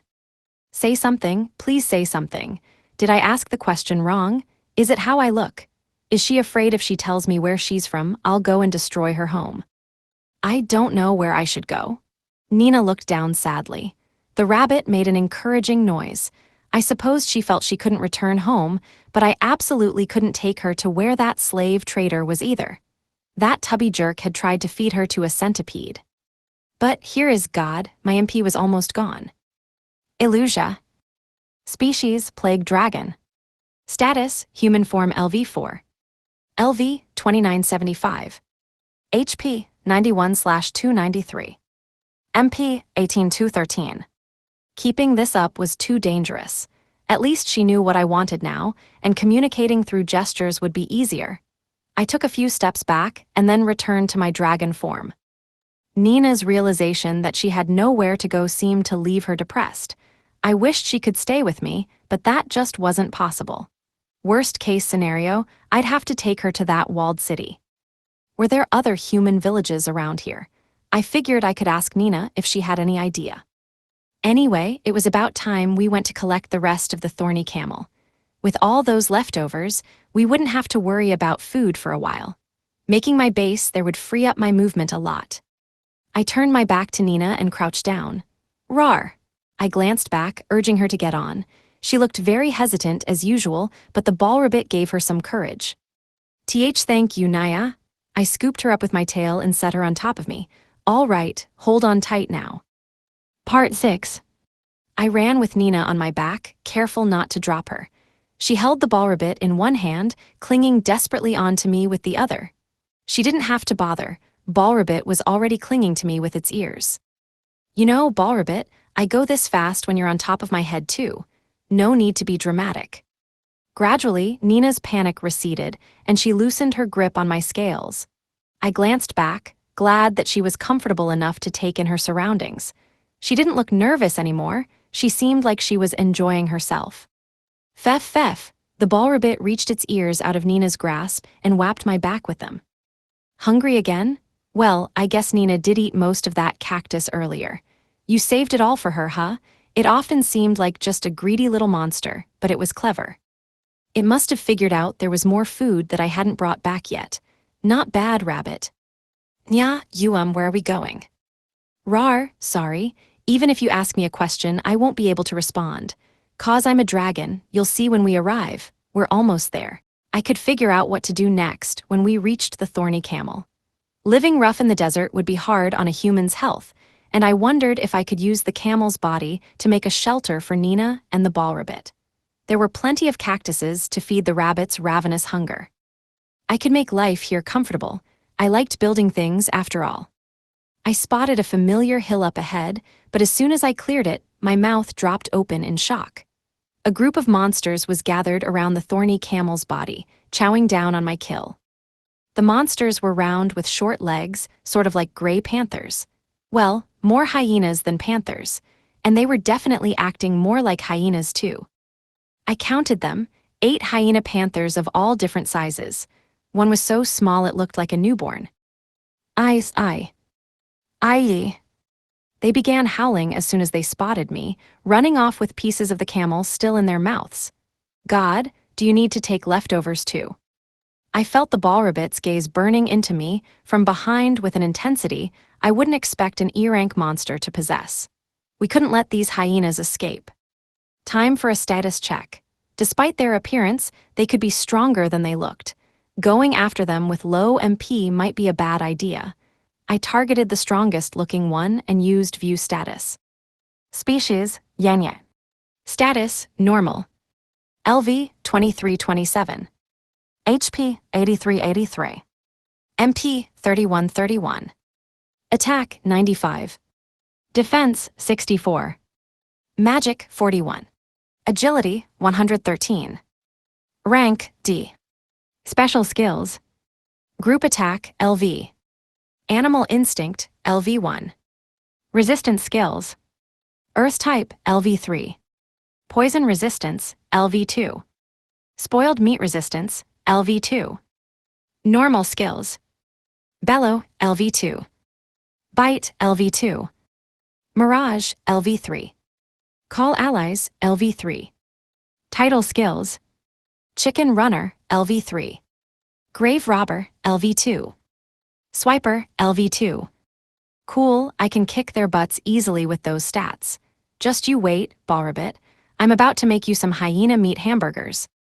I started after them, but then remembered Nina was still on my back. I didn't want her to fall off. I'd target the slowest one first, running just a little behind the rest of the pack. Just as I gave chase, I saw a haze that gave me deja vu. Mirage again. The Yane rippled before popping up far away from its original spot. I'm so sick of this desert. At least I spotted it quickly this time. Rar, I raised my voice, shouting a warning to Nina and the ball rabbit. I'm not going full speed, but I am gonna go faster. Hold on tight.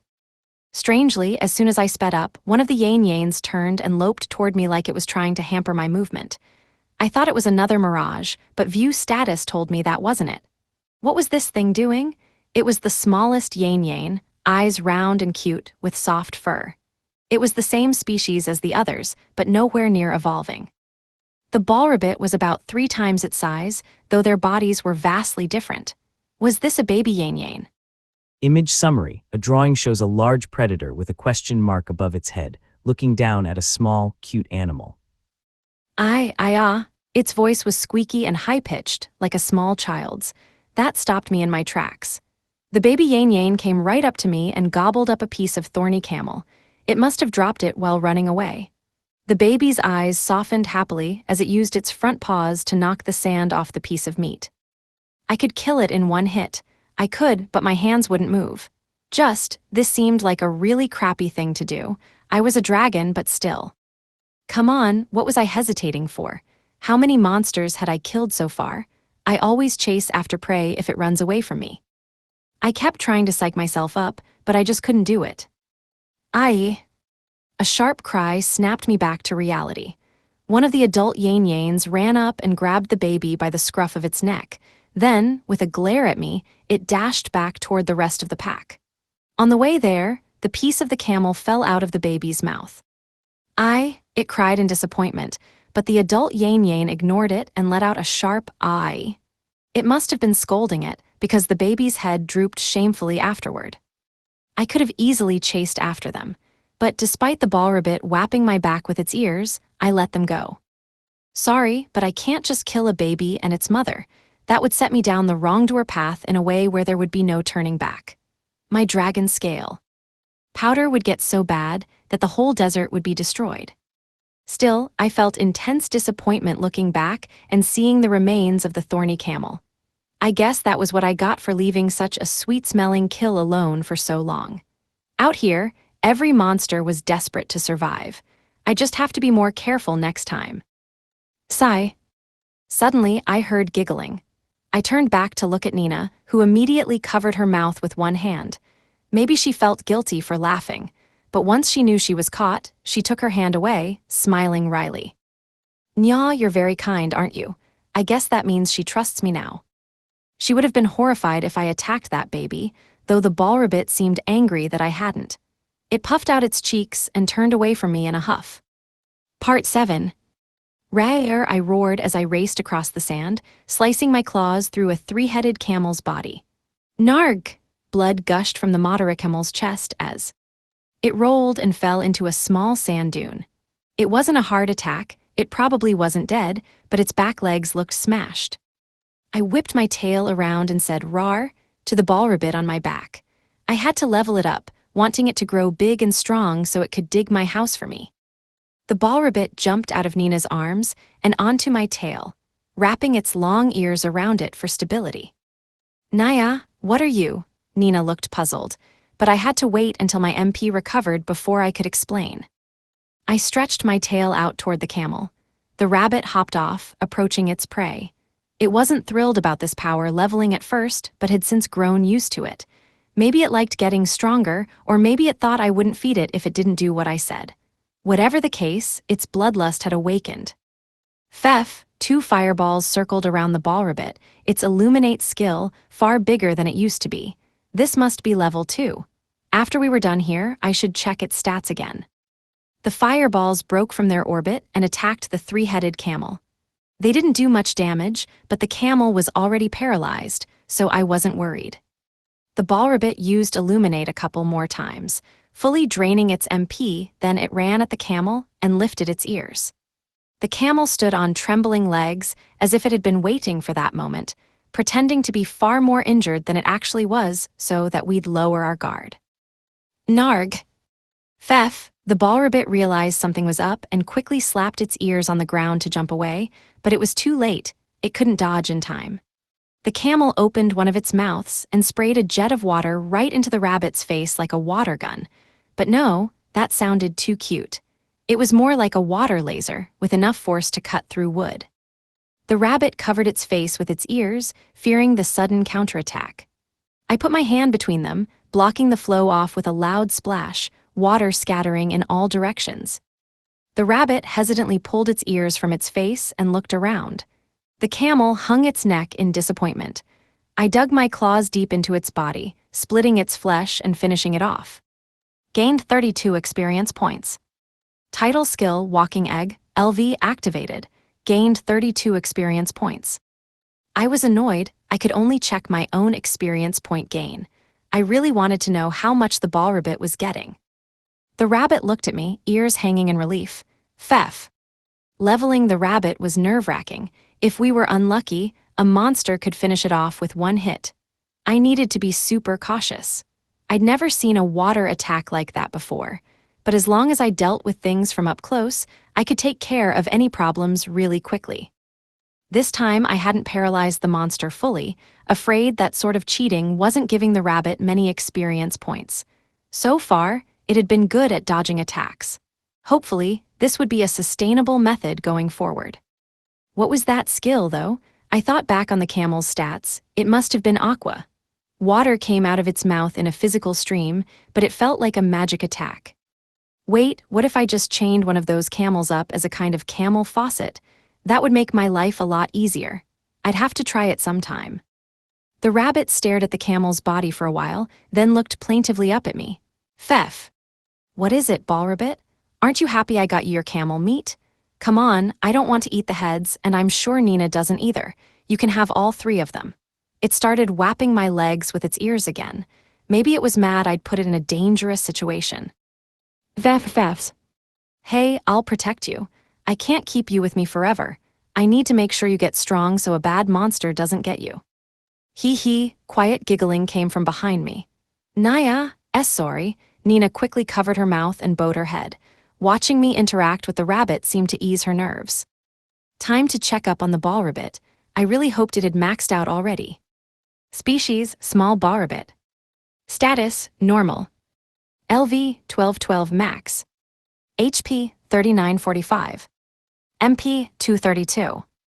Attack, 20. Defense, 24. Magic, 33.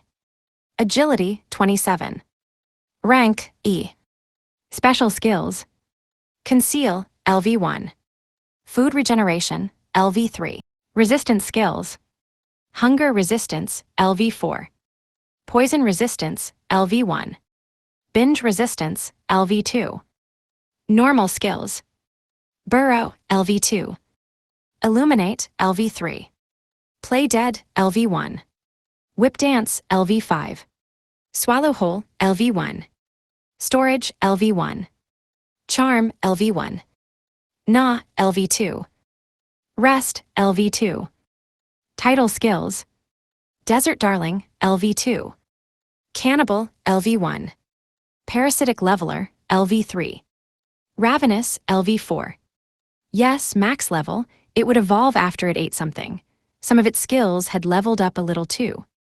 It must have been busy while I was away. Illuminate had gone from level 2 to level 3. I was right that the 2 fireballs meant growth. They were also bigger than they used to be. Rest was up to level 2 now. Recovery magic is important, so keep it up, kid. Whip dance was up from level 3 to level 4 maybe, from all the times it whapped me with its ears. Well, as long as it's valuable training. Wow, ravenous and binge resistance leveled up quickly. I wondered if I should start giving it less food. I remembered hearing that pigs would eat as much food as you gave them since scarcity was the default out in the wild. They'd eat until they made themselves sick. If the rabbit was eating so much it leveled up binge resistance, I should limit its meals. I'd divide up the camel meat between Nina and myself and maybe give the rabbit one head. I wonder what camel tastes like. I can't wait to find out. The ball rabbit glared suspiciously at me like it suspected something was up. Man, this kid is smart. It's really good at reading my mind. Ha ha heshu. Saliva flew from the rabbit's open mouth. This wasn't the first time it coughed. Its status was normal though. Weird. I'd written it off earlier, but now I was worried. Could this be the first sign of dragon scale powder? Part 8. I sliced up the camel meat and used scorching breath. I wouldn't eat the heads, but the ball rabbit was less picky, so I roasted them too. I wanted to put it on a diet, but not today. This might be the last day I spent with it. I was almost sure the dragon scale powder was the source of its coughing. When I used disease breath on the camel, its status showed up as cursed slight. The ball rabbit's status was still normal, but that didn't mean it wasn't being affected. Symptoms might appear before curse did. If I stayed with the rabbit, those symptoms would get worse. The divine voice told me curse had fewer remedies than poison, but the effects could be reversed if the cursed target distanced itself from the source. Now was the best time to do that. When it's finished eating, I'll say goodbye. I never got it to dig my house for me, but that wasn't why I was sad. It was difficult to say goodbye to a traveling companion. I wondered if it got sick from the cursed camel meat or because of dragon scale powder. If it was the latter, it would only be a few days before Nina started seeing the effects too. I really wanted to take her somewhere safe before that happened. She didn't want to go, but my only real choice was that walled city. At the very least, it had to be safer than the desert crawling with monsters. I'd use human transformation to explain it to her. Fef, the ball rabbit came up to me, wondering what was on my mind. I'm sorry, kid, but this is where we go our separate ways. Fef. It couldn't possibly have guessed what I was thinking, but my eyes must give something away because it started angrily whapping my legs again. It did that until it got tired, then let its ears drop in dejection. Don't worry, you've gotten a lot stronger. You'll do fine out here on your own. Don't look so sad, okay? Vefs. Nina sat on some cactus skin, watching us anxiously. She could tell something was going on. I finished preparing our meal, which just meant roasting it, since I currently had no salt. Getting the temperature hot enough without burning it was tricky. I cut some bits of cactus skin to use as plates and piled the fatty meat from the camel's humps on top. I made one up for Nina and one for the rabbit, and passed it the meat from the heads as well. I'd just eat whatever was left. I didn't need a dish. Nina hesitated. I gestured with my neck for her to go ahead and then took a bite of my own meat. Camel tasted a lot like beef, a little gamey, but I was used to that by now. Still, worrying about Balrabbit made it hard to focus on my meal. I turned, hoping to watch it eat for the last time. We locked eyes. Uncharacteristically, it hadn't started gobbling yet. Were the heads too nasty? Just eat it all in one bite. I motioned for the rabbit to eat. Slowly, it did. Naya, Mr. Dragon, did something happen between you and Bali? Nina had spoken to me, but as soon as I looked her way, she tensed up. I was just too frightening, I guess. I kept worrying she'd pass out if I made a sudden move. I couldn't really blame her. My claws could decapitate a human in one swipe. Anyway, who's Bali? Is she talking about the Balrabbit? They must have gotten even closer than I thought.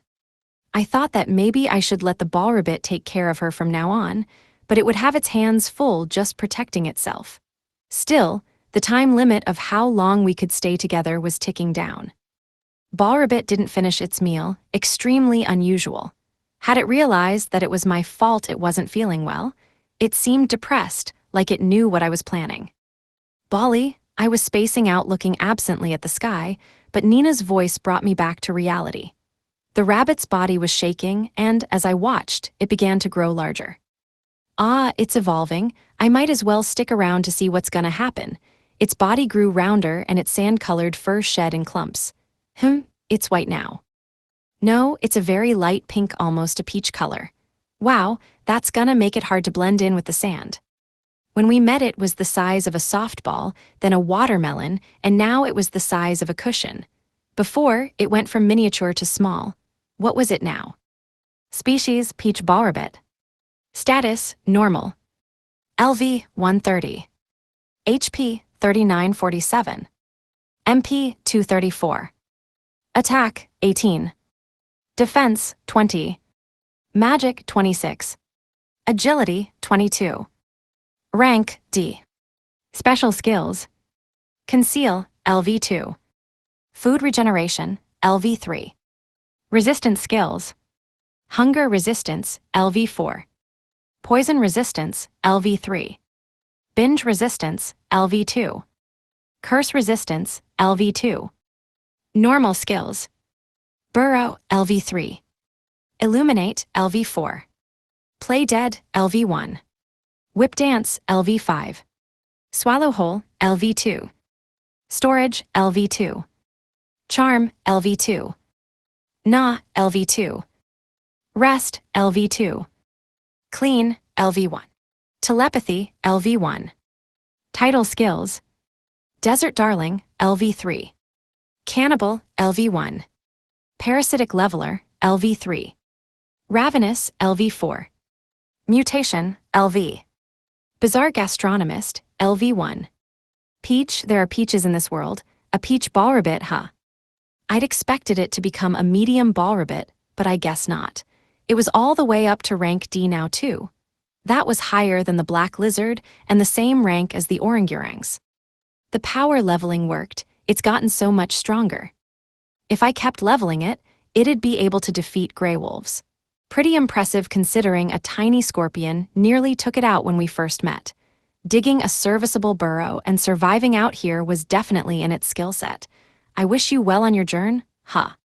Resistance skills. Hunger resistance, LV4. Poison resistance, LV3. Binge resistance, LV2. Curse resistance, LV2. Hang on a second. Curse resistance? Hey, divine voice, tell me details about the peach Balrabbit. Peach Balrabbit. Rank D, a Balrabbit who spent its youth in an unclean environment and adapted to survive. Will eat basically anything. Peach Balrabbits are generally found in locations not suitable for human habitation, so if you see one, it's best to run. Legend has it that they turn redder to warn other creatures of danger. Does that mean it got that resistance skill because it grew up around me? Then it can stay with, wait, what do you mean, unclean environment? Is that talking about me? How am I unclean? Part 9. The ball rabbit's latest evolution had the normal skills, telepathy, and clean. I had noticed that it always seemed to know what I was thinking. And clean, seriously, was I really that dirty? Is it gonna clean me or something? The giant orangurang had used telepathy.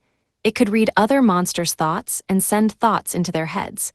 I could use the ball rabbit as my interpreter to communicate with Nina, replacing the need to use human transformation all the time. I could send it my thoughts and then have it put those thoughts into Nina's mind. Wasn't that perfect? I could already understand everything that Nina was saying, after all. Hey, ball rabbit, you can read my thoughts, right? I've got a favor to ask you. Veth. I concentrated hard. The ball rabbit lifted its head and looked at me. Ooh, did it work? Time to play the telephone game. Ball rabbit stared at me piercingly. Suddenly, I heard something. I hunger. That was all it said. It walked back over to its forgotten meat. Of course. The only thing the rabbit ever had on its mind was food. It was bigger now and probably worn out from evolving. God, why were its ears still dragging on the ground even after it grew up? It must have recovered from its funk, because now it was pigging out. All right, go ahead and eat. The rabbit grasped the leftover camel head with its ears before shoving it straight in its mouth. Chomp, crack, chomp. I listened to the sounds of its teeth splintering through the skull.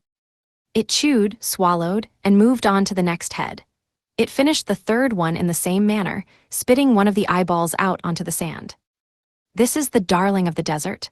Seriously, even Nina's a little freaked out right now. I'd barely even started on my meat. I knew I should eat. There was still a hump left over, and I'd been wondering what it would taste like. I bit into it, fangs tearing through the flesh. It was soft and kind of chewy.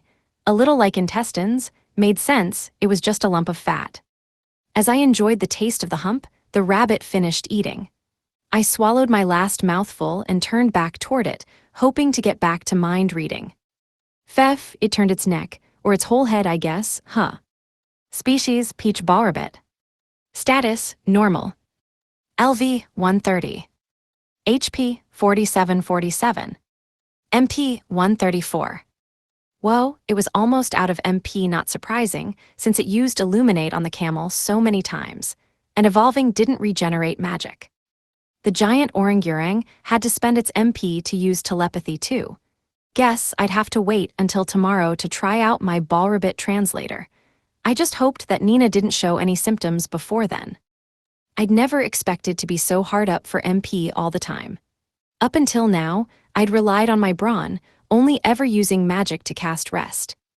With its level once again reset, the ball rabbit had a low max MP. I wanted to level it up a little more today. Its stats were so good now that it might not even need my help. I had to keep my expectations in check, though. I leveled up quickly because of the bonus experience points I got from my walking egg skill, and the ball rabbit didn't have that. I could just let it fight on its own when I went hunting again, and only step in if things looked bad. Time to get my friends up. We needed to find more cactuses. The camel didn't contain much water after all, and Nina probably wanted to bathe. Maybe we should try the beach. Rar, I gestured them toward my back. Nina picked up the ball rabbit, struggling under its new weight. Don't strain yourself, Nina. It wasn't like I was going to make the rabbit go on a diet. Better to just retire the title of desert darling. Which way was the ocean again? My first priority had to be locating cactuses. I was fine, but Nina and the ball rabbit were probably thirsty by now. If only that huge cactus hadn't been stolen, we'd have a perfect place for a home base and plenty of water. Just forget about it. I had no intention of punishing the hyena family. Their eyes were way too big and cute. Damn it, if only they were uglier, I could have decimated them all. We just find some water and then get some sleep to let our MP recharge. Man, living in this place was a constant cactus hunt. Maybe I should consider leaving the desert, but I didn't want to go near a village or city looking the way I currently did. A desert swarming with monsters was the best place for me, even if there wasn't enough water. But this environment wasn't easy on Nina. That's why I wanted to use human transformation or my Ballrabbit translator to talk it out. Hey, I think I see water off in the distance. Is that the ocean? It seems a little small. Wait, I see green. There's a lake right smack dab in the middle of the desert. It wasn't that big, but it was big enough. Tall grass and colorful flowers surrounded it. Oh, it's an oasis. Rar, Razar. I turned around and roared happily at Nina and the Ballrabbit. Nya, Nina was so startled she almost fell. The Ballrabbit had been snoozing away contentedly, but it jolted awake and used its ears to catch Nina. It glared at me. Sorry, I couldn't help it. I'm excited. I mean, look, there's a lake, look. Chapter 5, Master of the Oasis. Part 1. A mysterious little lake right in the middle of the desert, big enough for 2 dragons to bathe in. Not that I would, I didn't want my dragon scale powder to contaminate it. Can't let my filthy body dirty that perfect, beautiful water. Since I'm so unclean. Vibrantly colored plants and flowers grew around the edges of the water, and just looking at them made me feel more cheerful. A true oasis. A spring must feed it from underground, though it wouldn't surprise me if the source was some magical water crystal embedded deep in the lake or something. I knew next to nothing about how this world worked. As I grew closer, my psychic sense went off. Someone had arrived ahead of us. I hoped it wasn't anyone dangerous. Something appeared to be sitting in the center of the field of flowers. What the heck was that? I hadn't noticed it at first, since it was the exact color of a mossy rock. Was it a giant slug? Its body looked all slimy, a green so dark it was almost black. Whatever it was creepy. It didn't look like it belonged in a tranquil oasis. It was chomping its way through the flowers, eating stems and weeds and roots. Did it just get a mouthful of dirt? Even my little Ballrabbit here wouldn't stoop that low. Nothing pinged on my psychic sense besides the nasty slug, so if there was anything else here, it was so small and weak, I didn't have to worry about it. A giant slug didn't rouse my appetite, but I had to get rid of it anyway if I wanted to make this place my base. I was still too far away to use view status, so I couldn't gauge its strength, but it was just as large as the giant cactus. If it had the power to match, fighting would be difficult with Nina and Ballrabbit in tow. I should deal with it alone. I crouched down and let them off my back. I need you to be Nina's bodyguard for a little while, Ballrabbit.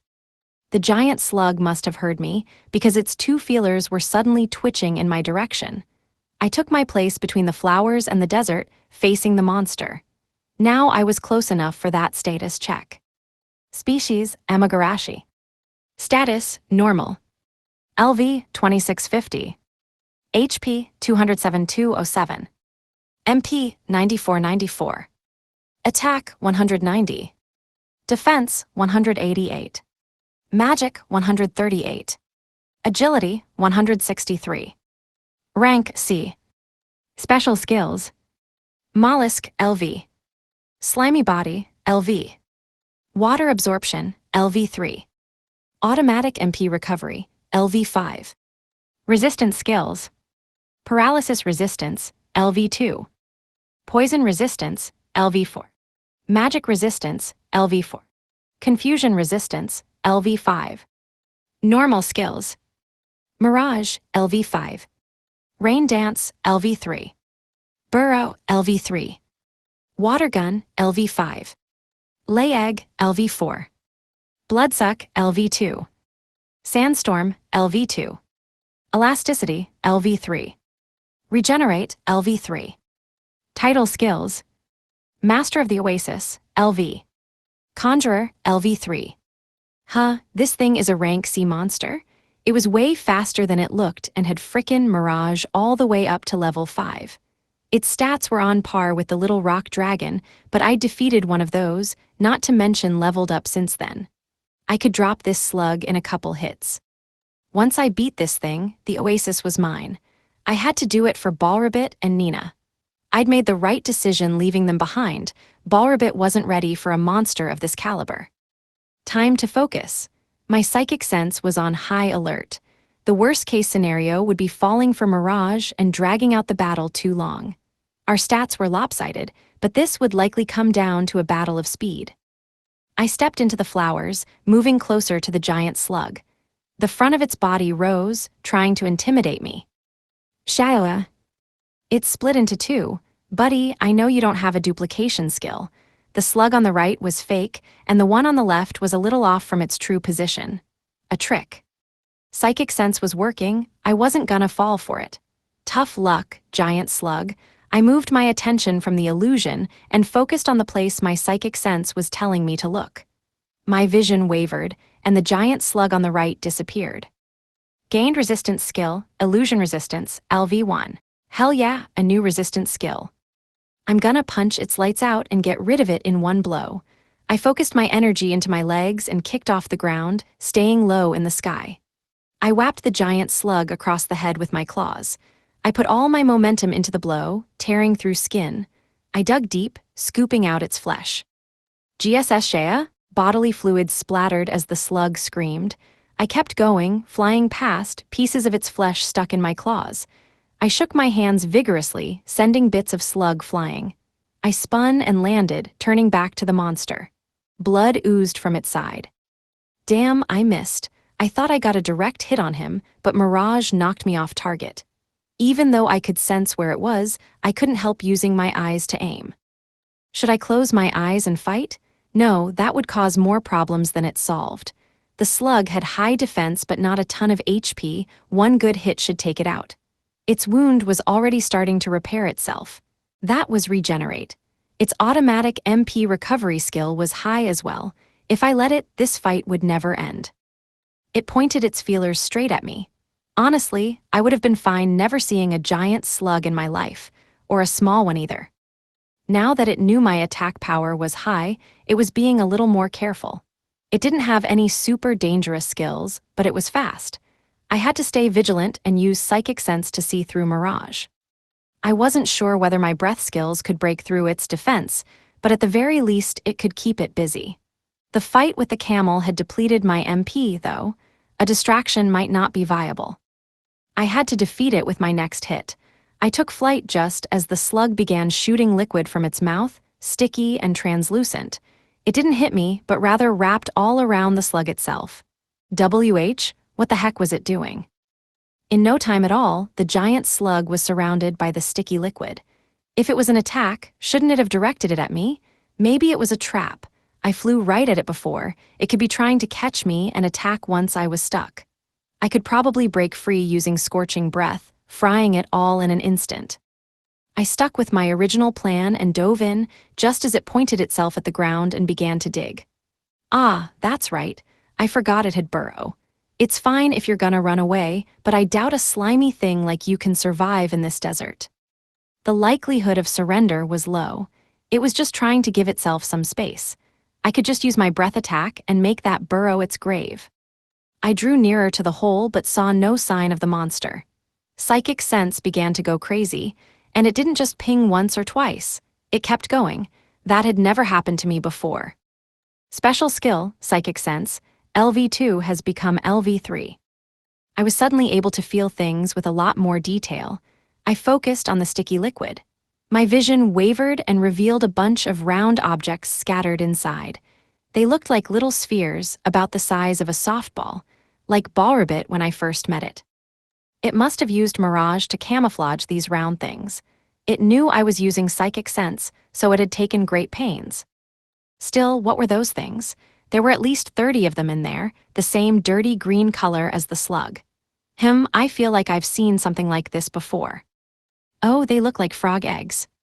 I wasted no time shooting out scorching breath, burning up the sticky substance with the slug eggs inside. Gain 12 experience points. Title skill Walking Egg, LV activated. Gain 12 experience points. Wow, such a small amount of experience points meant our ranks were vastly different. When I was born, I was rank F, but they weren't born yet. They were eggs. Upon looking closer, I realized I'd only burned about a third of the eggs. The ones outside of Scorching Breath's range started trembling. The shells broke and out popped one baby slug after the other. Species, Baby Amagarashi. Status, normal. LV, 125. HP, 1212. MP, 88. They were rank D. At such a low rank, one rake of my claws would end them, but there were so many. JHH. Ja. Ja. JSHH. J. GI. The herd of baby slugs groaned, crawling toward me. They were fast, really fast. They didn't hesitate for a second. The grass and flowers made them hard to see, but psychic sense told me their locations. Perhaps it was a blessing I couldn't see them well. I might have turned tail and run.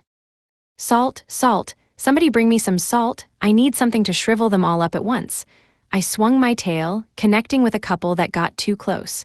They splattered on the ground, sticking to my tail. Ugh, this is disgusting. Apparently each one of these baby slugs was worth 1 experience point. An efficient but gross way to level.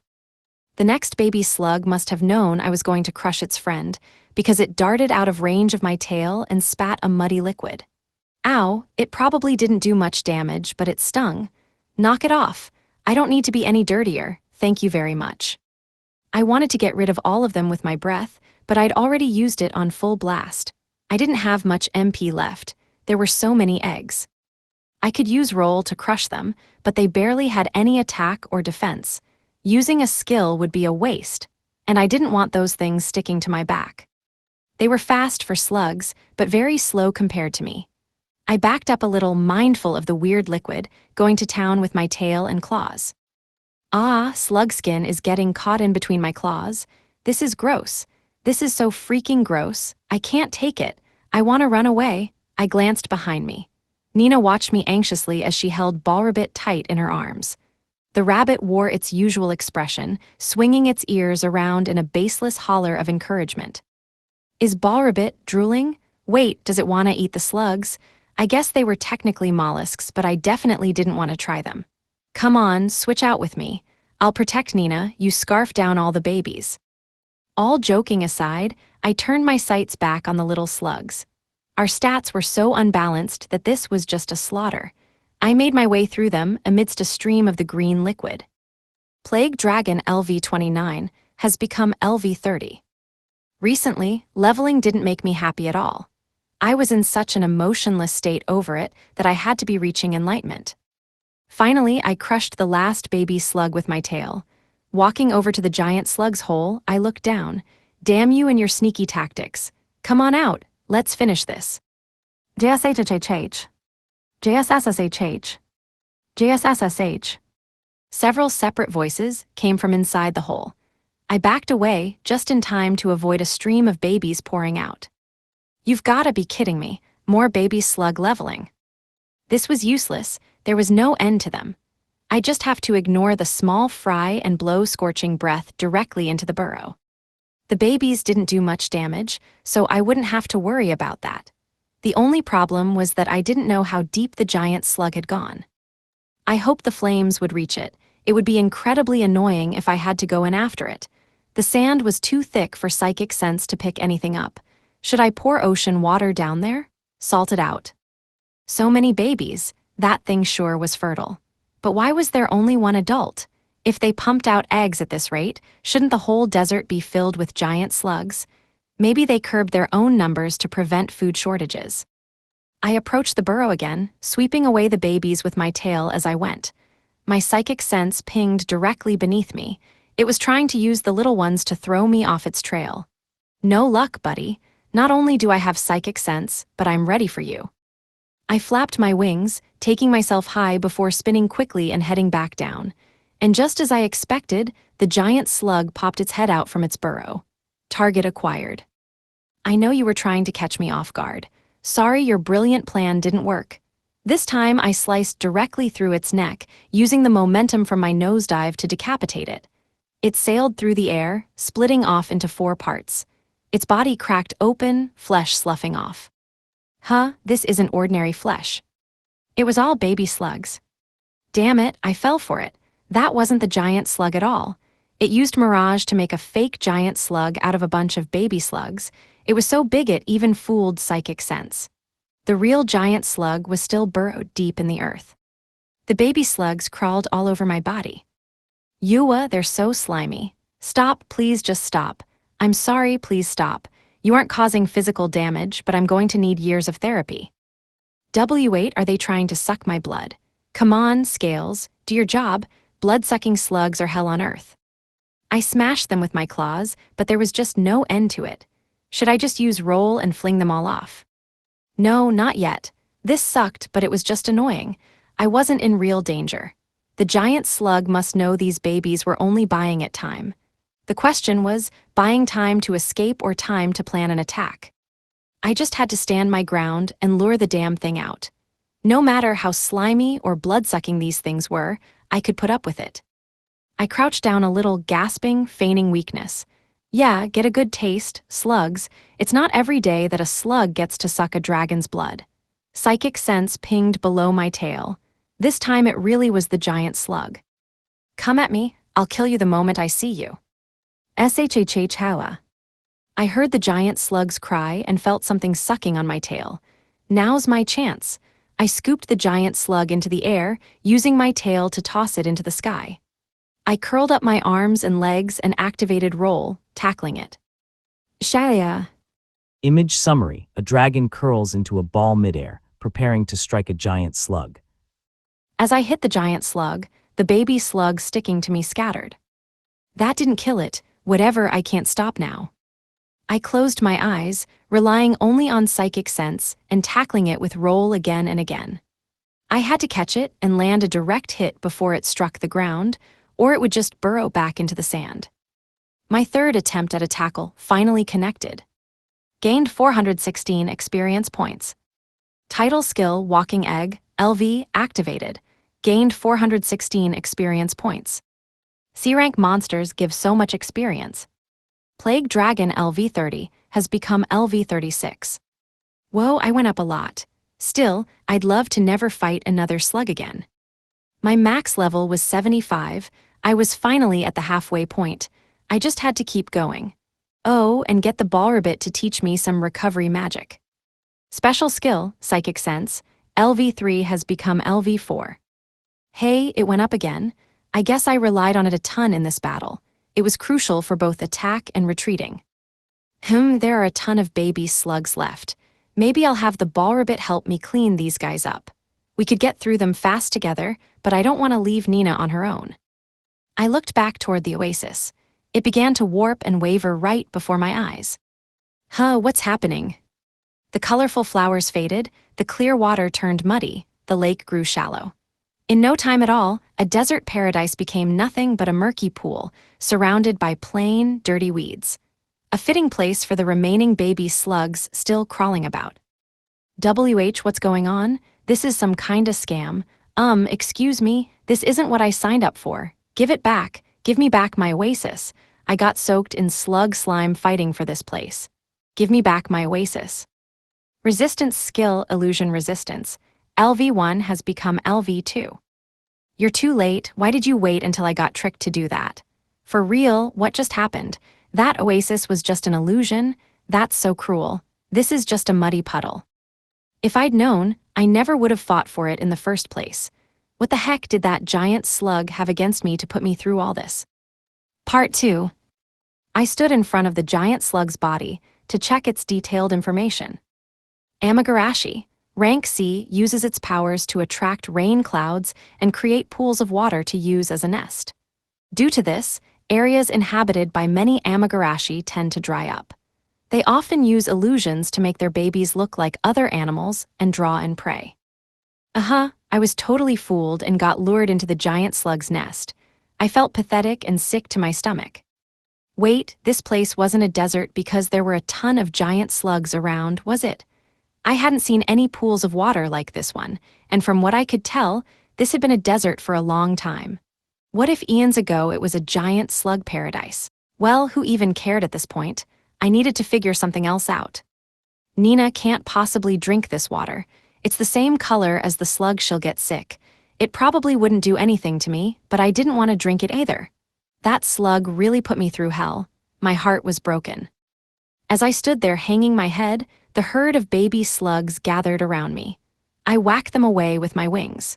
Nina's face tensed when she saw the place was crawling with them, but Ballrabbit's eyes began to sparkle. You really will eat anything, won't you? Pfeff, as if in response, it jumped out of Nina's arms and came over to me. The baby slugs were rank D. Ballrabbit could take care of monsters like that by itself, no problem. Being surrounded might be a danger, but in that case, I'd just step in. Not only was there no water to wash the slugs off, but the battle had taken so long that our beach trip would have to wait until tomorrow. Whatever. Cover my whole body with slug slime for all I cared. I backed up to see how much Ball Ribbit could do on its own. It didn't have any MP left, so it wouldn't be capable of anything too elaborate, but its stats were overwhelmingly higher than the baby slugs. It should be fine. I honestly didn't want to touch them anymore. The Ball Ribbit looked hungry. It could go at it. I watched as it used its ears like whips to knock the slugs on the head, rendering them unconscious. Then it wrapped them up and shoved them right into its mouth. You really want to eat them alive like that. Hope no parasites get into your brain. The rabbit crunched away happily like the slugs were a delicacy, but I wasn't gonna try any. The baby slugs sucked its blood and shot their weird fluid, but the rabbit made up for lost HP with its food regeneration. That skill was pretty effective in situations with multiple enemies. Looked like the Ball Ribbit could handle this by itself. Eat as much as you want, kid. Go ahead and eat them all. Clean them up for me. I never wanted to see another slug again. If some of them got away and grew up and I ran into them, I'd be the one to run away. Not dealing with this again. A group was slowly surrounding Ball Ribbit. The rabbit glanced over at me. Maybe there were too many for it to take care of after all. Just as I started over, I remembered the icky feeling on my wings and balked. Don't worry, Ball Ribbit, you can do it. You know how they talk about birds pushing their babies out of their nests so they can learn how to fly? This is just like that. The rabbit glared at me, but I directed my gaze toward the sky instead. I desperately tried to think of something else. A little cloudy. Maybe because of the giant slug's rain dance power? The haze broke up the heat of the desert sun, rendering this spot more comfortable than most. Next time I saw this many clouds in the desert, I'd steer clear. Vefs. Sorry, anything but slugs, but if you really think you're in danger, I'll help. About 10 minutes later, the huge herd of 40 slugs was down to 3. Great job, now take care of those guys too. Species, Peach Ball Ribbit. Status, normal. LV, 830. HP, 3951. MP, 240. Hey, it leveled up, that's my Ball Ribbit. Thanks to Ravenous, it barely took any damage. It did look exhausted, though. JSSHHH. The fattest slug of the remaining trio let out a strange cry, then attacked one of the other baby slugs. It pinned it down and began to eat. Its victim spasmed and went still. The baby slug ate its friend's head, then attacked the other one, which seemed too shocked at the sudden betrayal to fight back. It let the first slug eat it alive. What was with the sudden cannibalism? Did it realize it didn't have a shot at beating us, so it decided to level up by eating its friends?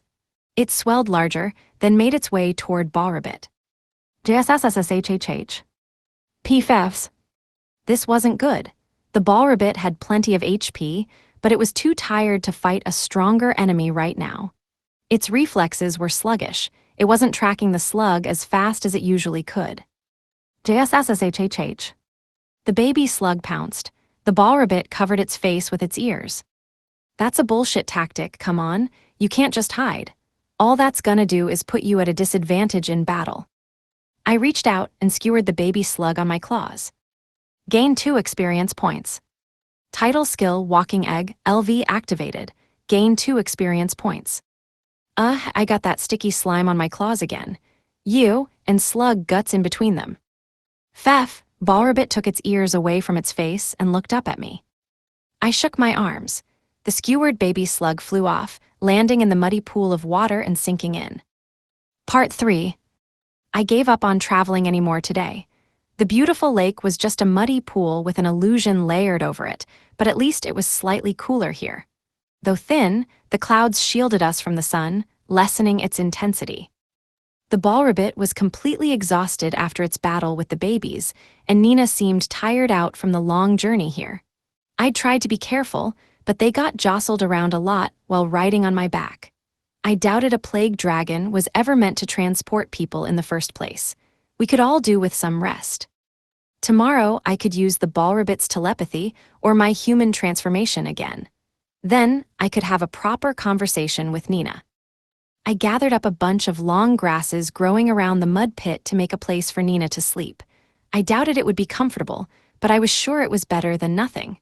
Nina lay down on the grass mat, and soon afterward, the ball rabbit crawled over and nestled against her. Nina looked startled, but once she realized who it was, she giggled softly and hugged it tight.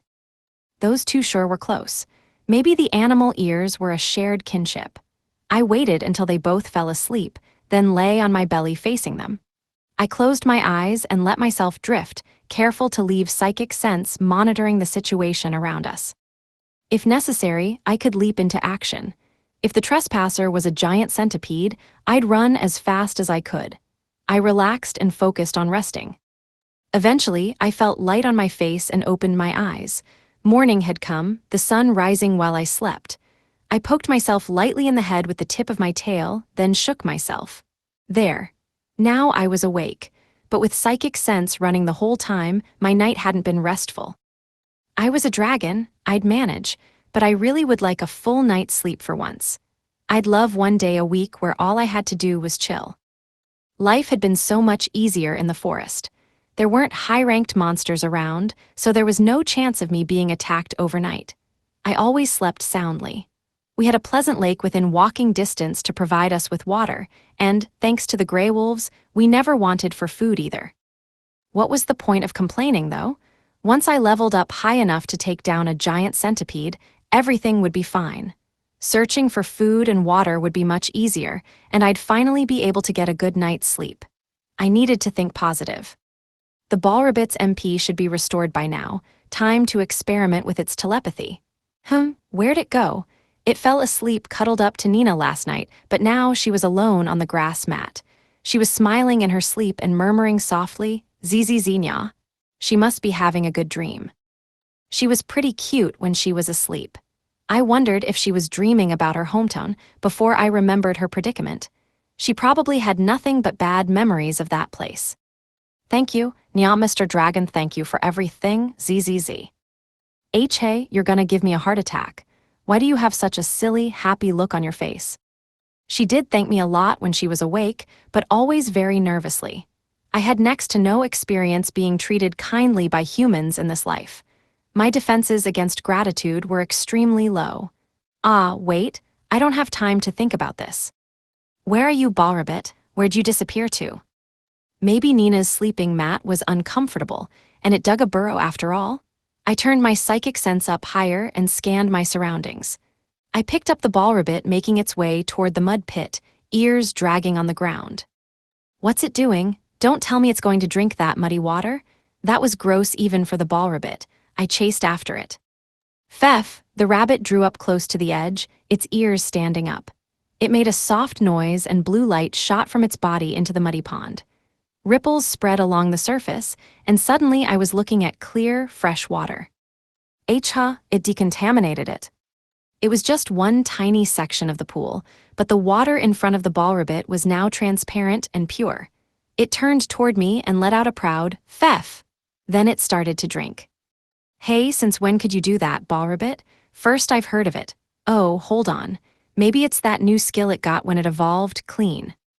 I never would have guessed it was for decontaminating water.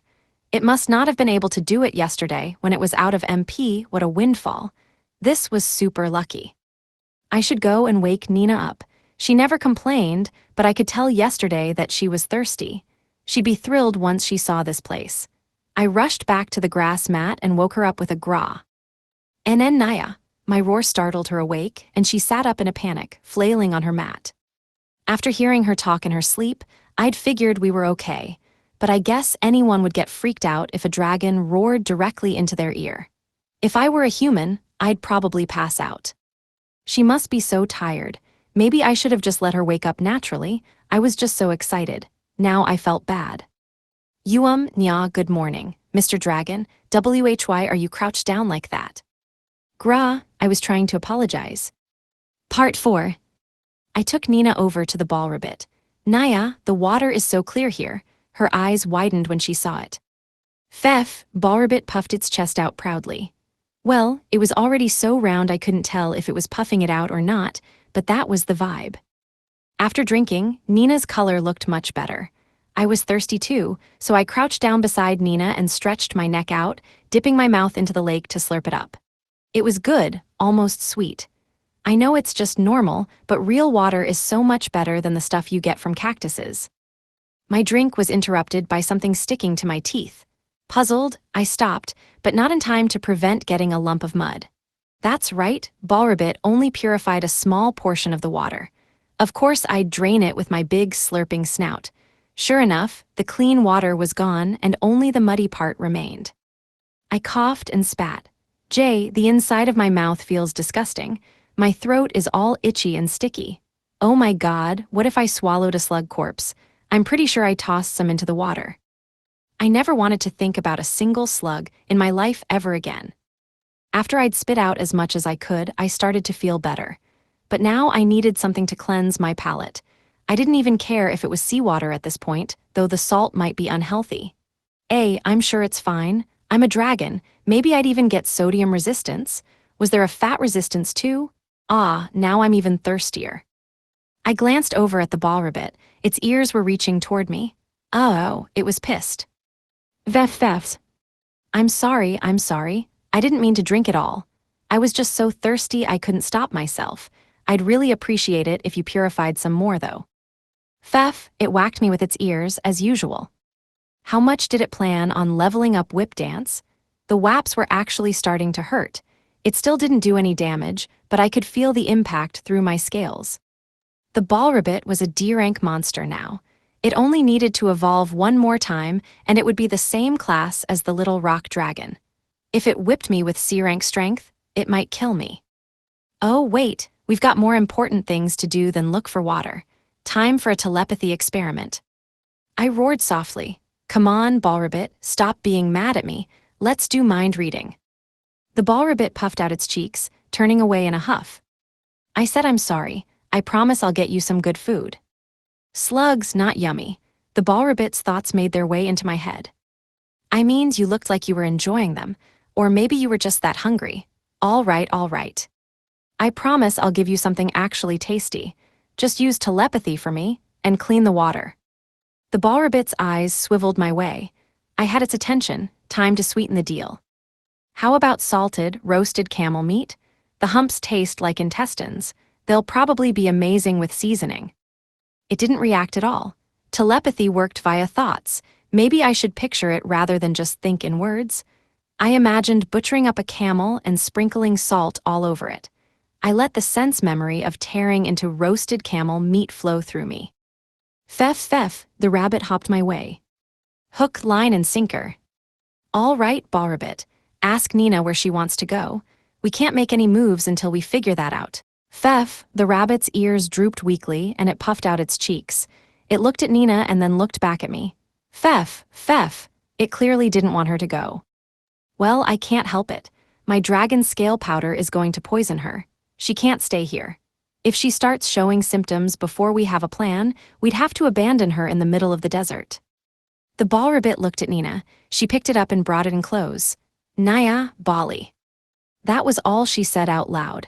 After that, they just stared at each other. They must be talking through telepathy. After a few moments, Nina looked over at me. I don't know where to go, Naya. She spoke so quietly, I barely heard her over the desert wind. Well, that didn't surprise me. The giant centipede incident made it clear nothing good would happen to her in that walled city, and she couldn't go back to the place that sold her as a slave. I was expecting that answer, but it still made things difficult. I wasn't at all familiar with the area. I wished we could find her a truly good place to live, but time was a luxury we didn't possess. Taking her to the walled city would be much better than leaving her alone in the desert. Still, it was my last resort. Mr. Dragon, see can't I stay with you? She stammered in a halting voice, glancing up at me anxiously. I would love that, but the effects of dragon scale powder could start showing up at any moment. I couldn't meet her gaze any longer, and I quickly looked away.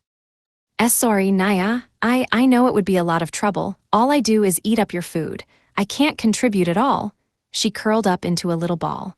The rabbit reached out its ears and wiped her eyes. It looked at me pleadingly. Hey, stop it. I can't do anything about it.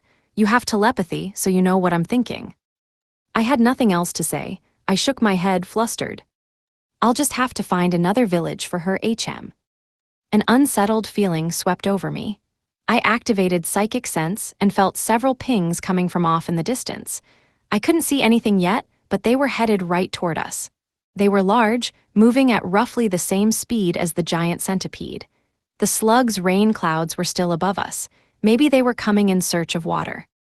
Chapter 6: The Assassin from Harani. Part 1. A group of monsters was headed our way. I wanted to shove the ball rabbit and Nina into my mouth and use roll, but I needed to check my enemy's stats. Fleeing now didn't mean I could flee forever. If they could move this quickly, the chances of running into them again were high. I needed as much information as possible.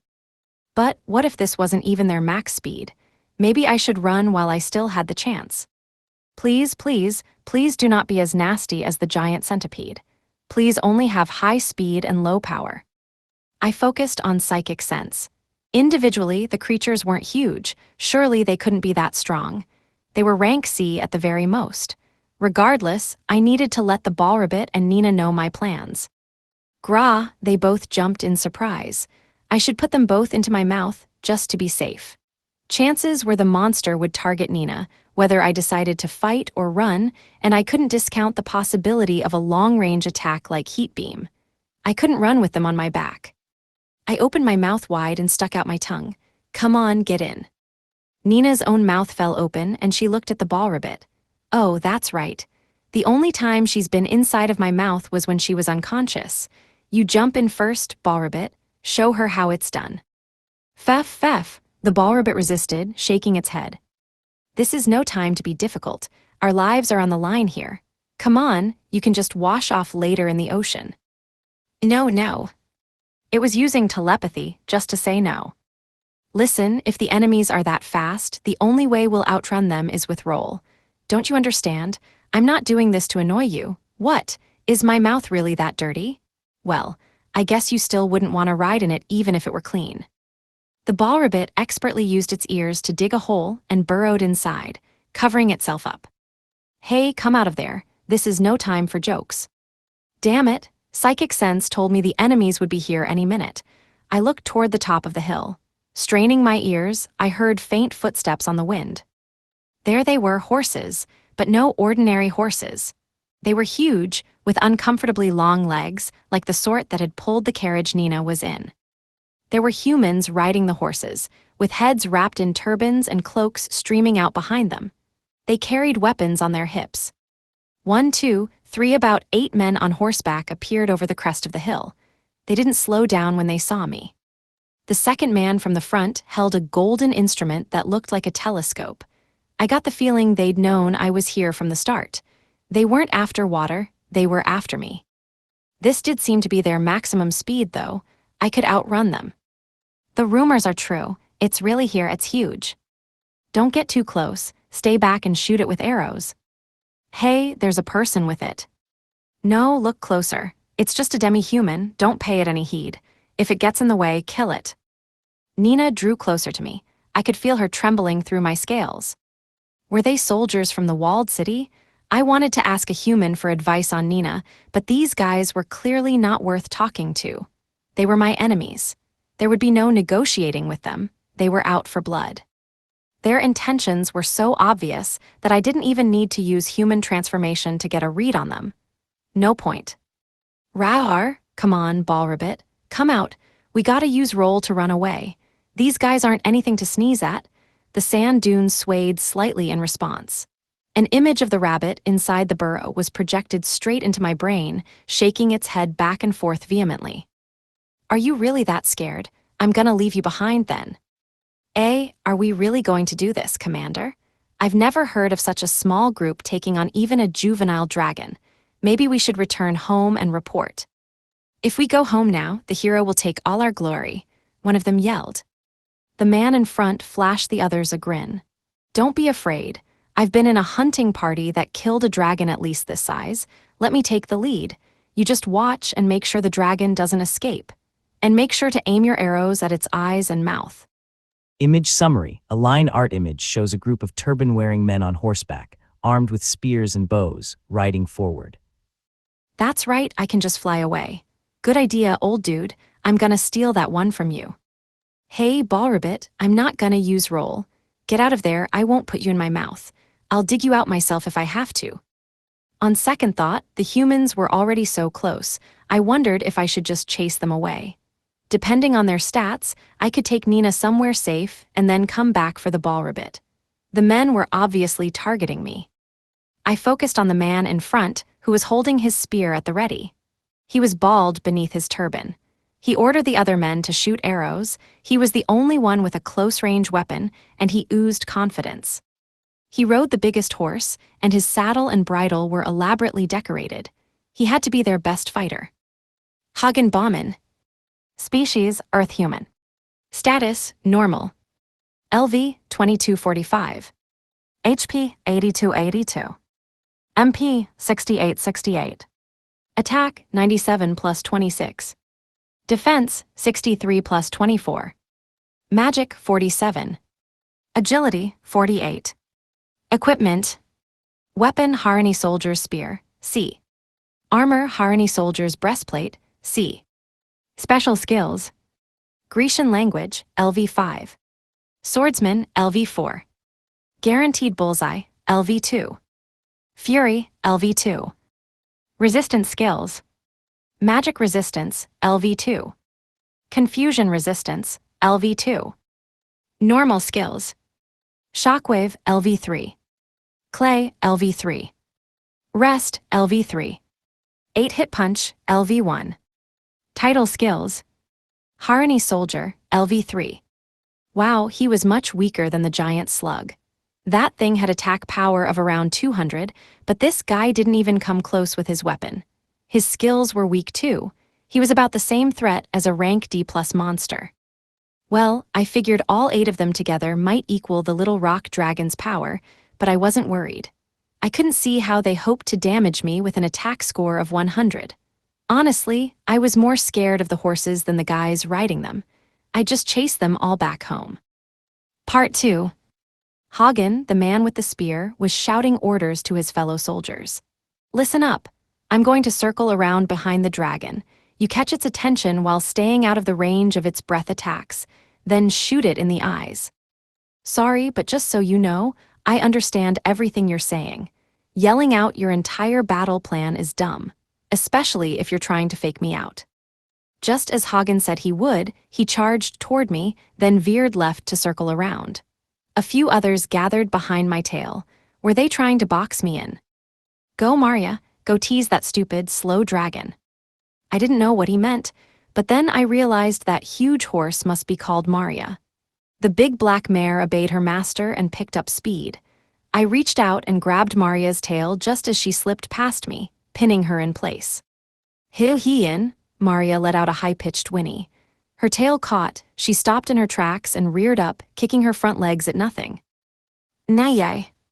Her momentum sent Hagen sailing through the air in a clean arc. Oof, his yell was cut off by his hard impact with the sand. Was he dead? No, he had close to 100 HP, he should be fine. Hagen Baumann. Species, Earth human.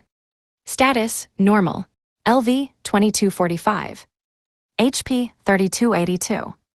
MP, 6868. Still alive, he's tough.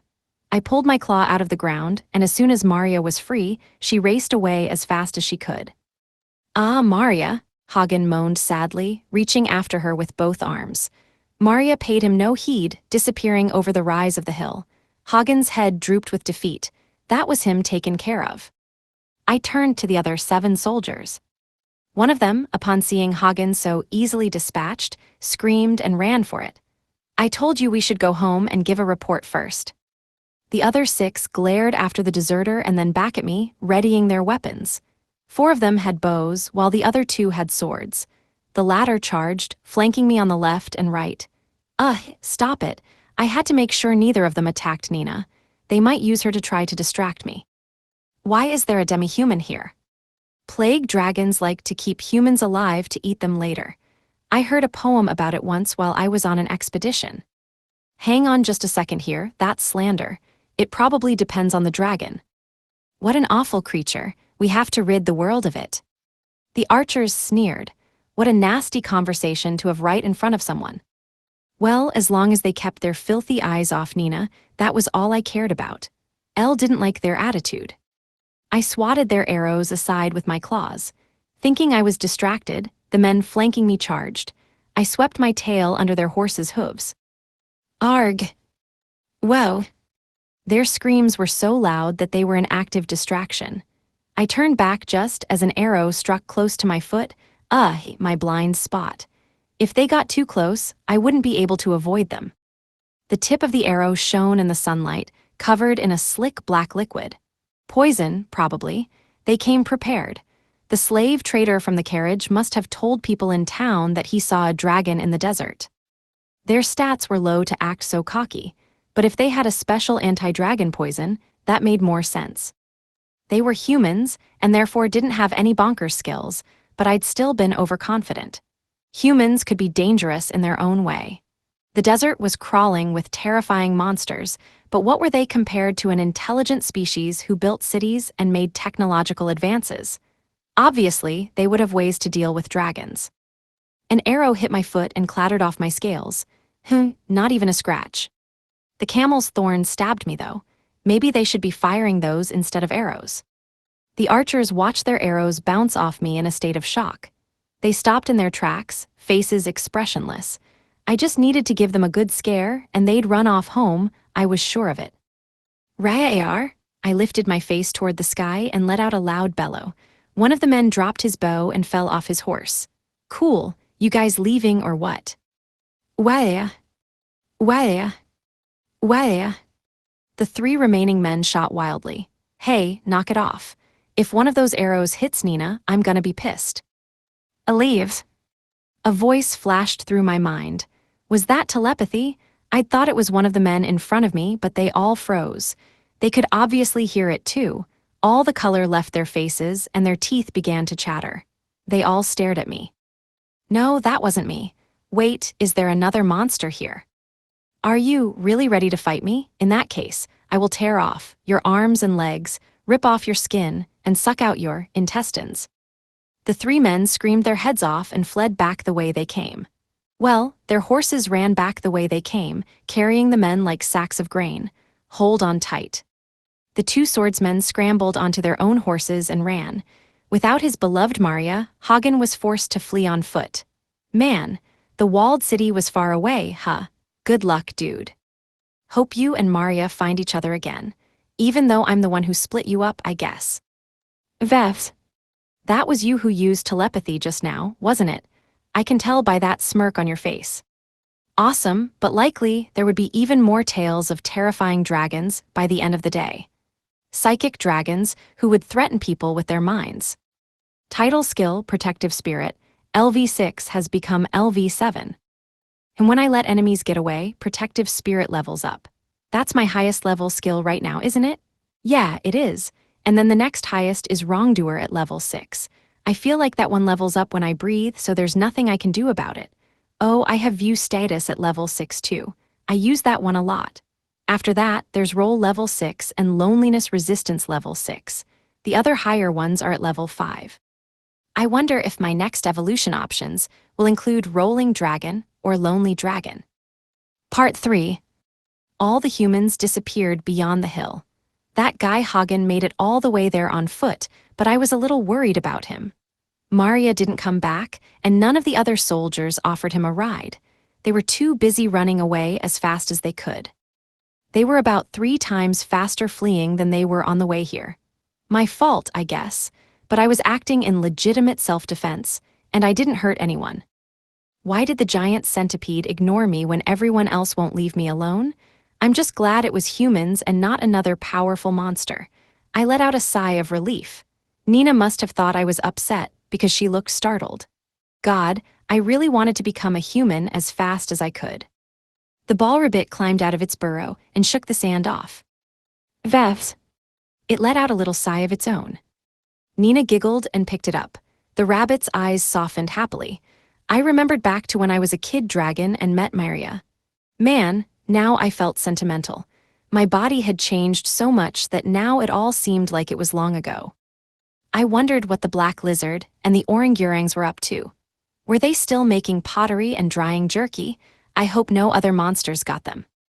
The ball rabbit agreed to purify more water for us, so we returned to the mud pit. It scolded me, warning me not to drink too much this time. Yeah, I know, I feel bad about it. Just like last time, the ball rabbit shot light at the water, changing it from muddy to clear. It was just as amazing as last time. A small section of the muddy pond turned into pure, transparent water. You had to drink it fast before the mud could mix in. The rabbit used its ears to hop from the sand into the water. It completely submerged itself and then popped back up, gasping. Oh, it's bathing. If you tried to bathe in the ocean, you just got covered in salt. It was taking advantage of the clean water. Since everyone thought I was so dirty, maybe I should bathe too. Was I really that bad? I couldn't smell anything.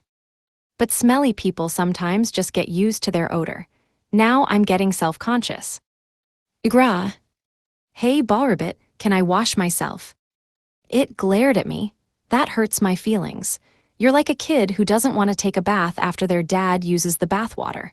But on second thought, I might contaminate the lake with my dragon scale powder. I figured I could bathe last, or maybe wash myself after using human transformation. Nina watched the rabbit, then sniffed herself, narrowing her eyes. She hadn't rinsed off since I carried her in my mouth. She'd been unconscious then, so from her perspective, 1 minute a giant centipede was chasing her, and the next she woke up smelling like dragon. Did she stink? I couldn't tell, and my sense of smell was pretty good. The ball rabbit invited Nina into the water with a wag of its ears. Those things were really dexterous. Vef. Thank you, Bolly. Nina's face brightened as she reached for her clothes.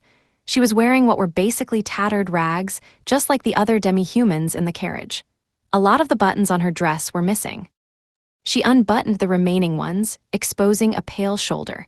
I thought about how slender she was and how beautiful her skin looked before snapping back to reality. Gar! Without thinking, I let out a noise as loud as the one I'd used against the soldiers. What's wrong? Vefs. Stop, human. I'm a human on the inside. I didn't have telepathy, but Nina must have remembered after seeing my reaction, because her face and the tips of her ears turned red. Naiha, she flailed, grabbing her clothes and pulling them back up. Sorry. Image summary. A manga-style image shows a startled woman with animal ears clutching her dress to her chest, standing near a large, open-mouthed dragon. I whirled around, crouching. Geez, that freaked me out. Nina totally forgot I used to be a human. It was an easy mistake to make. Sometimes I forgot too. I didn't think anything of it when I watched her unbutton her dress. If I'd kept spacing out, I might not have screamed until she was completely naked. After a few minutes, I heard splashing, then water dripping onto the sand. She must have been done. Sorry I took so long. You can turn around now. Her clothes were dripping wet. She washed them too. She didn't have anything else to wear, but they'd dry quickly under this hot sun. Enough time had passed, since the giant slug dropped dead, that the rain clouds above the mud pit were starting to thin. They'd disappear entirely soon. I was getting thirsty, and I joined Ballrabbit at the side of the lake. I was careful not make the same mistake twice, moderating my intake. I raised my head, about to swallow, when suddenly I remembered just how much the Ballrabbit hadn't wanted to get inside my mouth. If I cleaned it out well enough, maybe my friends would let me carry them. It was the easiest way to escape from enemies. I gazed up at the sky as I gargled. This was, I realized, the first time I'd done any sort of oral care since arriving in this world. I felt bits of meat and gristle stuck in between my teeth begin to loosen and wash away. Even just rinsing made a difference. I bent my head down and spat the water back into the lake. Ah, that felt so much better. Now if there was an emergency, they could climb in without worrying. Fef, Ballrabbit spit out the water in its mouth. Huh, what are you doing? Were you gargling too? I glanced at the lake. Bits of rotten meat and a mysteriously sticky yellow liquid floated on the surface. Fef, Ballrabbit whacked me with its ears. Ow, stop hitting the same spot. I'm sorry, I'm really sorry. If you rinse, you have to spit. It's just an old habit from my previous life. It wasn't on purpose. Chapter 7, The Nightmare Returns. Part 1. Nina picked up the ball ribbit and climbed onto my back. I started off in the opposite direction from the retreating soldiers. No point risking running into more humans. Seeing how the soldiers treated Nina made me want to bring her to the walled city even less, but I had no idea what to do. She kept saying she had nowhere to go. But just wandering aimlessly through the desert looking for the perfect place wasn't productive. Should I search for the river that brought me here in the first place and go home to the forest? Leave her in the care of the orangutangs? Well, if I was going that far, I might as well take her to the village and give her to Maria. They would treat her well, but I'd have to drop her off on the outskirts. I couldn't go back to a village I attacked. That might be the most realistic, but I just couldn't gauge distances. How far down the river did I come? How long even was the river? Traveling too fast would be hard on Nina, compromising her immune system and leaving her even more susceptible to the dragon scale powder. I was stuck. I should have gone through the humans' things before scaring them off and checked if they had a map or captured one to interrogate. I was so concerned with not hurting them too badly that I lost perspective. Still, they came hunting for me in the first place. They already saw me as a terrifying monster. They would never cooperate. I needed to find a more accommodating sort of human. If I walked for long enough, I'd find someone, but not fast enough. God, I really didn't want to take her to that walled city. I just wish I could find someone I trusted to take care of her. The next time we rested, and the ball ribbit was back up to full MP, I'd have another talk with her. As we walked, I caught sight of a black horse in the distance. Hey, isn't that Hagen's horse, Maria? She must have missed her master. I hoped that giant centipede hadn't found him before he could reach safety. Maria noticed me and broke into a run. She was heading away from the city, though. Guess she didn't want to go home. I felt bad for scaring her. Maybe I should turn her around. No matter how far I walked, everything looked the same. Does this ever end? Why the heck did they go to the trouble of making a magic circle out here in the middle of nowhere? Not to mention the city. What was the point of building here? Did they strike oil or something? I felt the tingling of an unfriendly presence. Psychic sense was alerting me to danger nearby. I stopped. I could hear something thumping ominously along, but I didn't see anything. I was about to check the sky when the earth in front of me exploded, raining down sand and dirt. The giant face I saw was familiar. GGGTCHHHH. Its creepy, rasping voice echoed across the sand. Species, giant sand centipede. Status, normal. LV, 6280. HP, 448,448. MP, 236,236.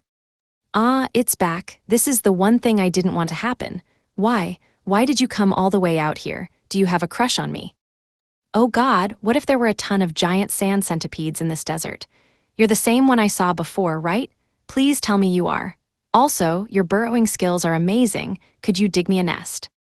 No time for jokes. I needed an escape plan. I could fly, wait. No, I couldn't. I got away before because I wasn't its primary target. Dodging the centipede beam would use up a bunch of stamina, and I wouldn't have enough left to run away. My best bet was roll. I jumped up and down, rattling Nina and the ball ribbit around. Vefs. Naya. I caught them both in my mouth, spun in the air, and moved into roll mode. The ball ribbit was yelling in disgust, but this was an emergency. Come on, you could use another bath. The area around us was flat desert, the perfect environment for roll. Or it would be perfect if I didn't have a giant bug chasing me. I was slightly faster and I stayed ahead, but the visibility here went on for miles. Could I go far enough to lose it? I needed to level up to get stronger. I didn't need to be powerful enough to beat the centipede, I just didn't want to be such an easy target. Its sudden appearance freaked me out so much I could barely think, but now that I remembered its long-range beam attacks, yeah, this thing was truly a nightmare. That tubby slave trader was insane for thinking he could make it across the desert in that carriage. Why didn't someone stop him? It was a suicide mission. I stole a glance behind. The centipede raced after me, kicking up sand in all directions, drool trailing from its mouth. Where the drool hit the ground, the sand sizzled and sank into little holes. Wow, I really don't want to get hit by that stuff. Is that a biological weapon? I couldn't let this last too long. I was worried about Nina. Even slugs were stronger than humans, and the giant centipede was 100 times stronger than slugs. I hate this desert. I hate it. Part 2. As I fled, the ocean began to come into view. Would it chase me into the water? I knew bugs didn't like salt, but what about salt water? It might work, but it was a gamble. If it didn't stop, I would be a sitting duck. I ran on the beach, parallel to the tide line. Maybe I should get farther away from the ocean. Here, one escape route was completely cut off. Looking ahead, I saw another monster coming toward me. Species, Moderacamal. Status, normal. LV, 731. HP, 7474. MP, 4863. Hey, it's a three-headed camel, a gourmet meal. Its fatty meat was addicting, especially after subsisting entirely on cactus. The camel stank, but at this point, the smell just made me hungrier. Hands down the tastiest meat I'd had in this world. I'd love to try it with Piperus. Under normal circumstances, I'd run it down, cut it open, roast it, and salt it. But I had more pressing problems. Oh, maybe I could get the hungry centipede to go for the camel instead. It was weaker than me, far easier prey. Sorry, three-headed camel, but you're gonna be my sacrifice. I changed my trajectory and chased it out into the desert. Nareg, the camel noticed me, all three of its faces blanking with fear. It bolted, and I didn't blame it. A giant rolling ball was chasing it.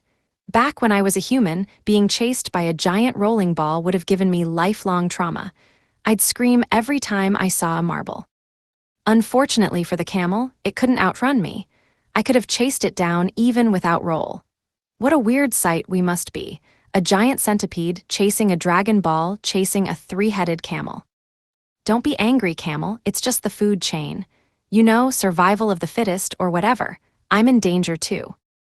Narg, narg, the camel scrambled frantically, but I tackled it, dropping my speed just before impact, throwing it backward. Narg! I felt the camel's bones breaking under my body weight. Sorry, I'm so sorry. I feel super guilty about this. Gain 28 experience points. Title skill Walking Egg, LV activated. Gain 28 experience points. Oh, I killed it. When I used roll at the top speed like this, it could dispatch a lower-ranked monster instantly. Rolling over D-rank monsters might be a cool way to power level. I looked back at the giant centipede, trying to gauge if my plan was a success. The camel's body flew toward its head. Perfect. Now eat it and calm down. Thump splat. The camel hit the centipede with a squishy impact sound. The speed combined with the centipede's hard shell completely obliterated it. The corpse didn't stand a chance. Its legs and head scattered in a spray of blood. The sheer horror of the scene had me staring longer than I should have. Three-headed camel, I am so sorry. I absolutely didn't intend that. The centipede's high defense meant it didn't take much damage. All I managed to do was piss it off. The centipede was furious now, barreling at me even faster than before, shrieking as it came. Come on, that was a peace offering. It wasn't all bad, though. Its increased speed put more strain on its body. It wasn't thinking about its stamina, it was too busy being angry. It wouldn't last long like this, or at least I hope not. I kept up my pace, rolling at the same speed, and just as I'd hoped, the shrieking grew more distant. Good. If I kept this pace up much longer, I'd end up injuring Nina. The ball ribbit's tougher than it looks, though. The true hero here was the camel. I should go back later and cook it up, or, hold a burial service. I'd have to butter up the ball ribbit too. If it got too mad at me, it wouldn't be willing to use telepathy or clean, making my life a lot more difficult. Just as I was starting to relax, I felt an incredible chill from behind me. I remembered this sensation. I turned just in time to see red light bloom around the giant centipede's mouth. It was the super long-range attack, my nightmare, heat beam. I should have predicted this when I heard its cry growing distant. It dropped its speed last time too. What should I do? Last time I took to the air and fell into a nosedive to avoid it, but now I was earthbound. How could I avoid it on flat terrain? It was too close to fly away. When I landed, it would just be waiting for me. That window of opportunity was over. My escape would have to be on foot. It sucked, but my agility was higher. If I just kept going, I would pull ahead. Come on, you can do this. If you screw this up, Balrabbit and Nina will die. GGGTTCHH? A red laser shot from the centipede's head. Here it comes. Heat beam, just be positive. Stay positive, you can do this, just keep running. If it even grazes you, it's all over. If it hit me, it wouldn't kill me, but it would slow me down, and then I'd be a centipede's lunch. My only option here was a completely clean getaway. I veered wide to the left, and the beam hit the place I'd been only a second before. It shot past me through the sand, burning up the ground and leaving smoke in its wake. I wasn't safe by any means. The beam didn't stop. It veered left as well, following me with single-minded purpose. I could feel the radiating heat on my scales. The pressure was intense. I sped up, darting farther to the left to avoid heat beam. It shifted to chase me. Arg, this is useless. I can't escape like this. I should have just tried my luck in the air. The range of the beam was just too large. This was so unfair. In a lucky break, a sand dune appeared in my path, and I launched myself off of it and over the red laser like a jump rope. It passed right beneath me. Wow, thanks, sand dune. You saved my life. But I couldn't count on random sand dunes. I jumped again, and heat beam rose to follow me. You've got to be kidding me. It's still going? Are you trying to use up all your MP? I really, really hate giant centipedes. I'm only still alive out of sheer luck. As I rolled, I stretched out both wings to change my center of gravity, just barely dodging. The heat beam passed right by. It didn't hit me, but my scales felt scorched, and I was beginning to feel the fatigue. What the hell is up with this monster beam? I landed, and it came right for me at an angle. I rolled to the right again, moving even faster than before. Normal skill roll, LV6 has become LV7. Title skill, Chicken Runner, LV2 has become LV3. There it was. Insult aside, that skill was actually a huge help right now, my mean-spirited saving grace. I felt myself getting faster. I'd pulled far away from the centipede, but its heat beam was relentless. I couldn't shake it. I felt surrounded, only managing to evade because it was targeting me directly. If it started shooting it off randomly, there was no way it would miss every time. Heat beam hit the spot right behind me. I heard sand sizzling and smelled smoke, but the centipede had to be running out of juice. I just had to keep this up. I had to wear it out. I can do this, I can do this. I'll outrun it and become a rank AAA+++ monster and eradicate all giant centipedes from this desert. You'll be shaking in your boots, you creep. The heat beam was trembling. The centipede had to be nearing its limit, but that made it ever more dangerous. Its aim was all over the place. But I'd come this far, and I couldn't back down now. I'd hit the bottom of the hill and then launch up into the air. I could do this, I could do this. I rolled up the hill and jumped off, and the heat beam shook back and forth wildly, slicing through my scales like paper. An intense pain raced through my body. It wasn't just the heat. There was the agony of having my flesh scraped out. GRRGH? I opened my mouth to scream, but the Balrabbit and Nina were in there. I could no longer maintain roll, and I skidded across the earth on my belly, which scraped the scales from my stomach. My head hurt and my vision flickered. I couldn't think straight. When I finally came to a stop, I tried to look behind me. Ironically, heat beam was gone. Damn it. It got me at the very last moment. GGGGTCCHH? The master of the desert was coming for me. It must have anticipated a surefire victory because it wasn't bothering to move quickly. I was too injured to get up and run. Even if I was done for, I had to get Nina and the Balrabbit to safety. I started to open my mouth to let them out. But that was when I saw a large hole in the earth, hardened sand surrounded by tight-packed sand, all a reddish-yellow hue. I crawled on my belly toward the hole, my last hope of escaping the centipede. I wasn't thinking straight, but luckily it was large enough for me to fit inside. The centipede could probably fit too, but it wouldn't be able to move its legs much at all. I used roll to get as deep as I could into what appeared to be an underground tunnel, the whole interior covered in the same reddish-yellow packed sand. I hated to admit it, but this place was nicer than my cave back home. My magic clay was sturdier, but this clay was way fancier.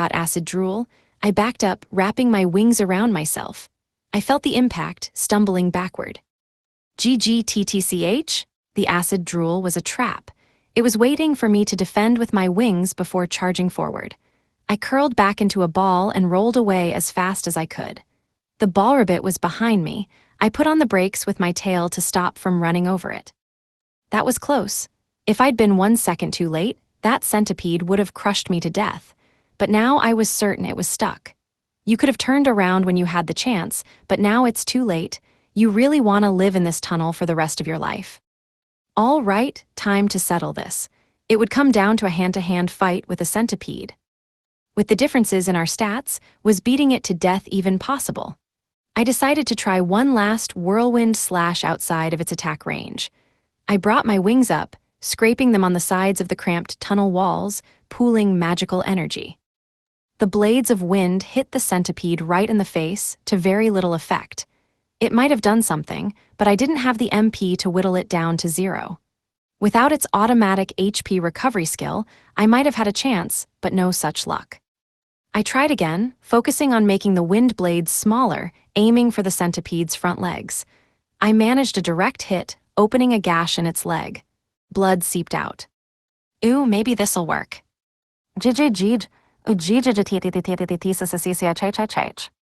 Oh man, now it's pissed. I shot off another whirlwind slash in the same manner, blowing off a leg. From this angle, I could only target its front limbs, and it had plenty to spare. Normal skill, whirlwind slash, LV2 has become LV3. Good, I need to level this skill as high as possible. The giant centipede was so mad that its body jerked from side to side, its head knocking against the ceiling and the floor. The passage rumbled but didn't crack. This place was so sturdy. Whoever built this is amazing. I wish I could build a hideout as good as this. I'd planned to blow off the centipede's other leg, but there was no sense in pissing it off any further. Whirlwind slash required a lot of MP, this was pointless. I turned my back on the furious centipede and looked down the path. The thick walls had messed with my senses, and up until now I'd been distracted, but now I could tell. There was something down here. Part 4.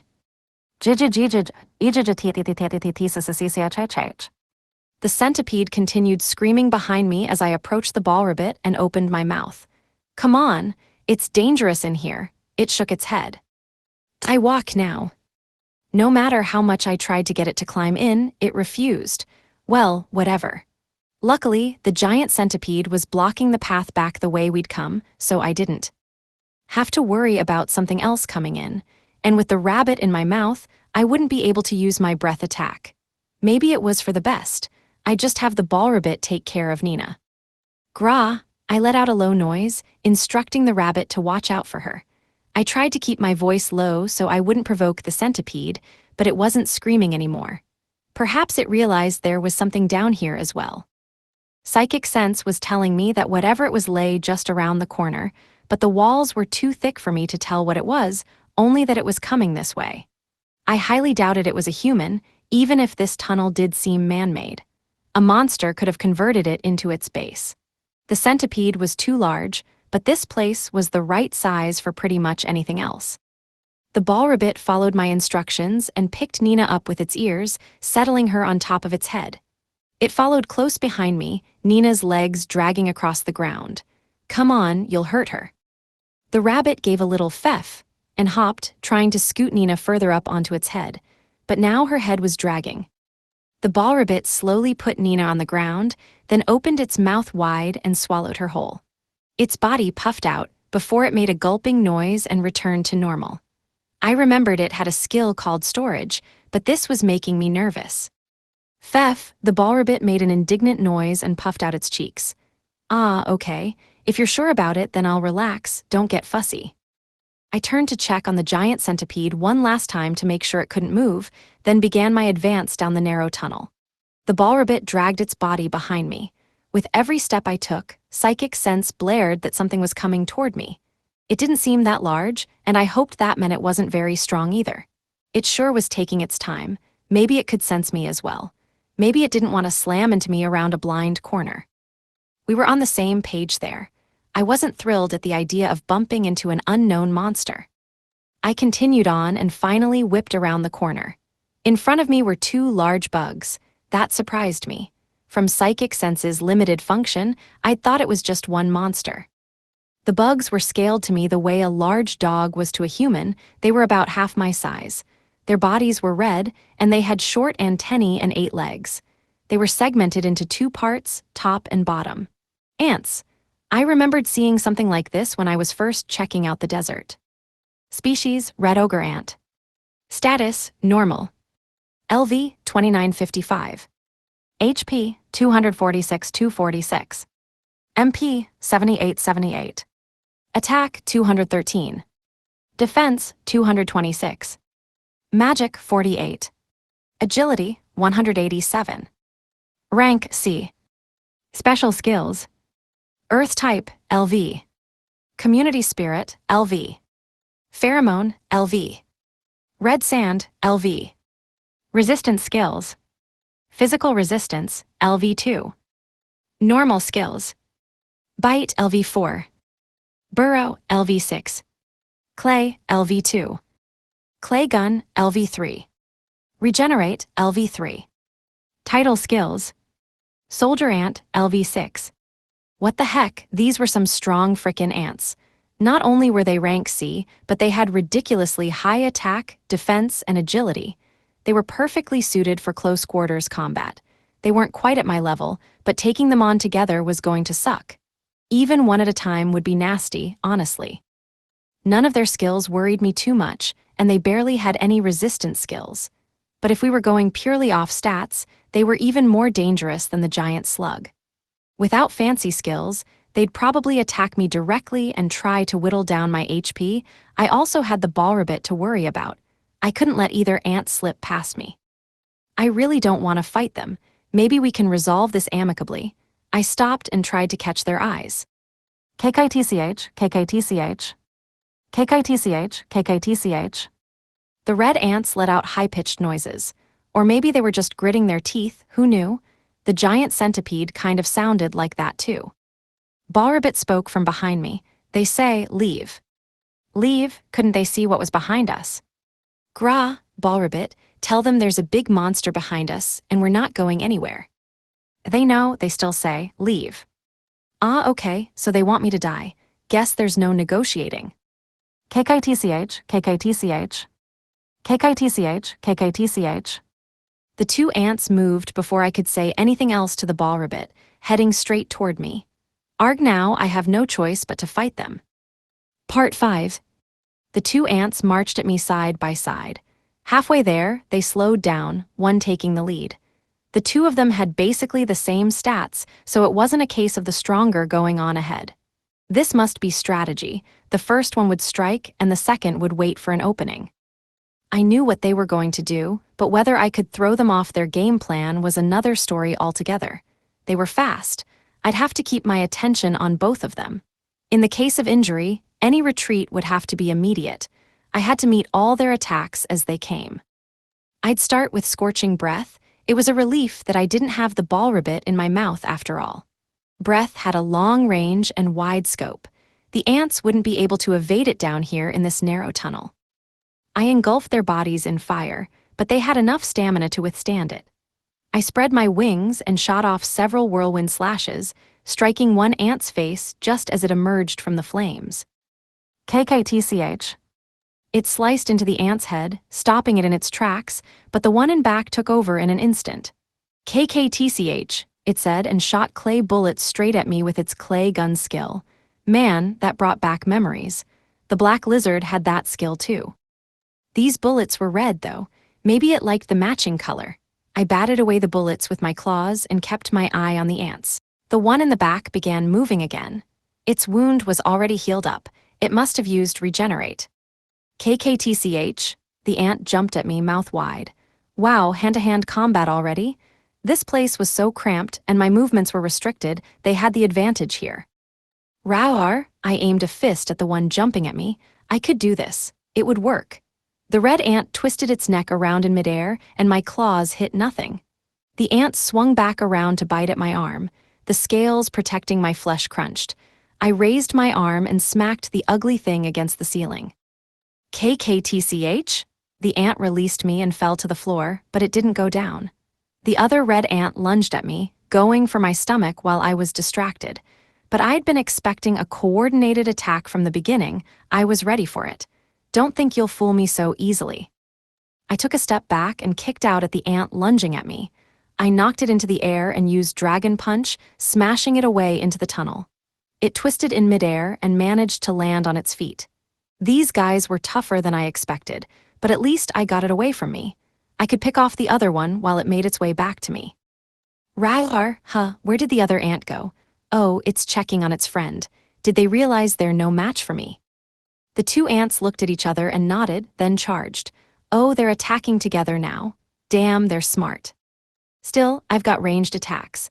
I'll knock down their HP using Scorching Breath and Whirlwind Slash. They had Clay Gun, but that was easy enough to bat away. They didn't have much MP, so they could only use Regenerate a few times. I checked their status to see how far I had to go.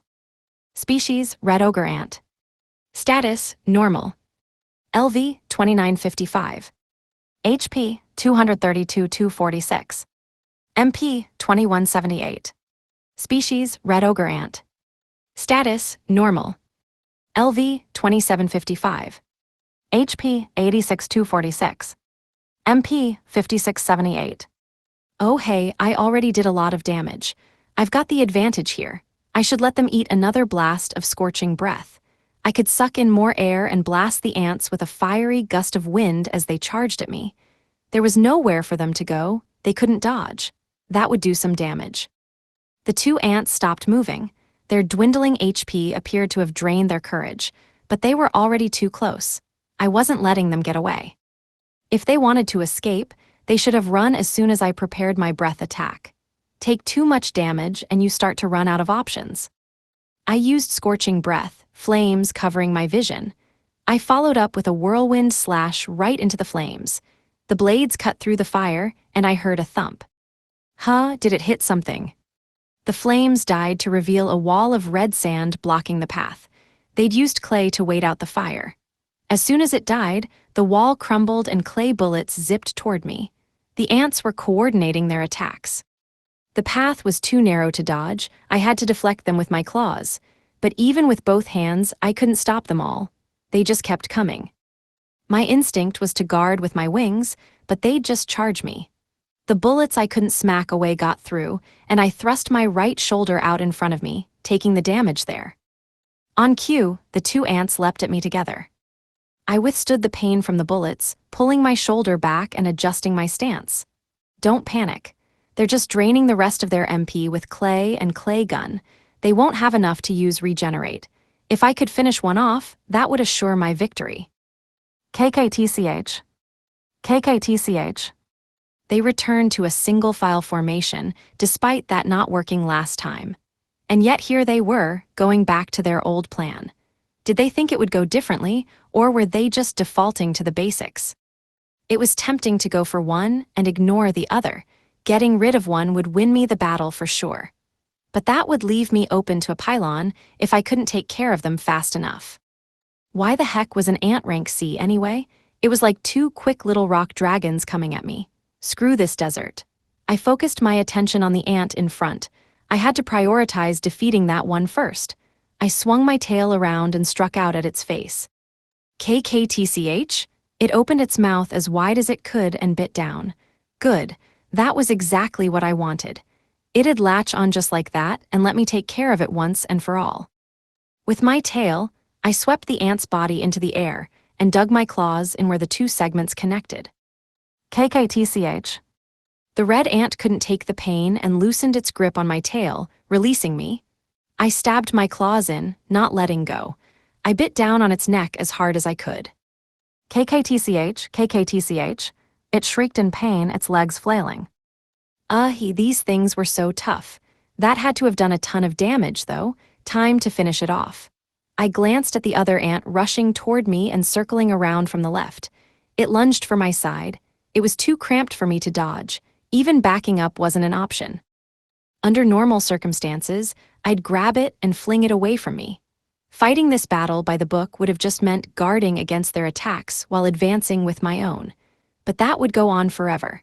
I had to stick to my original plan of taking out one of them, even if I sacrificed some of my health in the process. Bad news if they both attacked at once, but I could withstand a bite from one. I knew I could. I kept my eye on the ant coming toward me while I bit the other in the neck again. My fangs were so deeply embedded, I could bite its head off. The second ant wasn't expecting this. It paused for a moment. Its flat eyes almost seemed to crowd with emotion, as if to ask me, "What? Are you serious?" But that was only for a second. It quickly regained its composure and lunged at my stomach, sinking its teeth in. Grah, it hurt, but I had enough HP to ride it out. I had to withstand this and finish off the first ant. Then I could take my time ripping through the second. I gritted my teeth to bear the pain, which in turn just made my fangs tear deeper into the red ant's flesh. Transparent liquid poured out of it, overflowing from my mouth. It has clear blood. This is random information, but I remember that ants have tubes that pump oxygen through them instead of blood vessels, so they don't have red blood cells. That's why their blood is clear. That knowledge was in my brain, but I didn't know where it came from. I had a sense it was from a long-winded lecture. Maybe one of my friends in my previous life was obsessed with bugs.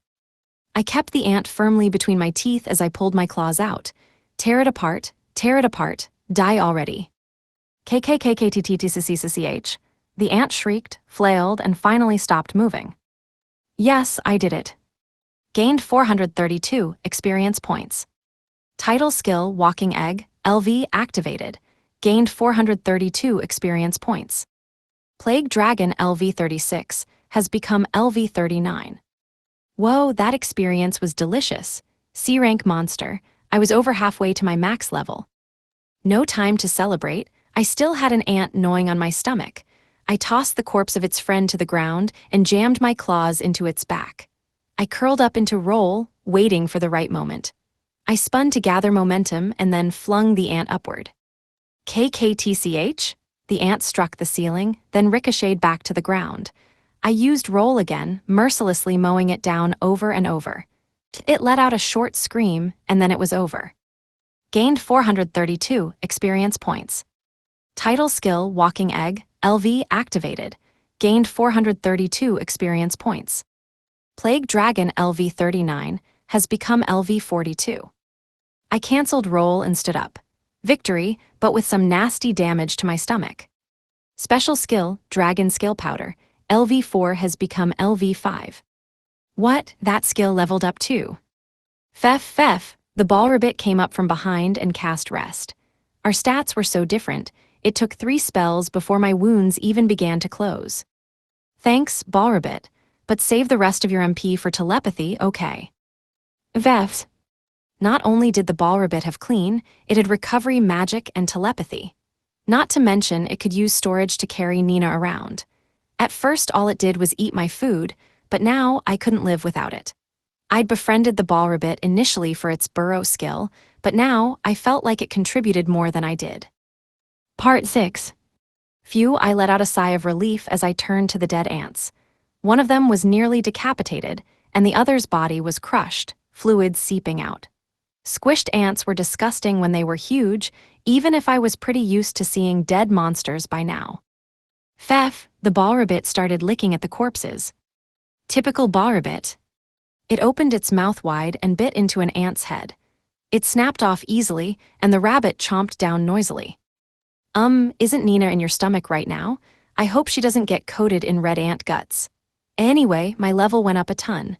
I should probably check my stats. Illusia. Species, Plague Dragon. Status, Normal. LV, 4275. HP, 172,339. MP, 193,232. Attack, 291. Defense, 222. Magic, 201. Agility, 185. Rank, B. Special skills. Dragon Scale, LV 5. Divine Voice, LV 4.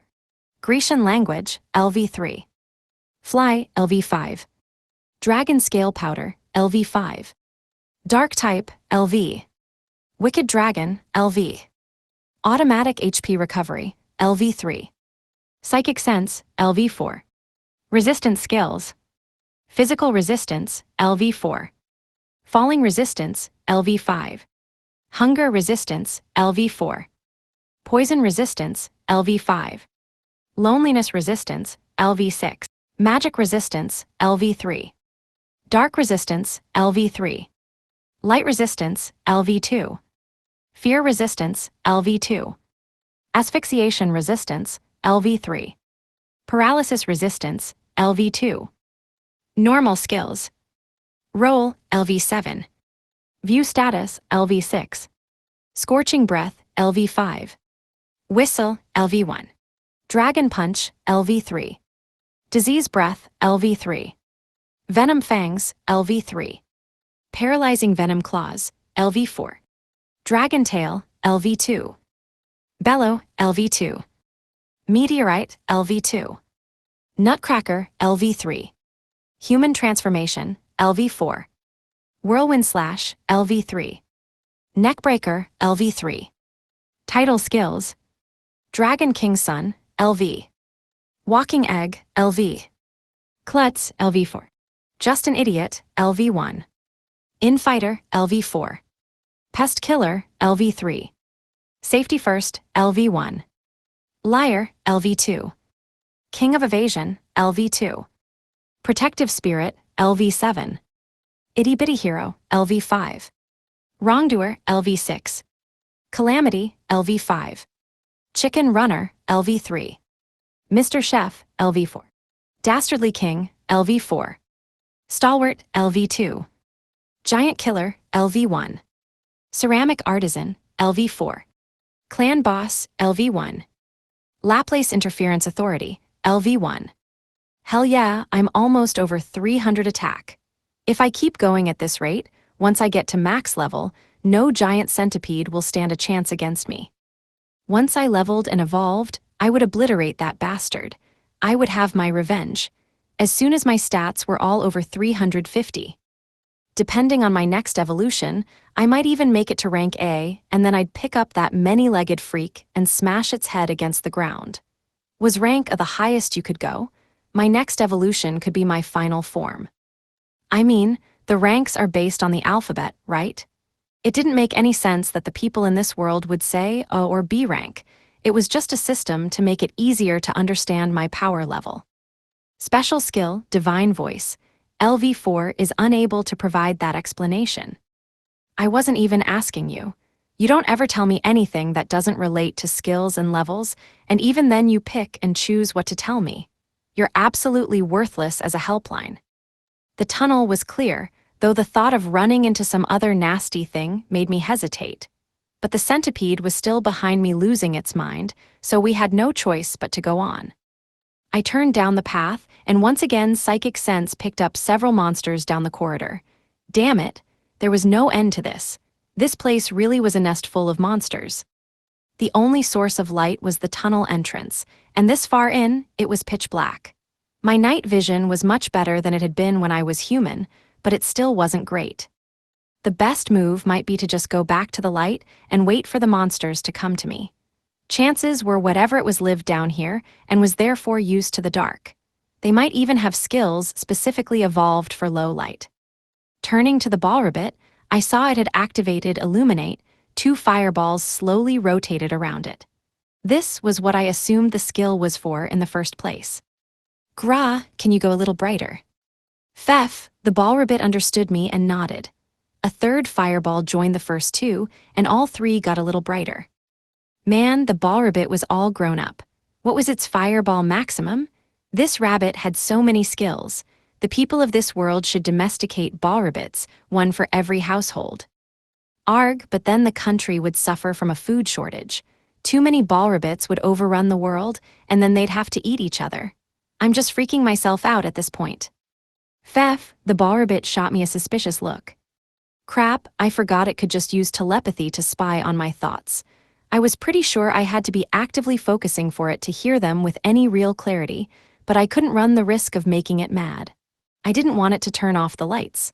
I shook my head, driving away the idle imaginings. Well, that was the darkness taken care of, so I could fight now, but the question became should I? The path ahead was a long, straight shot. Best case scenario, I could gather basic information on my enemies before they reached me. Psychic sense was telling me there were a lot of them.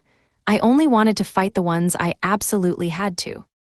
If they were weak enough, I could just use roll to flatten them all, but that could backfire spectacularly. I needed to know what I was dealing with. Before long, I saw a flash of red, and an ant's head popped out of the darkness along the corridor. KKTCH. More red ants? I figured those other two were just here by accident, but there were a bunch of them.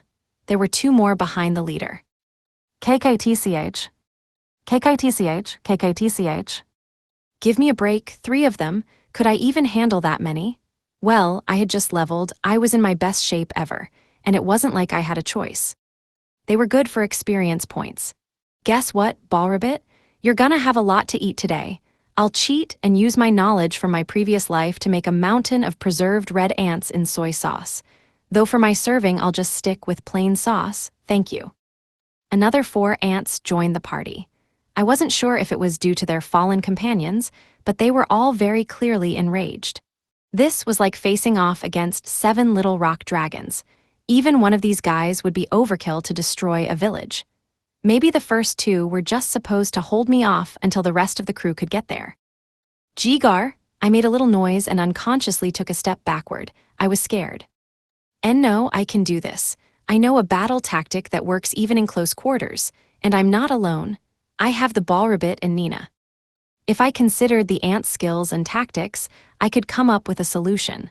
Should I ask the Ballrabbit to try to negotiate for me? But no, a surrender here would mean disaster. Think, isn't there anything I can use? A weak spot in the walls or something? I should look closer.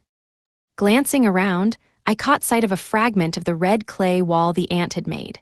It wasn't as strong as the cavern walls, but it was the same color and construction. Oh God, this wasn't a tunnel at all. It was a colony. More ants appeared in a line behind my 7 new friends. 1, 2, 3, there's no end to it. I give up on counting, I'm dead. Part 7. KTCH, KTCHH. KKKTCHH.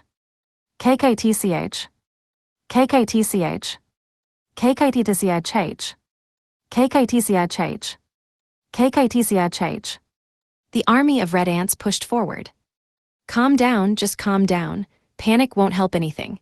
It's always possible that the first 2 were outliers. They must have a wide range of levels. They can't all be that strong. Don't freak out before you check their stats. If they were around level 10, I could use roll and flatten them all in one go. It was totally possible that these were small fry. I had no proof of that, of course, but I could hope. And I could also hope that all of these ants secretly longed for peace and were just acting under orders from their 2 evil leaders. That's how ant colonies work, right? Species, red ogre ant. Status, fury. LV, 2555. HP, 23230. MP, 7171. Species, red ogre ant. Status, fury. LV, 2455. HP, 226-226. MP, 6969. Species, red ogre ant. Status, fury. LV, 2555. HP, 23230. MP, 7171. Species, red ogre ant. Status, fury. LV, 2755. HP, 239-239. MP, 7575. Species, red ogre ant. Status, fury. LV, 2455. HP, 226-226. MP, 6969. Yes, I was right. The advance guards were the strongest ones. The average level of these ants was 2 levels lower than the first 2. At this rate, I can nope, there's literally no way I'm beating them. 2 levels is a rounding error, for all the good it will do me. They were moving differently from the ones before, but there were just too many. I looked behind me to find the Ballrabbit frowning. I could tell it was trying to use telepathy on the ants. They were ignoring the rabbit completely, acting like it wasn't even here. I started biting at the wall. If the ants made it with their clay magic, then I could destroy it. It hurt my fangs, but I wasn't letting that stop me. After the 5th bite, a small crack formed. Damn it, this is useless. The wall is just too solid. If I had time, I might be able to make a dent, but that was a luxury I didn't possess. I had no guarantee we'd be able to escape through the wall, but right now it was my only play. Of course, the whole thing might collapse on us, rendering the problem of escape moot. The ball rabbit could make it out of even just a small hole. It had burrow, it could dig on its own. And if ball rabbit was safe, Nina would be too. But as for me, well, it's like that sometimes. A dangerous world meant a dangerous life. It was honestly impressive I lasted as long as I did. My one regret was never learning human transmutation properly. I didn't remember the first time I died very well. My memory of my past life wasn't reliable, but I was pretty sure I'd been prepared for it. It must have been something like this, rough and not at all peaceful. A rabbit and a demi-human would be the only survivors. I never managed to join humankind, but a human relied on me for a while, and that made me feel proud, even if she was frightened of me most of the time. Rare, I let out a roar and sank my fangs into the crack in the wall, my mouth lighting up with pain. My teeth weren't making it out of this any more than I was. I tore at the hole with my claws, making it bigger. Good. That looked big enough for the ball rabbit to fit through. Gra, sorry to put this on you, but take care of Nina for me, ball rabbit. She's the only human connection I've got left in this world. Fef, the ball rabbit cried, racing to my side. Rare, I stopped it before it got any closer. I looked at the hole, then turned back to the ants. Rare, I bellowed, activating roll and charging down the line. This was my last dance, so I didn't worry about direction or control. I went full power. I couldn't take them all, but I could buy some time. KKTCH. KKTCH. I smashed through the first two easily, overconfidence making them sloppy, but the next line formed a wall of 4 that stopped me in my tracks. KKTCH. KKTCH. KKTCH. KKTCH. KKTCH. Red clay hardened against my body, layer after layer. Their plan was to wall me in, but I wouldn't let it be easy. Raya, I screamed and flailed as I got my feet back under me. I broke through the hard red shell of earth, shards breaking off all around me. This was nothing compared to the tunnel walls. Seeing this, the ants halted their advance. Raya, I roared again. KKTCH.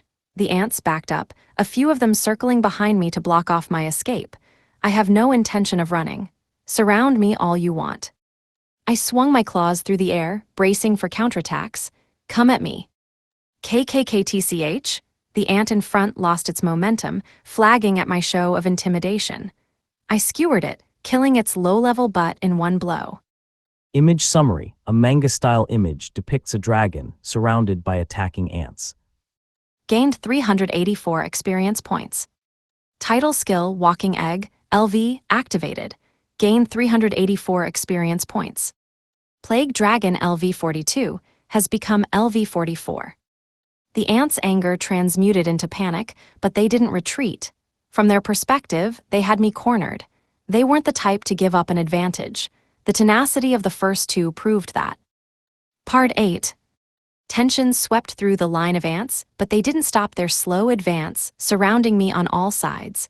We were at a stalemate, but the formation around me gradually tightened, putting me more and more at a disadvantage. If I'd been trying to win, I would have cursed my luck. But right now, I only wanted to buy a little time. They wouldn't make any big moves before their formation was complete. That worked for me. KKKTCH. One of the ants couldn't take the tension anymore and lunged. Behind me, I heard more ants jumping into the fray, lured in by the false start. Raya. I twisted my upper body around, lashing out with my claws and knocking away the two ants lunging at me. Neither of them died, but they sailed farther down the passage. They flipped over and started spasming. They were probably activating Regenerate. KKTCH. KKTCH. Seeing what happened to their comrades must have shaken the ants, because their slow advance collapsed into a mob. I could no longer predict when they'd strike. If they kept coming at me one at a time, great, but I couldn't do this forever. They'd wear me down eventually. KKTCH. The biggest ant let out a shriek. I wasn't sure if it was trying to urge the others on or stop them, but I doubted it was just screaming for its health. Its attention was on the ceiling. All the other ants froze at its sudden yell. Was this the boss ant, their lieutenant? It was probably a B-rank monster. Its yell appeared to calm the others, because they fell back into their orderly approach. The leader wasn't having any more reckless sacrifices. All I wanted was to give Balrabit a chance. I didn't care what they did. I glanced behind me to check on the ants circling back there, then farther down the tunnel to where Balrabit should be making its escape. Vef. It still hasn't run away? It didn't even seem to be looking for an opening. What the heck are you doing? What was the point of me buying all that time for you? Nina's inside of you, you know. And no, the Balrabit looked at the ground and sent me a hoarse telepathic message. At this rate, our whole crew is gonna go down. KKTCCH? One of the ants ran at the Balrabit. The leader looked after it and cried, KKTCHH. It seemed the leader wanted to keep the formation intact, and it didn't want to risk provoking me until it was complete. That was why they'd left the Balrabit alone. But that didn't stop the one that had gone rogue. The Balrabit threw its fireballs, and the ant didn't even try to dodge it. The fire fizzled out as soon as it touched the ant's carapace, leaving no trace. The Balrabit was in trouble.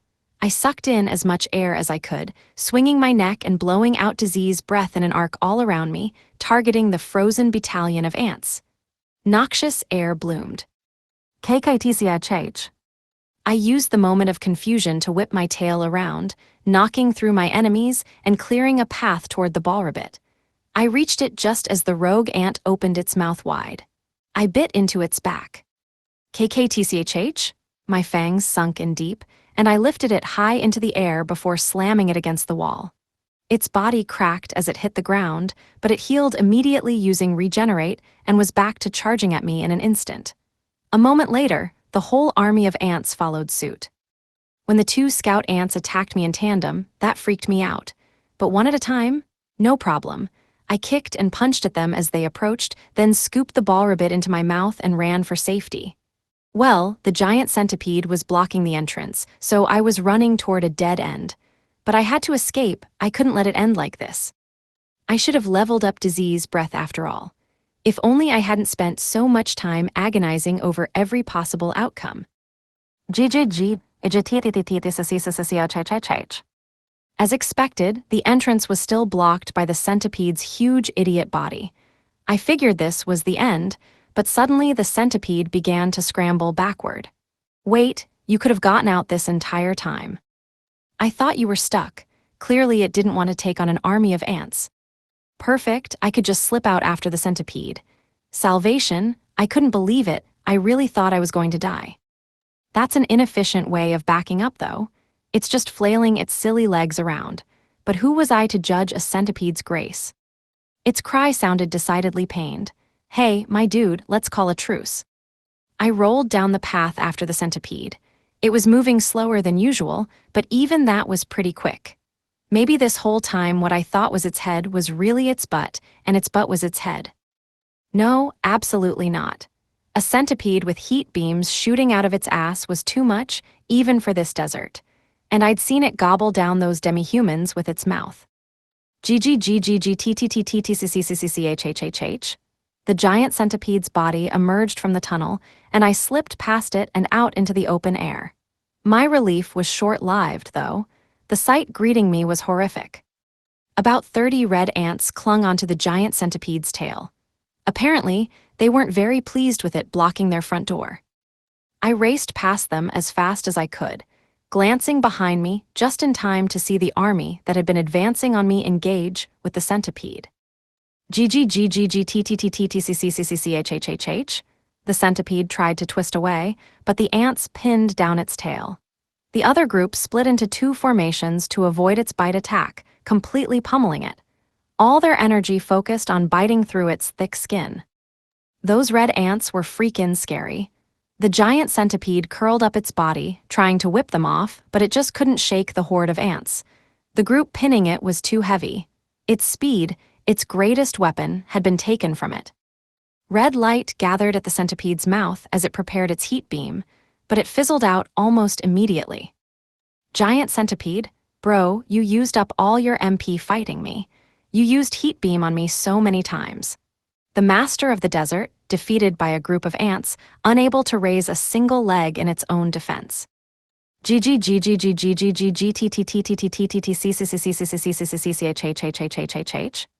giant centipede's shriek was filled with fear and rage. I wanted to watch the conclusion, but I didn't want to risk drawing the ant's ire again. I picked up speed and didn't look back. See ya, giant centipede. I know I swore I'd defeat you someday, but this works too. Our rematch isn't actually that important to me. I hate you. I hope you die painfully. I'll live on to tell the tale of the idiot who got itself stuck down a hole and nibbled to death by ants.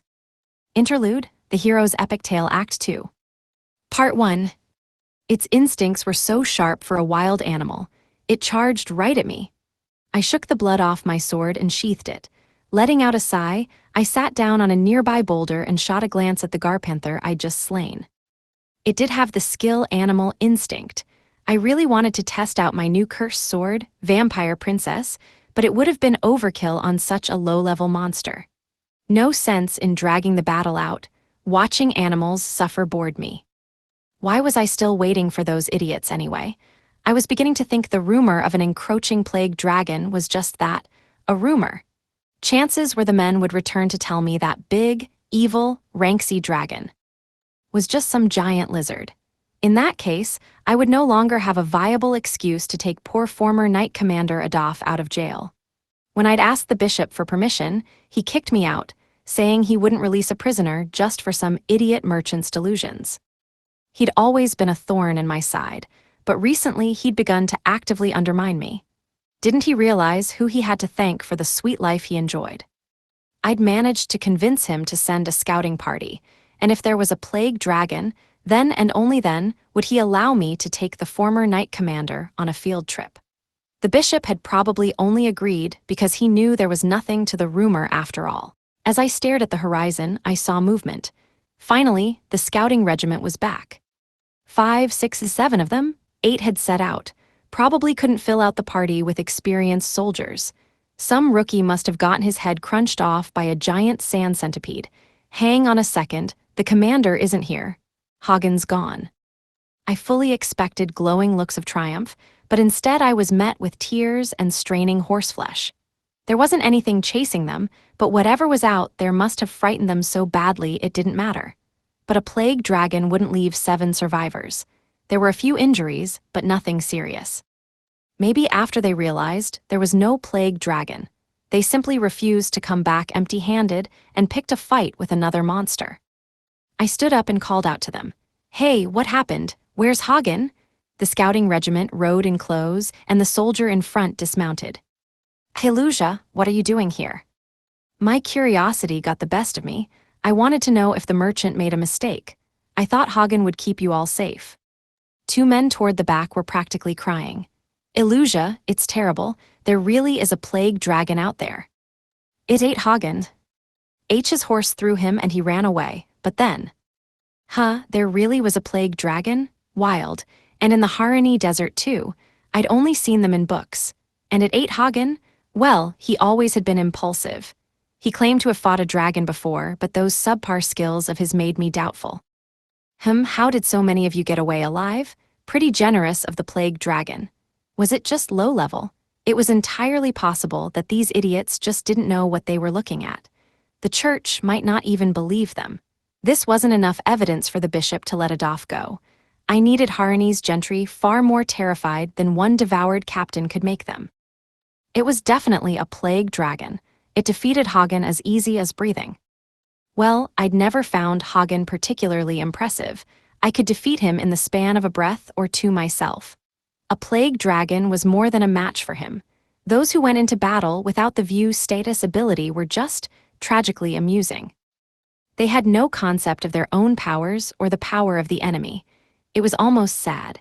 To me, this group of soldiers was about as useful as a pile of rocks. That wasn't what I was asking, was it? The men stared at me. The more believable scenario would be the dragon killing 7 of you, with only 1 left to stumble back to me. Trembling and flailing and gasping out your story. That I could believe. But now you're saying it ate Hagen, but it left the rest of you with only sprains and scratches? Don't make me laugh. I am sorry, Elusia, we didn't mean to let you down. I drew my sword and sliced him across the chest before he could even get the words out. He collapsed silently. Whoops! I'd only wanted to test the cursed sword. I didn't expect just a scratch to kill him. Pathetic. With soldiers like these, Harini would be in dire straits if a monster ever made it past those magic circles. What was the point of a standing army if they went down like punks? I felt the cursed sword pulsing in my hand, absorbing the blood of the fallen soldier. I could regain HP this way if I had to, but I rarely incurred damage. I just wanted to see its status effect. Gained 76 experience points. Heck, I'd have a better time hunting ants. Besides, killing people made it harder to level up title skills. Elusia. What just happened? Why did he? 6 left, too many to let them scamper away unscathed. Like I said, not enough casualties. I've explained it several times now. I swung my sword with a grin. The color drained from 6 faces. They screamed, all of them racing off toward the city. It's a monster, one of them called as they ran. Well, that's not very nice. I'm the monster slayer, but I understand the confusion. It happens a lot. Once I finished off these fools, I would return to the bishop and secure Adolph's release. Then I'd humiliate him. Being falsely imprisoned for murdering his fiancée wasn't remotely good enough. Quick, I intoned the magic spell and swung my cursed sword. Should I give you a 30-second head start? I said. No response, of course. And when I'd offered to go easy on them, idiots. No reason to wait, I supposed. I didn't need them anymore. Part 2. Tragically, the entirety of the scouting regiment was defeated in battle. I knew it was my duty to return home to report as soon as I could. Doubtless their bodies have already been savaged by wild animals.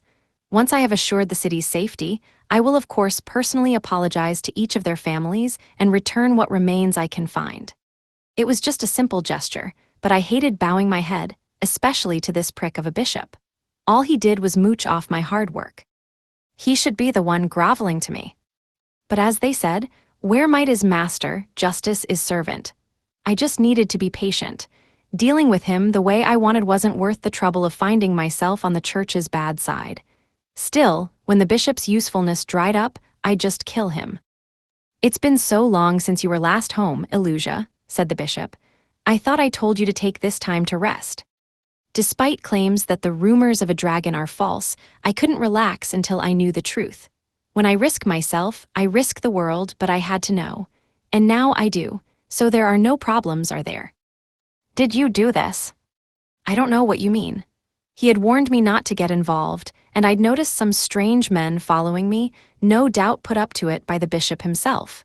Still, he would never dare to act against me directly, and I didn't respond well to empty threats. It would take more than this to stop me. I am going to slay the plague dragon tomorrow. You will allow former Knight Commander Adolph to be released temporarily into my care to accompany me. As promised. I've told you, I can't do that. Surely there is someone equally capable you could take with you. Why are you so insistent that it be him? Because he's the only person who has ever held me to account for my atrocious behavior. What sort of hero would I be if I didn't repay him in kind? Once he proves himself by slaying the dragon, I will reopen the investigation into the murder of his fiancée. This is no time to be airing personal grievances. There's no one else suitable for the job. This plague dragon mowed down 8 soldiers of the scouting regiment like they were toys. More cannon fodder will do nothing. I can hear the divine voice, and it's telling me Sir Adolph is the only choice. A lie, plenty of people had Adolph's rank, but the bishop couldn't see stats or hear the divine voice. I'll be fine whatever happens, but anyone along for the ride must be prepared to fight to the death. Would you rather put brave soldiers at risk when we could just send a prisoner? But, denying my request makes no sense. In fact, it makes me wonder whether you seized an opportunity to rid yourself of an irritant. Sir Adolph has raised concerns over the church's methods, hasn't he? If I bring this to the public, the people will always side with me, you know that. Are you threatening me, Elusia? No, not at all, but this is very important to me. I must be allowed to do it, and I guarantee it won't bring you any trouble. Could you just take on the plague dragon by yourself? I still have quite a bit of training left. I'm in the middle of my quest, after all. Best case scenario, we're evenly matched. Dragons are clever creatures. It very well could make it past the magic circle. It's best that we take care of it right away. Impudent brat, the bishop muttered, gritting his teeth. Is something the matter, Your Excellency? Fine, he snapped. I grant you special permission to take Adolf into protective custody. Under no circumstances allow him to escape you. Get rid of him yourself if you must. Bishop, it almost sounds like you want me to kill him. Only joking, Your Excellency. Thank you for your assistance. I bowed politely and left the room. I'd have Adolf out of jail by tomorrow. Everything was going according to plan. A rather more convoluted means of revenge than I would have liked, but I intended to enjoy every second of it. I couldn't wait to watch his reaction. The plague dragon shouldn't give us much trouble, no more than a giant sand centipede. It couldn't be higher than rank C if it let all those pathetic soldiers get away. I wouldn't even need my holy blade. I'd use this chance for more practice with the cursed sword. A plague dragon meant a fat payday without a doubt, though that idiot bishop would create some excuse to take the money from me. Fine, I got him to give me a doff, and it wasn't like I was hard up for cash. I could just let him have it, butter him up for future use. Couldn't let the man get too greedy, though. Dragons were useful from the tops of their heads to the tips of their tails. They were huge, and with a large, high-rank dragon's body, you could make enough money to float the economy of a small country. Its skin could be made into armor, clothes, and ceremonial robes. Its bones and claws could be turned into magical weapons or even musical instruments. In good condition, items like that would fetch a high price.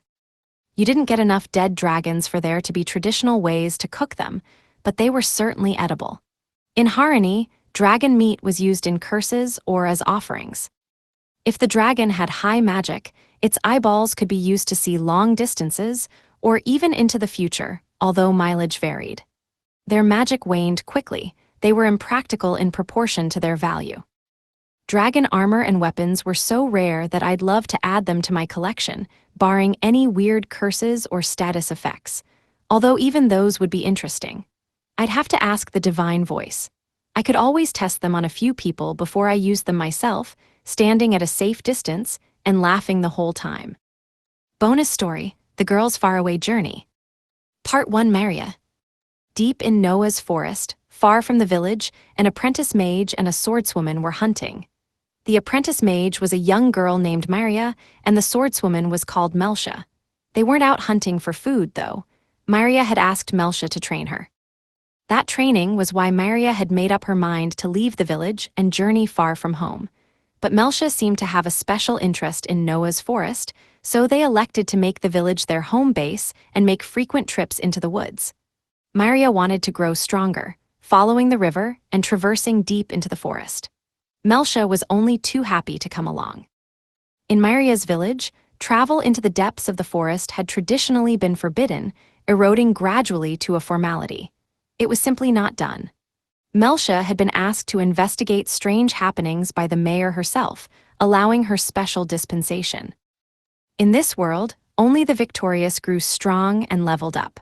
Only a handful of creatures were able to use view status, yet the concept of levels and leveling was general knowledge.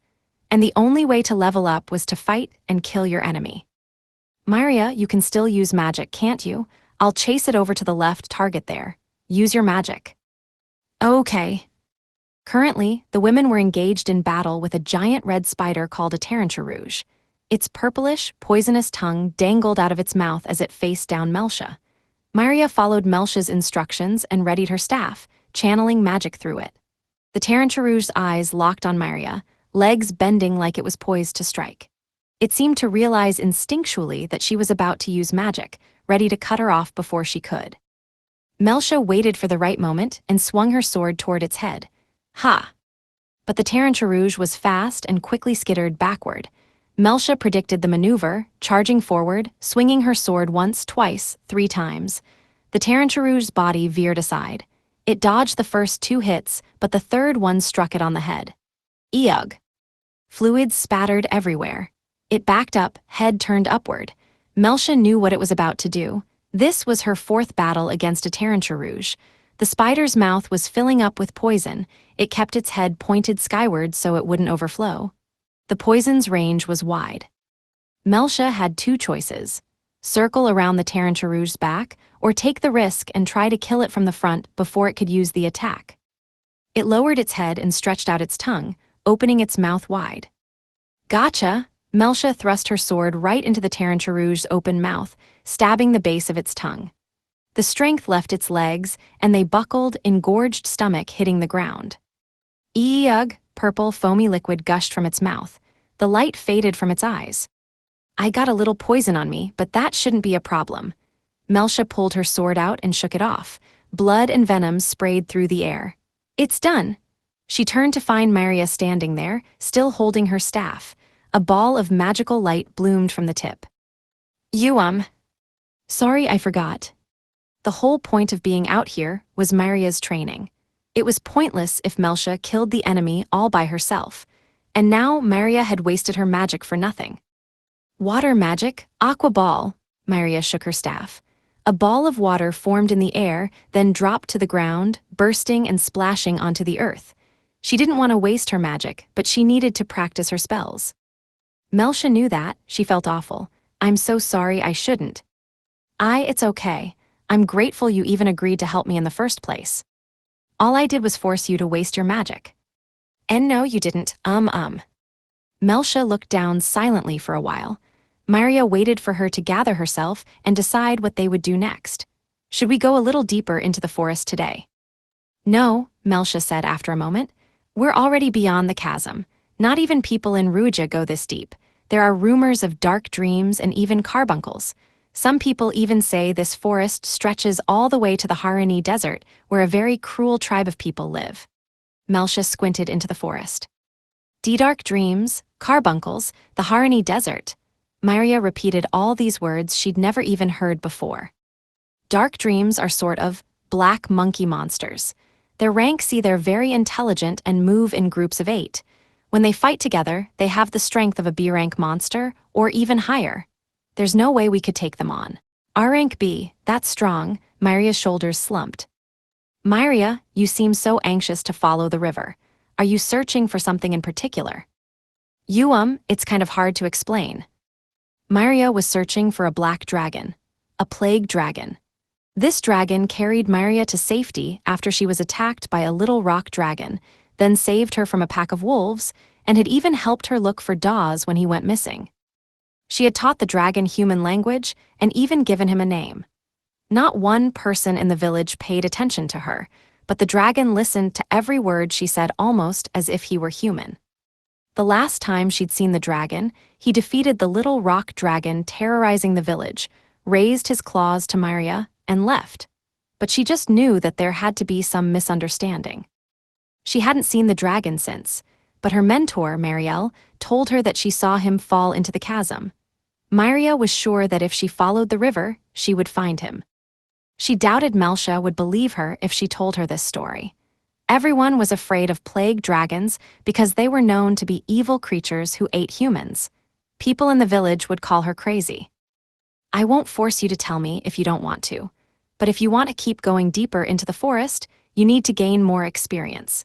Few people from your village have ever ventured into the eastern part of Noah's forest, and very little information is known about what lies there. And I haven't been there much either, but I've heard the Lithavar tribe lives to the north. No one willingly travels in that direction. There could be totally unknown species of monsters. The Lithavar tribe, is that the one you mentioned before? Yes, they're a tribe of barbarians. They worship monsters as gods and kidnap travelers to use as sacrifices. The people of the tribe are so strong, every one of them can fight against rank C monsters. Every one of them. Only a handful of adventurers were strong enough to take on rank C monsters. Even Melcia would need to do a ton of research and preparation beforehand and embark with a party of 4. And honestly, she would still only have about a 50% chance of victory. It's that dangerous, Maria whispered sadly as she looked toward the river. Perhaps she'd never be able to see that dragon again without some help. She wasn't even positive he was still alive. She could search for him her whole life, only to find he'd been dead the whole time. More likely, she would just never find any sign of him at all. If he was alive, he could have just decided to leave the forest.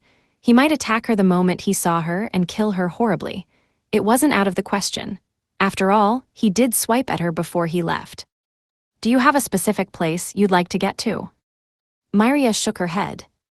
All right, that was all Melcia said. Myria hung her head. She must have thought Melcia was upset with her. The swordswoman reached over and placed her hand on Myria's shoulder. Let's go a little deeper. What? But you said I needed more experience before we went any further. To get stronger, sometimes you must walk a dangerous path. All the strongest people I know were thrown into a place of certain death and fought for their lives, and they emerged victorious. I'm not saying to always choose the path of danger, but if you're afraid to take risks, you'll never grow as an adventurer. She dropped her hand and headed off into the forest, calling back over her shoulder, You want to go deeper, don't you? So do I. Why, yes, I do, Myria answered and quickly followed. Part 2. Myria and Melcia headed deeper into the forest. Myria was so tired from walking that she staggered. Melcia reached out and caught her. Thank you. I thought you were walking strangely. Your leg got injured during our fight with the Mahawolves, didn't it? You need to tell me when something like that happens. I am sorry, Myria hung her head. Use rest to heal your leg. I don't have much MP left. I'd like to save it for battle.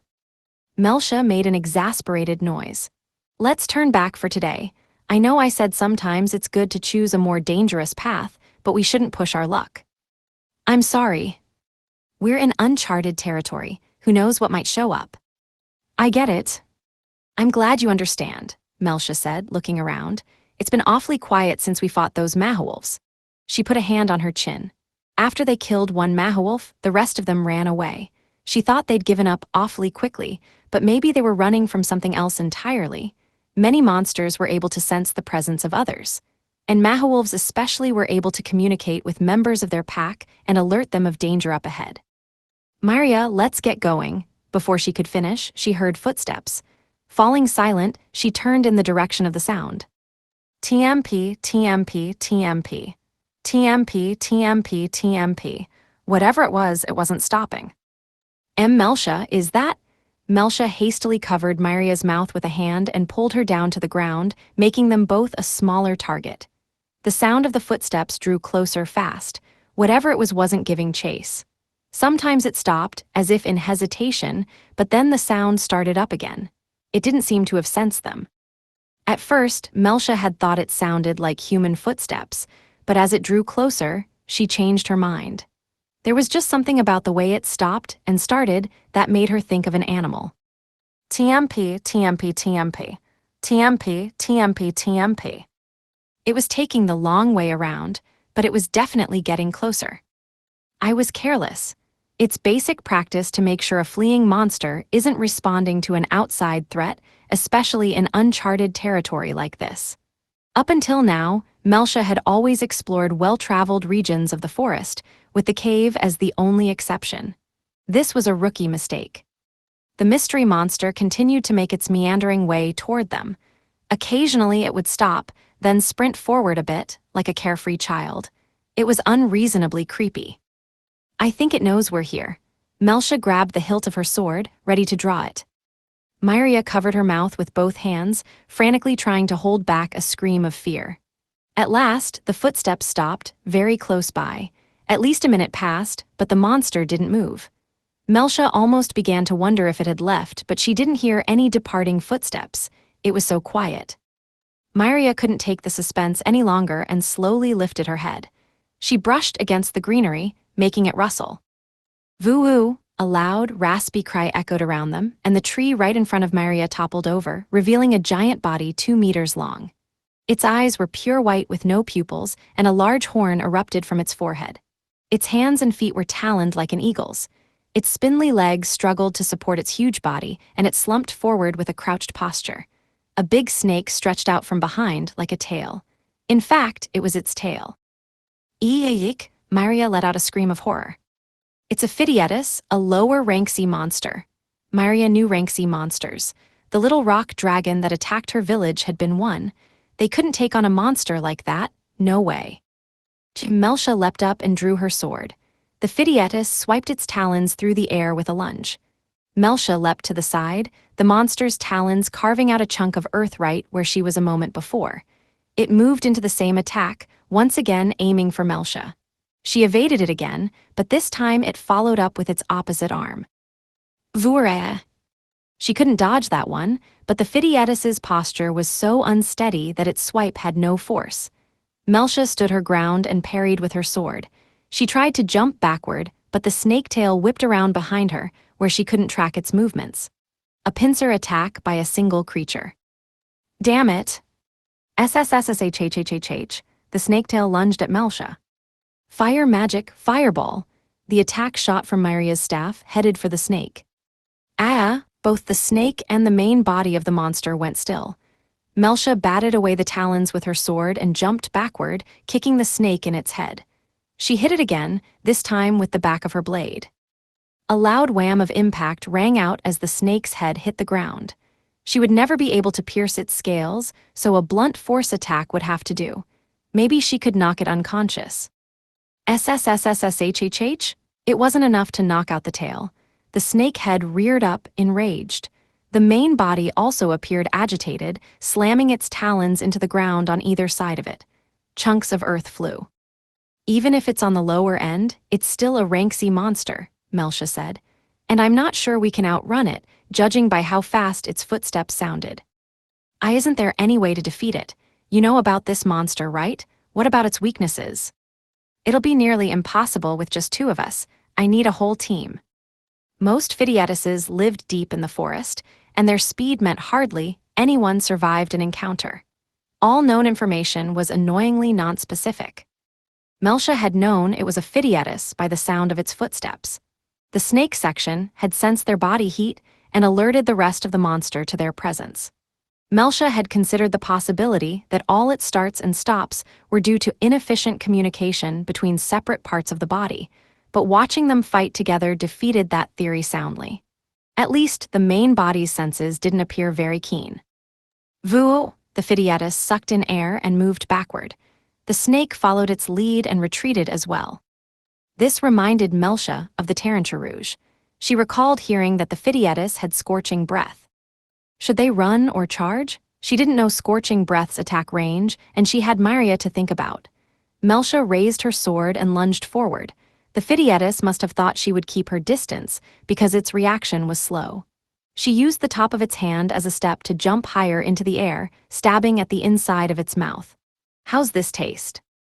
Voo-ah, bright red blood gushed, mixed with steamy hot air. She'd succeeded in interrupting its scorching breath attack. Yeah, it doesn't matter how tough your skin is. The inside of everything's mouth is tender. Voo-ah, the Fidietis howled, swinging its talons. One broke Melcia's sword, and another caught her body, flinging her backward. Arg, she landed hard. Myria ran over. Rest! Light enveloped Melcia's body, healing her wounds. Melcia brushed a hand over her armor. It was busted and wet with her blood. Voo-ah, voo-ah, the Fidietis leaned forward and coughed. Reddish-black blood spattered onto the ground. Myria swallowed hard. She was certain the creature was injured. Run, Myria, I made a mistake. I'll distract it, but you don't have much time. Melcia dragged herself up with a nearby branch. The tip of her sword was broken. She bit her lip. Myria said, I can keep going. You don't have any MP left. Myria reached into her bag and drew forth a small bottle. She swallowed its contents. It was a mana potion, medicine that would restore MP and take a toll on the body in the process. Ha, fire magic, fire sphere. Fire sphere was a higher level than fireball and more difficult to control. Myria usually avoided using it since it consumed so much MP, but lower-level spells just wouldn't cut it right now. A huge ball of flame flew at the Fidietis's head. And at the same time, Melcia swung her broken sword at the snake as hard as she could. SSSHH, voo-ah! The snaketail sensed the fireball and alerted the main body, but it was too late. Melcia's sword interrupted it before it could finish. The main body sensed the sword and lifted its face. Fire sphere hit it in the back of its head. Voo! It pitched forward, consumed by flames. That's the first time I've ever used that successfully. I'm so glad. Maria collapsed with relief. I think we might be able to take it. I had a feeling the senses of the main body are dulled. Melcia trailed off. Are you okay? I know mana potions have side effects. Voo-woo-wah, the Fidietis let out a terrifying roar, hunched over, breathing noisily. It lifted its snake tail and stretched its tongue from its mouth, eyes furious. It's still alive, after all that. She didn't have the MP for another fire sphere, and another mana potion so soon might kill her. She'd needed to defeat it with one hit, and she failed. Vua, claws raked through the earth. The monster charged. Earth magic, clay, Maria called the earth beneath the monster's feet. If a direct attack wasn't possible, then she'd come at it sideways. The Fidietis's anger made its behavior easy to predict. She caught its feet and held them fast. At least until it used brute strength to free itself. It didn't even slow down, continuing its pursuit. It swiped its talons at Maria. Damn it, Cycle, clay! Her first clay spell missed, hardening a random spot on the ground. Her second shot grabbed the snake tail. SSSHHHH? The snake tail let out a scream as the main body was pinned to the ground, but that only stopped it for a few moments. Vua. Enu, Maria crouched down on instinct, covering her head. Melcia lunged forward and caught the Fidietis's leg. Its bird legs had terrible balance, especially after taking that fire sphere. If the tail were distracted, she could knock it off balance. But not off balance enough, it seemed. It righted itself and kicked her off. Her damaged armor cracked completely. Melcia rolled, in so much pain she couldn't even scream. She did manage to knock the Fidietis off its trajectory. It missed Maria completely. Voo-wah, it paused, then realized what had happened and stood back up. The tail reared its head and looked around. SSSSSH. That was when the Fidietis saw it. Even the snake tail, whose psychic sensibilities were so incredible, only just that moment noticed the black orb hurtling at the main body. The rest of the monster, and Maria and Melcia, didn't notice it at all until it was there, spinning around the Fidietis, encircling the main body like it was drawing a parabola. Maria looked up, finally catching sight of the orb. It landed behind her and slowly stopped spinning. She looked at it for a fleeting moment before quickly returning her attention back to the Fidietis. It was raising its claws again, ready to rip off her head. Then she noticed the blood dripping from its face. Its left eye was just a gory hole. That black orb must have done something to it. But this monster was too strong to let the loss of an eye get it down for long. After all, the snake did most of its navigating. And yet it still wasn't moving. Its knees hit the ground, and Maria saw its attention was fixed not on her, but on the black orb. KSSSH.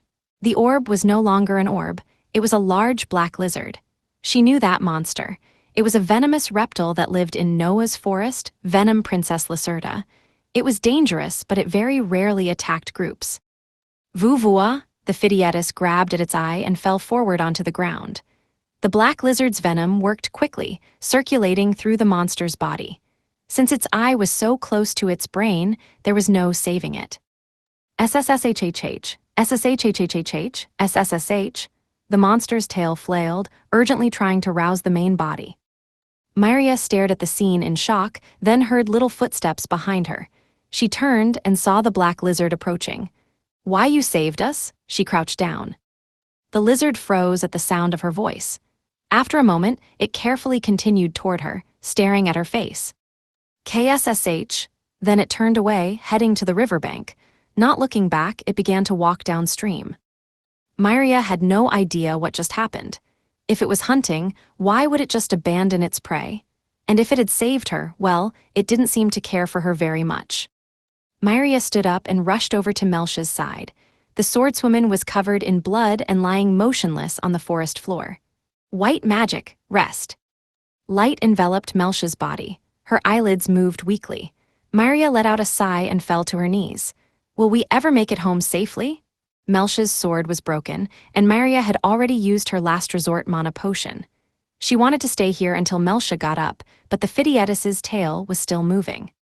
SSHHH, SSSH. It was whacking itself against the earth, almost like it was trying to free itself from the main body. But then it stopped, changed color, and began spurting foam from its mouth. It collapsed. Myria looked off in the direction of the black lizard, but it was already out of sight.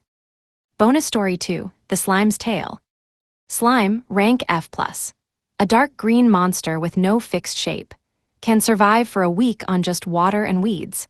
Has the ability to shapeshift into the form of other monsters, but since it can't change color or texture, this ability is basically worthless. A rare, spontaneous mutation can cause the birth of a blue slime with special skills. But since these rare slimes are helpless right after birth, most are abandoned by their parents and eaten by other monsters. Part 1. Deep in the forest, there lay a pack of dark green, sticky puddles. These were monsters called slimes. They were very weak, and they only survived by eating grass and fleeing from stronger monsters. When they were lucky, they would stumble upon dead creatures and feast on their blood. That was how they survived. They could change their forms to make themselves bigger, a larger threat to predators, but most of the time, they failed. Slimes had countless evolution options, but most died before they could reach that point. Slimes were capable of asexual reproduction. They could split themselves in two. Each slime contained a huge amount of genetic information, and they always tried to produce better versions of themselves with each replication. Groups were made up of parents and children. The parents taught the children how to gather food and avoid enemy attacks. Often, they would use the children as sacrifices to distract those enemies and run. Very rarely, beautiful, blue-colored slimes were born. They were spontaneous mutations containing the most favorable and unique characteristics of slimes. They had very rare skills, but most of them were abandoned by their parent at birth. It was believed this was due to their strange coloring, which would stand out too much from the group. Perhaps it was a natural instinct to reject children who were different from them. Therefore, most of these slimes only lived to be a few days old, eaten before they could defend themselves. Back in the forest, the biggest slime in the group began to reproduce. After the child split from the parent, it became its own conscious being and gradually began to turn blue. The group of young slimes shook. They were laughing that this slime was a different color from everyone else. The parent slime was disgusted and cringed away from its blue child. It had wasted a lot of valuable nutrients and time to reproduce and create that slime. Its failure hit it hard. It didn't find the situation funny at all. The newborn blue slime didn't know any better and tried to follow its parent slime. The others threw rocks at it. The young slimes changed shape to tease it. The rocks passed through the blue slime's body, pummeling the surface of it. The blue slime stopped moving and began to spasm and tremble. The slimes were made of sticky goo, but they still felt pain. Attacks would still cause damage. The green slimes left the blue slime when it was just holding on by a thread. Perhaps they were sick of throwing rocks, or thought it was already dead, or perhaps they just didn't care either way. The blue slime had only just entered this world, and yet it already knew the pain of mockery, rejection, and abandonment. Part 2. A few days later, the slime was managing to survive by taking on the form of other monsters and sucking the water from grass and leaves. But that couldn't satisfy its hunger. The blue slime was already so small, but it grew smaller day by day. It was in pain. It was lonely. It crawled on the ground, living in fear of other monsters. It believed it had no future. When it spotted a group of green puddles in the distance, it was elated, but the memory of the rocks came back and it began to tremble. But it was still so curious. Even though the blue slime knew it should run away, it wanted to go over and look. Or perhaps it was its instinct as a child to want to follow its parent. The blue slime slowly approached them and peeked out from the brush. Its green slime siblings were crowded around the body of a wolf, drawing nutrients from it. They wouldn't need to drink water from plants for a while. The blue slime stayed still, hidden in the bushes as it watched them. It wasn't thinking any particularly deep thoughts. It just wanted to be near its siblings. After a while, the wolf's body was rendered down to nothing but bones. The green slimes joined their parent slime and crawled off. The blue slime noticed that there was still some blood and flesh stuck to the wolf's bones. Slowly, it crawled to the corpse and cleaned off the rest of the flesh. It ate so vigorously that it even sucked the marrow from the bones. Distantly, it felt something entering its body. An unfamiliar scene flashed through its mind. It saw itself being born as a wolf, surrounded by other wolves, hunting with them. It chased a giant caterpillar, opened its mouth wide, sank its fangs in, and killed it. The blue slime could not do those things. It took all its energy just to shapeshift, but it could not harden its form to become fangs or make a jaw sturdy enough to bite. That was how it knew it was seeing the memories of the wolf, somehow transmuted through its bones. As the blue slime marveled at how strange this was, it heard a rustling sound. One of its green sibling slimes had returned. Its body was shaking. It was laughing at the blue slime. The green slime shapeshifted, forming a hand. The hand reached out and slapped the blue slime. Part of the blue slime's body broke off, splattering nearby. The blue slime ran, splattering the whole way. The green slime chased it. It raised its hand, smacking the blue slime over and over. That green slime had leveled up by finding a few monsters close to death and finishing them off. It was the strongest in the group and had recently been scolded by the parent slime for killing one of its siblings. Before long, it had the blue slime cornered against a large earthen wall. The green slime moved to attack. As the blue slime turned to dodge, the wolf's memory flashed back into its mind. The image of the wolf using the bite attack. Memory mixed with reality. Its senses became muddled, and it was no longer sure of its surroundings. Was it a wolf, or was it a blue slime? It wasn't sure. But the next thing it knew, the green slime's body was splattered all around. And if the green slime was here, that meant this was reality. But the blue slime had hard fangs and a tough jaw like a wolf. How was that possible? While it wondered, its jaw shrank and its fangs melted away. The blue slime returned to its usual form, but its sticky body had shapeshifted, imitating the fangs of a wolf. It was a rare, special property of a blue slime that ordinary slimes did not possess. It could absorb experiences and memories from sucking the bodily fluids of other monsters and imprint those experiences onto its own genetic information to steal their abilities. That was how the blue slime created a wolf's mouth and imitated a wolf's attack. The blue slime didn't understand this. It stood there, shocked, before it realized that many green puddles were coming closer. The group was very angry. The blue slime crawled away as fast as it could. It ran and ran and ran and somehow managed to get free. It had gained so much experience from killing its high-level brother that it was now very fast, but it wouldn't understand that until much later. Part 3. Another several days passed. As usual, the blue slime spent most of its time running away from other monsters, but it was starting to notice how much easier that was than it was before. GGGTCKKKK? Right now, a giant caterpillar was chasing it.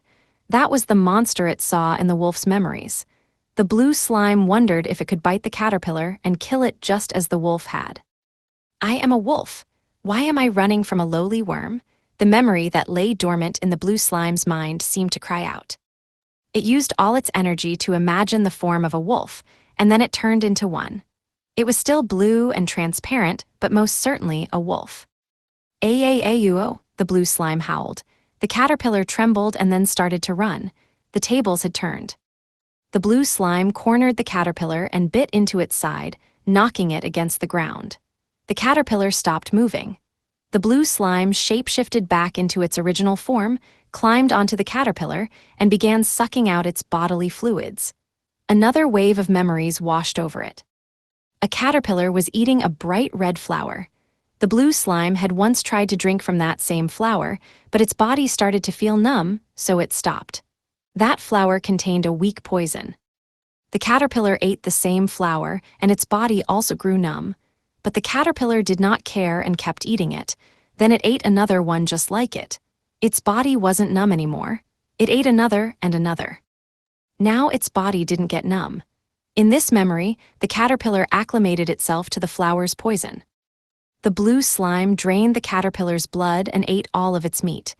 Once it was done eating, it went out for a walk to search for the flower like the one in the memory. And then it ate it. And just like in the caterpillar's memory, its body did not go numb. The blue slime was starting to understand its special abilities. It stole the memories of monsters it ate and learned the skills from those memories, taking them on as its own. Part 4. The blue slime wanted to eat something else and see more memories. It crawled through the forest, looking for corpses. Then it sensed something big and round up in a tree. It was an egg. There was a pile of straw in the branches with the egg nestled inside. An egg would not have memories, but if it was a strong monster, the slime could get something from it. After all, eggs were very nutritious. The slime tried very hard to climb up the tree. It fell many times, but soon learned to use its wolf fangs like spikes. Finally, it reached the egg. It had a mottled shell. Quickly, the slime climbed on top of the egg and tried to steal its memories and instincts. Image summary. A slime is on top of a mottled egg in a tree. Vibrant pictures flashed through the slime's brain. It was a world it had never seen before. Huge rock-like structures were lined up next to each other. Some places had large, flat stretches of earth. There were lights everywhere in this world, and creatures that walked on two legs roamed about. Of course, to someone who lived on Earth, this was an everyday scene, but to the blue slime it was utterly incoherent. What was this? The information from this unfamiliar world was so overwhelming it felt like its body was burning. The blue slime spasmed from the heat and fell from the egg, hitting the ground. After that, a large form landed in the nest. The egg's parent had flown home. The blue slime ran away frantically, but the heat kept attacking its body. Something had changed inside of it, but the blue slime couldn't understand what it was. The blue slime had absorbed the memories and characteristics of a human from a strange, distant world. And most of those memories were emotional ones. Who this strange person was connected to, what this person did, and how they felt. Although the slime did not understand this, it had just gained the ability to think very much like a human. Part 5. For a while after that, the blue slime devoted itself to looking for dead bodies, eggs, or otherwise incapacitated monsters. When it went out hunting, it made sure to only target weaklings. Along the way, it would suck the juices from plants. At some point, it discovered a human who could no longer walk. A human was one of those creatures that moved on two legs that it had seen in the egg's memories. Something had crushed this human's body and blood gushed from it. Its legs were mangled. Greek text, it was a man with long hair. The man yelled weakly, swinging his sword. Greek text, the man kept screaming and kept swinging his sword. The blue slime dodged the sword and approached the man's body. He was so weak that it was easy for the slime to avoid his attacks. It made part of its body into the wolf's mouth and bit the man's arm. Greek text. The man's memories raced through the blue slime. Human memories were much more interesting than monster memories. Halfway through, the blue slime realized the things the man was screaming were words and that the man's name was Dawes. And so the blue slime absorbed the power of understanding language from Dawes. Just then, Dawes stopped screaming. He was holding his throat, frantically trying to speak. The sight amused the blue slime greatly. The blue slime crawled back toward Dawes's body, stealing more and more of his memories and abilities. It wanted to steal them all. It learned how to wield a sword. It learned how to use that sword to perform an attack called shockwave. It learned how to let loose flames from that sword. It learned how to intimidate others to its advantage. It left Dawes nothing more than an empty shell. The blue slime was overjoyed to have such wonderful memories. Human memories were vibrant and deep, very fulfilling. It gave it the same sense of satisfaction as when it stole a fragment of the memories from the egg. It felt itself being filled with knowledge. The blue slime decided not to kill Dawes. He seemed hungry and in pain, so it killed a caterpillar and put it in front of him. Dawes bit into the caterpillar, half crazed. The blue slime decided to come back periodically to check on Dawes, thinking him a very interesting creature indeed. Part 6. The blue slime roamed the forest, looking for another interesting creature. It was easy to hunt for weak monsters, but their memories were bland. The blue slime hungered for new experiences and new skills. It regularly went to visit Dawes and offer him food. Dawes's legs had healed recently. Not completely, but he was able to walk. Every time Dawes saw the blue slime, he would stagger behind and follow it. The blue slime made a mouth and spoke to him using the language it had stolen from him. All right, I'm talking. Hey man, stop following me. The blue slime only then remembered that Dawes could no longer talk. It found Dawes creepy, and it sped up to lose him. Some time later, it spotted a juvenile dragon up ahead. It had a black body and a certain hapless quality to it. It had an absent-minded expression on its face. It was an unusual monster that the blue slime didn't see very often. It noticed the blue slime but seemed intimidated. Perhaps it was not very strong. The dragon walked backward, but then tripped over a rock and staggered.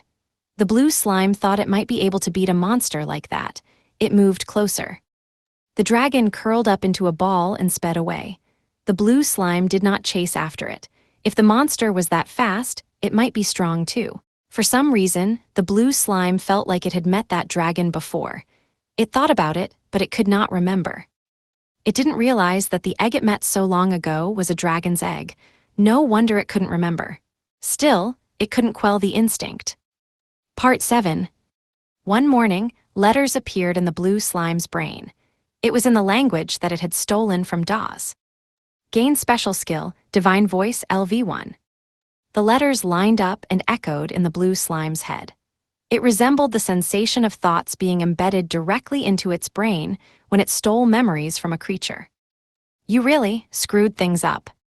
I never thought you'd steal the Demon King type I gave to the dragon.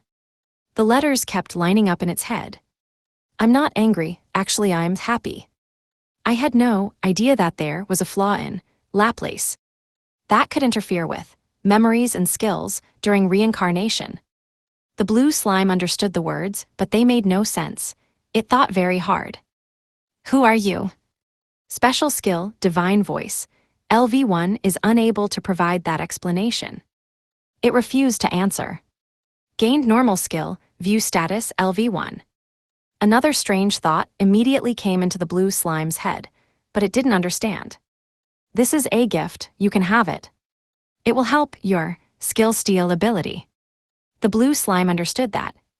Bye, I have high hopes for you, little slime. The entity putting these thoughts into its head meant it no harm. It was fond of the blue slime. It was watching over it from somewhere. And from then on, the blue slime would occasionally talk to this unknown voice. Its parent abandoned it at birth, and its siblings almost killed it. No one had ever treated it with kindness before. It was thrown out into the cruel world to survive on its own. The unknown voice was the first source of comfort it ever felt. The blue slime had absorbed so many memories, abilities, and ways of thinking that its mind far exceeded that of an ordinary slime. Perhaps, emotionally, it just needed someone to talk to. And although the blue slime did not realize it, perhaps that was why it took care of Dawes. Part 8. Just as the Divine Voice said, View status came in very handy. It told the blue slime details about its own abilities and the ones its enemies possessed.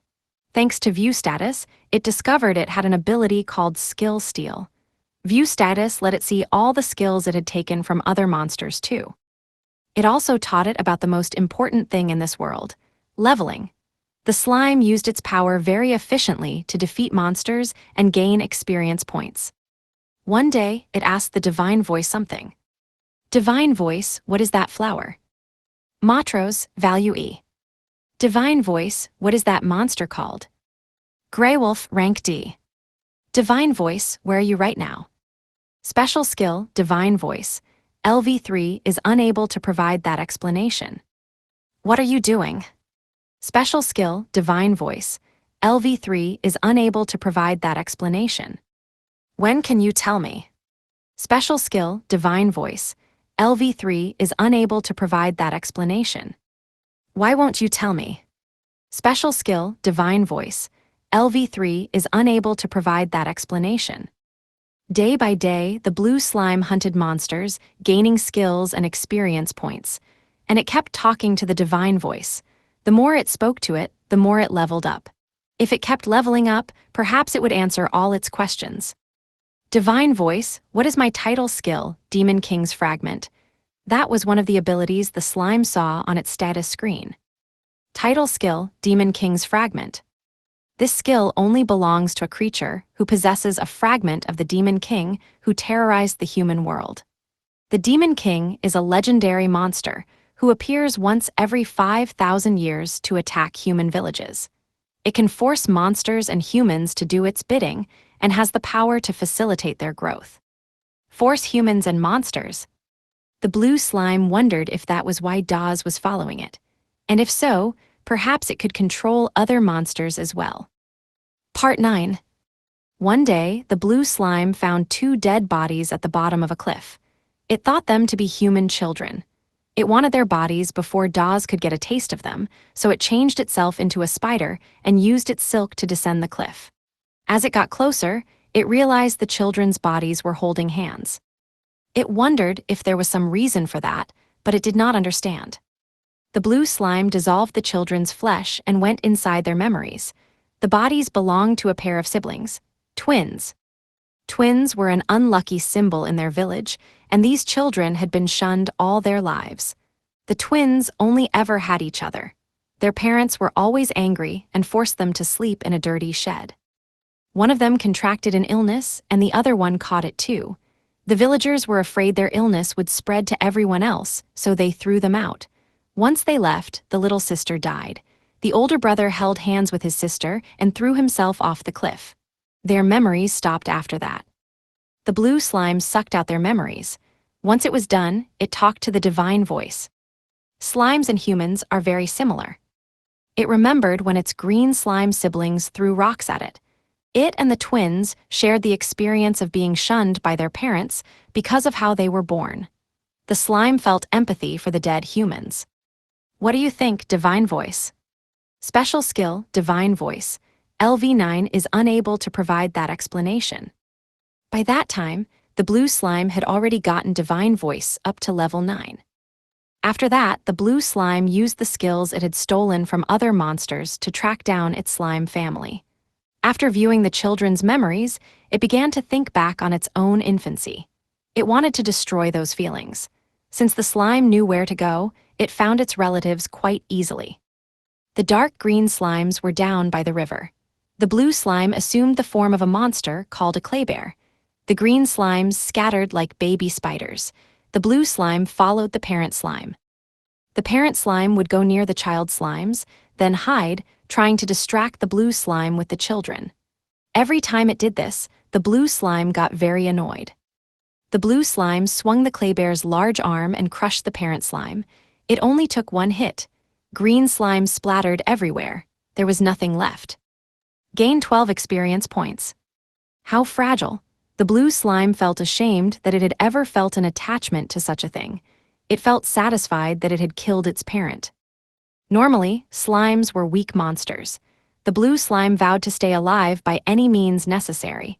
But the blue slime was too strong and too clever to crave simple existence. The contradiction filled it with emptiness. Divine voice, what should I do now? Special skill, divine voice. LV9 is unable to provide that explanation. Why was I born?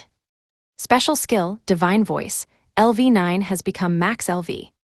At last, divine voice had leveled up as high as it could go. The blue slime heard a new voice. I want you to aim to be the strongest in the world. That is why I gave you skills and watched over you. The voice was much more fluid and coherent than before. Me the strongest, but why? I am just like you. I was betrayed by my people and confined to a small space, all alone. I want you to come save me. But you're a god. I'm the same as you. Yes, that's right. I've been imprisoned here all alone for a very, very long time, responsible for the duties of Laplace, which does not do as I say. The blue slime was excited. The divine voice was like a real parent to it. It had watched over it and supported it after everyone else let it down. If not for the divine voice, it never would have gained all these skills. It would have just died at the hands of a much stronger enemy. When it was lonely, the divine voice would always talk to it. It would tell it things it did not know. To the blue slime, the divine voice was truly a god. And this god was relying on it. It was asking for the blue slime's help. What should I do? What should I do, divine voice? Divine voice. Gain skills and levels. Collect 4 of the 6 paths in this world. 6 paths. Yes, you already have one. You stole it that day from the egg. It was the authority to govern all things in the world. The power of the demon king, the skill path of carnage. The heroes, saints, and monster kings of this world possess the remaining paths. Get them and then come back to me. I'll do it, I'll do it. I'll show you, divine voice. One day I'll save you, divine voice, I'll do it. Part 10. The blue slime gained many skills in the forests, and then finally decided to journey in search of heroes, saints, and monster kings. It used the skill it received after leveling up Demon King's fragment, Control, to make its enemies do its bidding. Then it gained the skill Magical Brainwashing to use Daws and other monsters as its pawns. It used them to steal a little rock dragon's egg and guide it to a human village to attack them. Once the village was destroyed, it could absorb all the skills from the mountain of their corpses. Perhaps it could even take the little rock dragon's skills. The blue slime concealed itself and waited in a safe place to watch as its plan unfolded. Gaining skills was not its only goal. This was the village where the twins had grown up. It would destroy it. Divine voice, watch, I'm going to become stronger. It was a perfect plan. It used Mahawolves to send information throughout the forest. But suddenly, one of the Mahawolves informed the slime that a dragon had appeared and was trying to steal the little rock dragon's egg. The blue slime decided to have a look. This dragon was the same sort of black dragon it had seen before. According to view status, it was a young plague dragon, and its name was Illusia. It was the first named monster that the blue slime had ever come across. But still, this dragon didn't have the stats it would need to beat the little rock dragon. It made the slime uncomfortable that the dragon had both divine voice and view status like it did. Divine voice, why does that dragon have those skills? I did that to help you grow, I did it to test you. It sounded like an excuse, which just made the blue slime more uncomfortable. That dragon can't beat a little rock dragon, right? The blue slime asked anxiously. I wonder. It can't, it doesn't need the egg. I won't let it have it. It won't take the egg. I won't let that dragon stop me. I don't need to be tested. The blue slime swelled with stubbornness, but it was wrong. In the end, the dragon evolved into a plague dragon and defeated the little rock dragon. After the blue slime saw this, it came out from its hiding place to kill this troublesome creature, along with its companion, the black lizard. It used view status and saw that the dragon's stats had grown much stronger since it evolved. It had far more skills too. Your skills have changed so much since you evolved. Annoying. The blue slime made a mouth and muttered to itself. Illusia was very surprised. You can see inside me, so I'm sure you understand what I want. All I wish is to go and safely collect the skills from the rock dragon and the dead villagers, the blue slime told him as they fought. According to view status, the dragon could understand human language. That just made it want to kill this creature even more. The blue slime wanted to be the only one who could hear the divine voice. But Illusia had higher stats. It would be very tough to beat him, and the slime couldn't risk dying. It had made a promise to the divine voice. No risks. It won't benefit either of us if you attack me unprepared. Just let me go.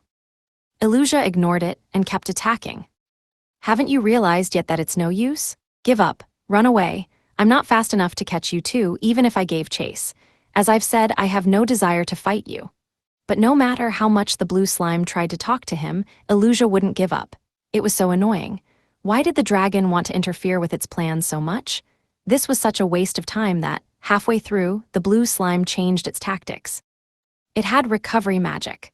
The dragon was much stronger, but the blue slime could keep recovering health endlessly and continue the fight. Illusia had to realize that too. If it defeated Illusia, it would level up greatly and gain many skills. That's what it thought, but it let its guard down. Illusia took the blue slime in his arms and leapt off the cliff. It was dangerous to fall from such a height. The same was true for Illusia, and yet he didn't hesitate. Fine, I lose. I won't go to that village. I'll leave the forest. So. The blue slime screamed from the circle of Illusia's arms and flailed desperately. It couldn't die now. It must become the strongest and save the divine voice. It had to defeat heroes and saints and monster kings. It couldn't lose to this dragon. Not here. Not now. Stop, stop, stop, stop. I can't die. Not here. Not now. Stop. The blue slime made many mouths and used them all to try to persuade Illusia to release it, but he wouldn't listen. Stop. Stop. Half crazed, the blue slime kept pleading. Its body began to break down and scatter. Stop, you have to. Stop, why? I'll do anything. Stop, I'm going to be the strongest. At this point, the blue slime didn't even know what it was saying. It heard so many voices in its head. Stop. I can't die. Not here. It screamed desperately. It had to help the divine voice. It had to gather the 6 paths and save the divine voice who was betrayed by its people and imprisoned. It couldn't die here. It couldn't just be another fool. Because I promised. The divine voice. It was headed for a sharp, jagged rock at the bottom of the chasm. Was it over? No, it couldn't give up. There must be a way. Memories flashed through its mind. From the time it was born, so tiny and weak. When its brother attacked it, when it almost died, when it killed its parent slime. The memories of other monsters washed over it. It had to believe there was a hint in there somewhere that would help it. It kept trying to search for it, but there wasn't anything. The blue slime heard the familiar divine voice, but for some reason it seemed empty. It took it a moment to comprehend it. You were the test, little slime. The blue slime understood, and a searing heat spread through its body, overwhelming emotions pouring out, form wavering.